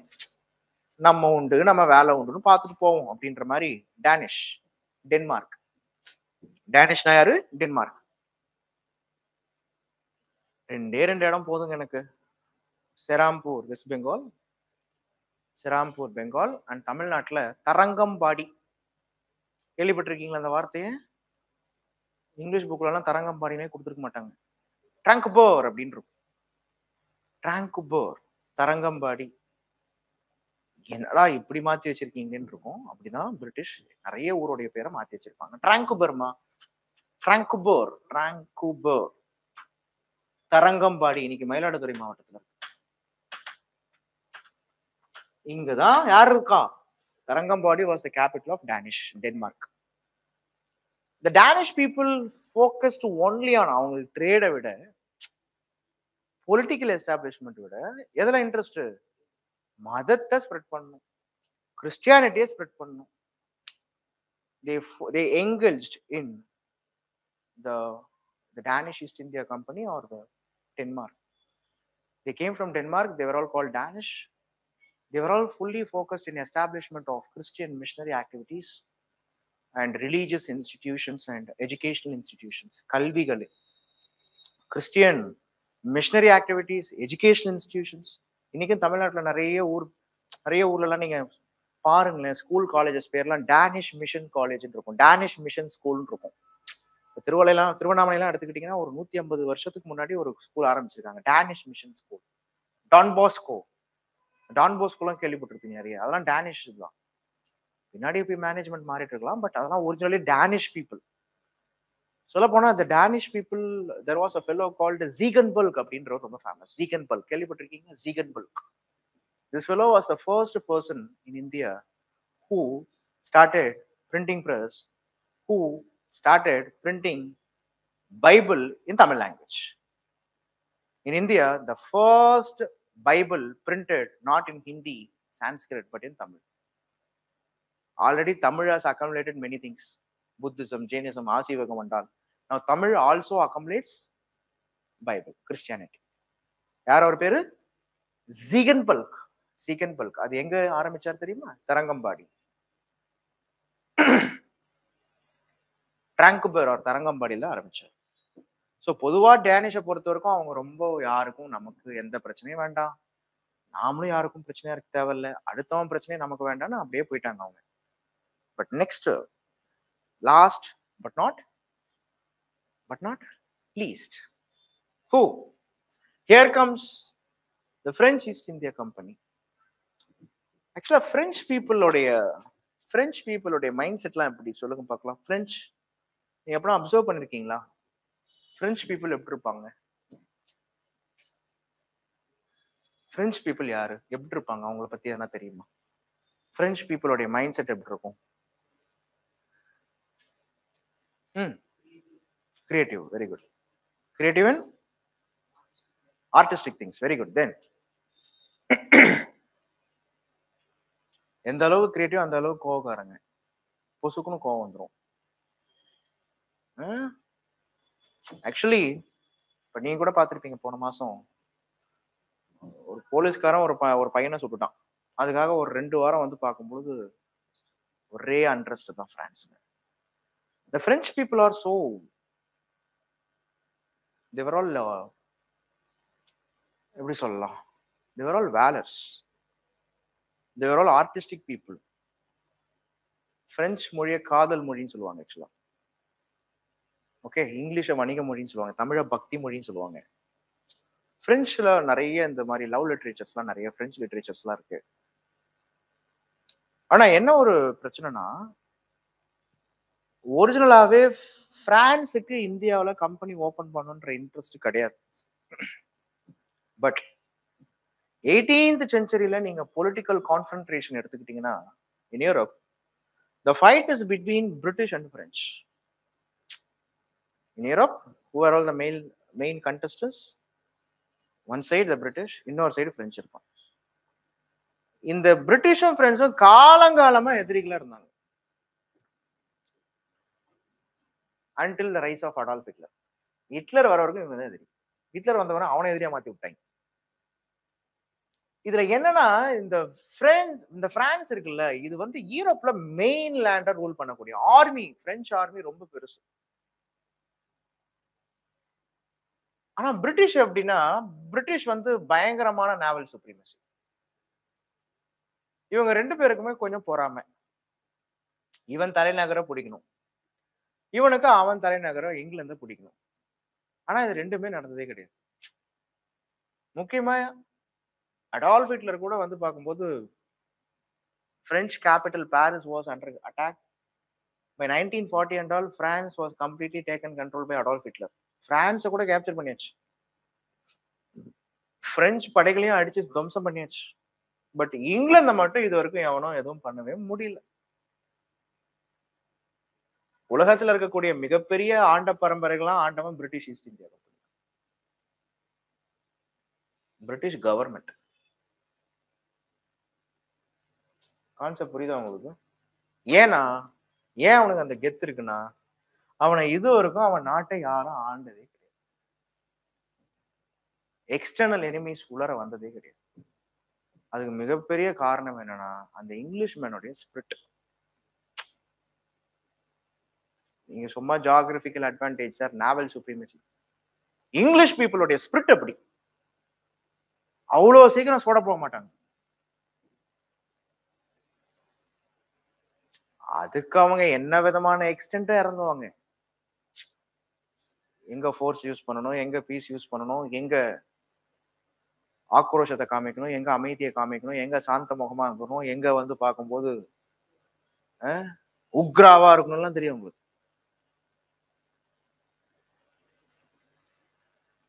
அப்போ இங்க என்னடானா, பிரிட்டிஷை எப்படியும் ஒழிச்சு கட்டணும்னு பிரான்ஸ் நினைக்கிறான். At least not in Europe but in colonies. பிரிட்டிஷுக்கு என்ன சப்போர்ட்? உங்களுக்கு கேபிட்டல் ஃபார்மேஷன் தானப்பா உங்களுக்கு இந்த அளவுக்கு உங்களுக்கு சப்போர்ட், ஒழிச்சு கட்டுறேன் அப்படின்னு. பிரிட்டிஷை ஒழிச்சு கட்டணும், பிரிட்டிஷோடைய ட்ரேட் இன்ட்ரெஸ்ட்டை ஒழிச்சு கட்டணும், பிரான்ஸை டெவலப் பண்ணணும் அப்படின்ற இன்ட்ரெஸ்ட் பிரெஞ்சு எம்பரரான லூயி 14க்கு வருது. நல்லா புரிஞ்சுக்கணும், Louis 14 he was the first fellow who showed interest of opening factory in India. அவர் தன்னுடைய ஆசையை வந்து சொல்றாரு, தன்னுடைய அமைச்சர்கிட்ட சொல்றாரு. அவருடைய அமைச்சர் பேர் என்ன? Mister Colbert. அவர் பேர் என்ன? Mister Colbert. கால்பர்ட் தனக்கு கீழே இருக்கக்கூடிய அம்பாசிடர் கிட்ட சொல்றாரு. his name was பிரான்சிஸ் காரன். பிரான்ஸ்காரன் ஞாபகம் வச்சுக்கோங்க. அவன் பேர் என்ன? பிரான்சிஸ் காரன். இவன் ஸ்ட்ரெயிட்டா வண்டியை பிடிச்சி எங்க வந்துட்டான்? இந்தியாவுக்கு வந்துட்டான். By the time period, in the year of 1664, India was ruled by our beloved Aurangzeb. He was seeking the permission to open the factories. Aurangzeb also gave permission to open. Where he gave permission, you know? Where he gave permission? In the same Surat. You should not think France, they came first, எடுத்த உடனே பாண்டிச்சேரிக்கு வந்தாங்க, ஒரு பெக்கு போட்டாங்கலாம் நினைக்க கூடாது. எங்க வந்திருக்காங்க? எங்க வந்திருக்காங்க? சூரத் தான். எப்படி சார் சூரத்ல வரலாம்னு கேட்க கூடாது. Surat is you take like our Hyundai company is there at Sriperambur, Irungattukottai. Do you think only Hyundai factory is only there? Many other factories there. அப்படியே பக்கத்துல போனீங்கன்னா உங்களுக்கு நிசான் இருக்கு. இன்னும் பக்கத்துல போனீங்கன்னா இந்த டயர் கம்பெனி அப்போலோ டயர்ஸ் இருக்கு. அப்போ அந்த இருங்காட்டுக்கோட்டை ஓகே உரகடம் ரீஜன்ல நிறைய கம்பெனிஸ் இருக்கா? பர்மிஷன் யாரு கொடுக்குறா? கவர்மெண்டா? ஏன் கொடுக்குறாங்க? ட்ரேட் பண்ணவா? அப்போ Surat was first dominated by Portuguese. Later Surat was dominated by Mughals, British. சூரத்தை பொலிட்டிக்கலி இப்போ சூரத்தை யார் கண்ட்ரோல்ல வச்சிருக்காருன்னா முகல்ஸ், அவுரங்கசீப் கண்ட்ரோல்ல இருக்கு சூரத். இந்த சூரத்ல பிரிட்டிஷும் போர்ச்சுகீஸும் ஆல்ரெடி ட்ரேட் பண்ணிட்டு இருக்காங்க. இப்போ புதுசா ஒருத்தனை அனுப்பி விடுறாங்க, நீங்க சூரத்ல இருந்தே ஆர்மி. ஓகே, அப்போ சூரத்ல முதல்ல வந்தது யாரு? பிரான்ஸ். இது ப்ரீவியஸ் இயர் ப்ரிலிம்ஸ் கொஸ்டின். மெட்ராஸுக்கோ பாண்டிச்சேரிக்கோ முதல்ல வந்தது யாரு? போர்ச்சுகீஸ் தான். 1516 வந்திருக்காங்க. இந்த அளவு டேட்டாஸ் உங்களுக்கு தெரியணும் ஆப்ஷன் படிக்கும்போது. we should be studying history option is like studying law. A lawyer always should be correct with his facts. So history option also demands you some facts at least. history option படிக்கிறவங்களுக்கு என்ன தேவைப்படுது? ஓரளவுக்கு fact தெரியும். Though Indian history has to be reconceptualized in various angles, you have to study history because you should know, for an administrator should be proper with his facts. அப்போ இவ்வளவு நடந்திருக்கு. அப்போ coming to the point, அப்போ the first French factory எங்க வந்தாச்சு? Surat. Then Masulipatnam போடுங்க, Masulipatnam.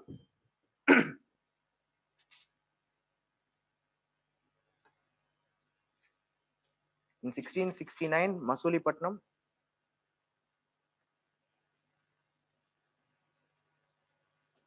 In 1669 okay Surat. In 1669 Surat. Same year 1669 Surat.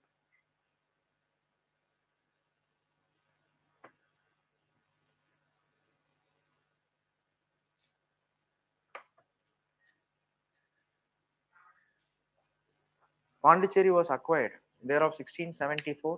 Pondicherry.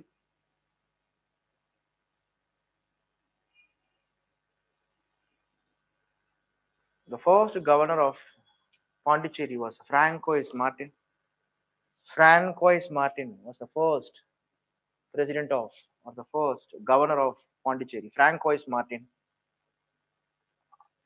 So அங்க அவங்க எஸ்டாப்ளிஷ் பண்ணக்கூடிய ஃபோர்ட் தான ஃபோர்ட் லூயிஸ். பாண்டிச்சேரியில் இருக்கிற ஃபோர்ட் என்ன? Fort Louis. Then in 1674 after Pondicherry, Chandranagur at Bengal. After Pondicherry, Chandranagur.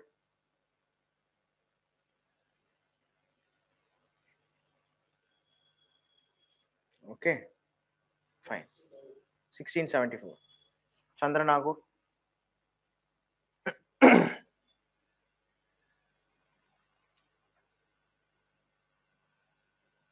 The French got permission to fortify Pondicherry. The French got permission to fortify Pondicherry in 1689 from Shambaji.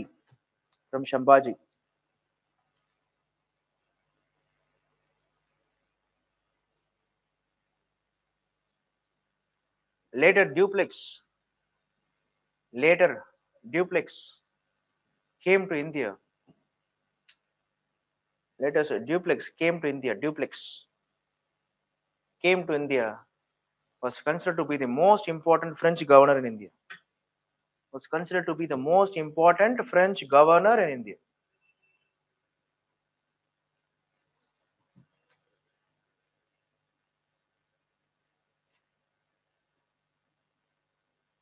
The supreme body of the French East India Company was called the Superior Council.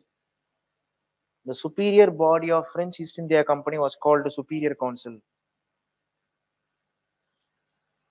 and it was headed by the Director General. It was headed by the Director General.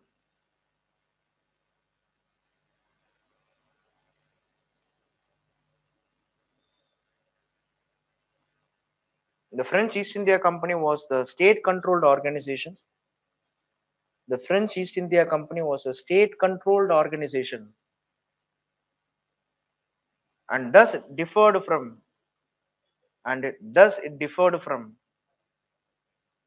the chartered companies of England and Netherlands. England இருக்கிற மாதிரி நெதர்லாந்துல இருக்கிற மாதிரிலாம் French East India Company கிடையாது. Okay? ஏன்? For every administrative and financial decisions, they need to depend upon their masters, French. Especially in terms of grants, subsidies, and loans.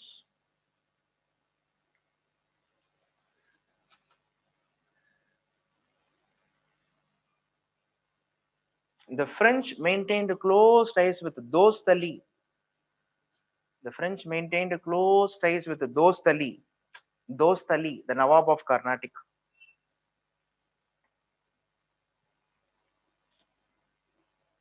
On the basis of the strong recommendation of Dostali, on the basis of the strong recommendation from Dostali, on the basis of a strong recommendation by Dostali, the Mughal Emperor Muhammad Shah, issued a farman granting permission for the French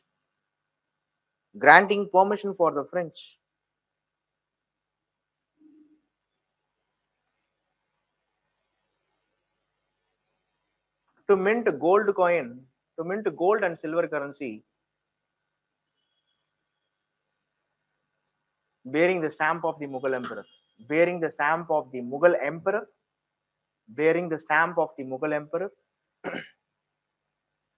and the name of the place of minting,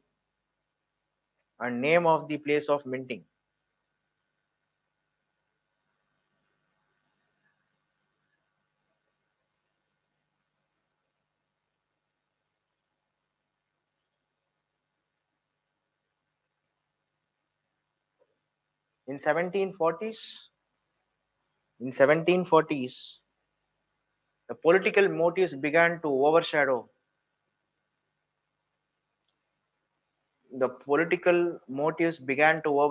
commercial gains.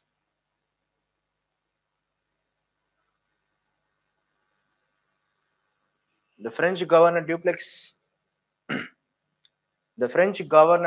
began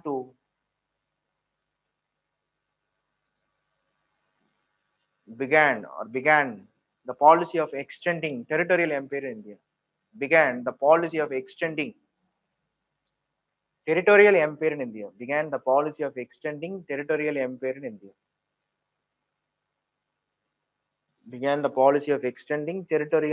in India. This led to the series of conflict with English.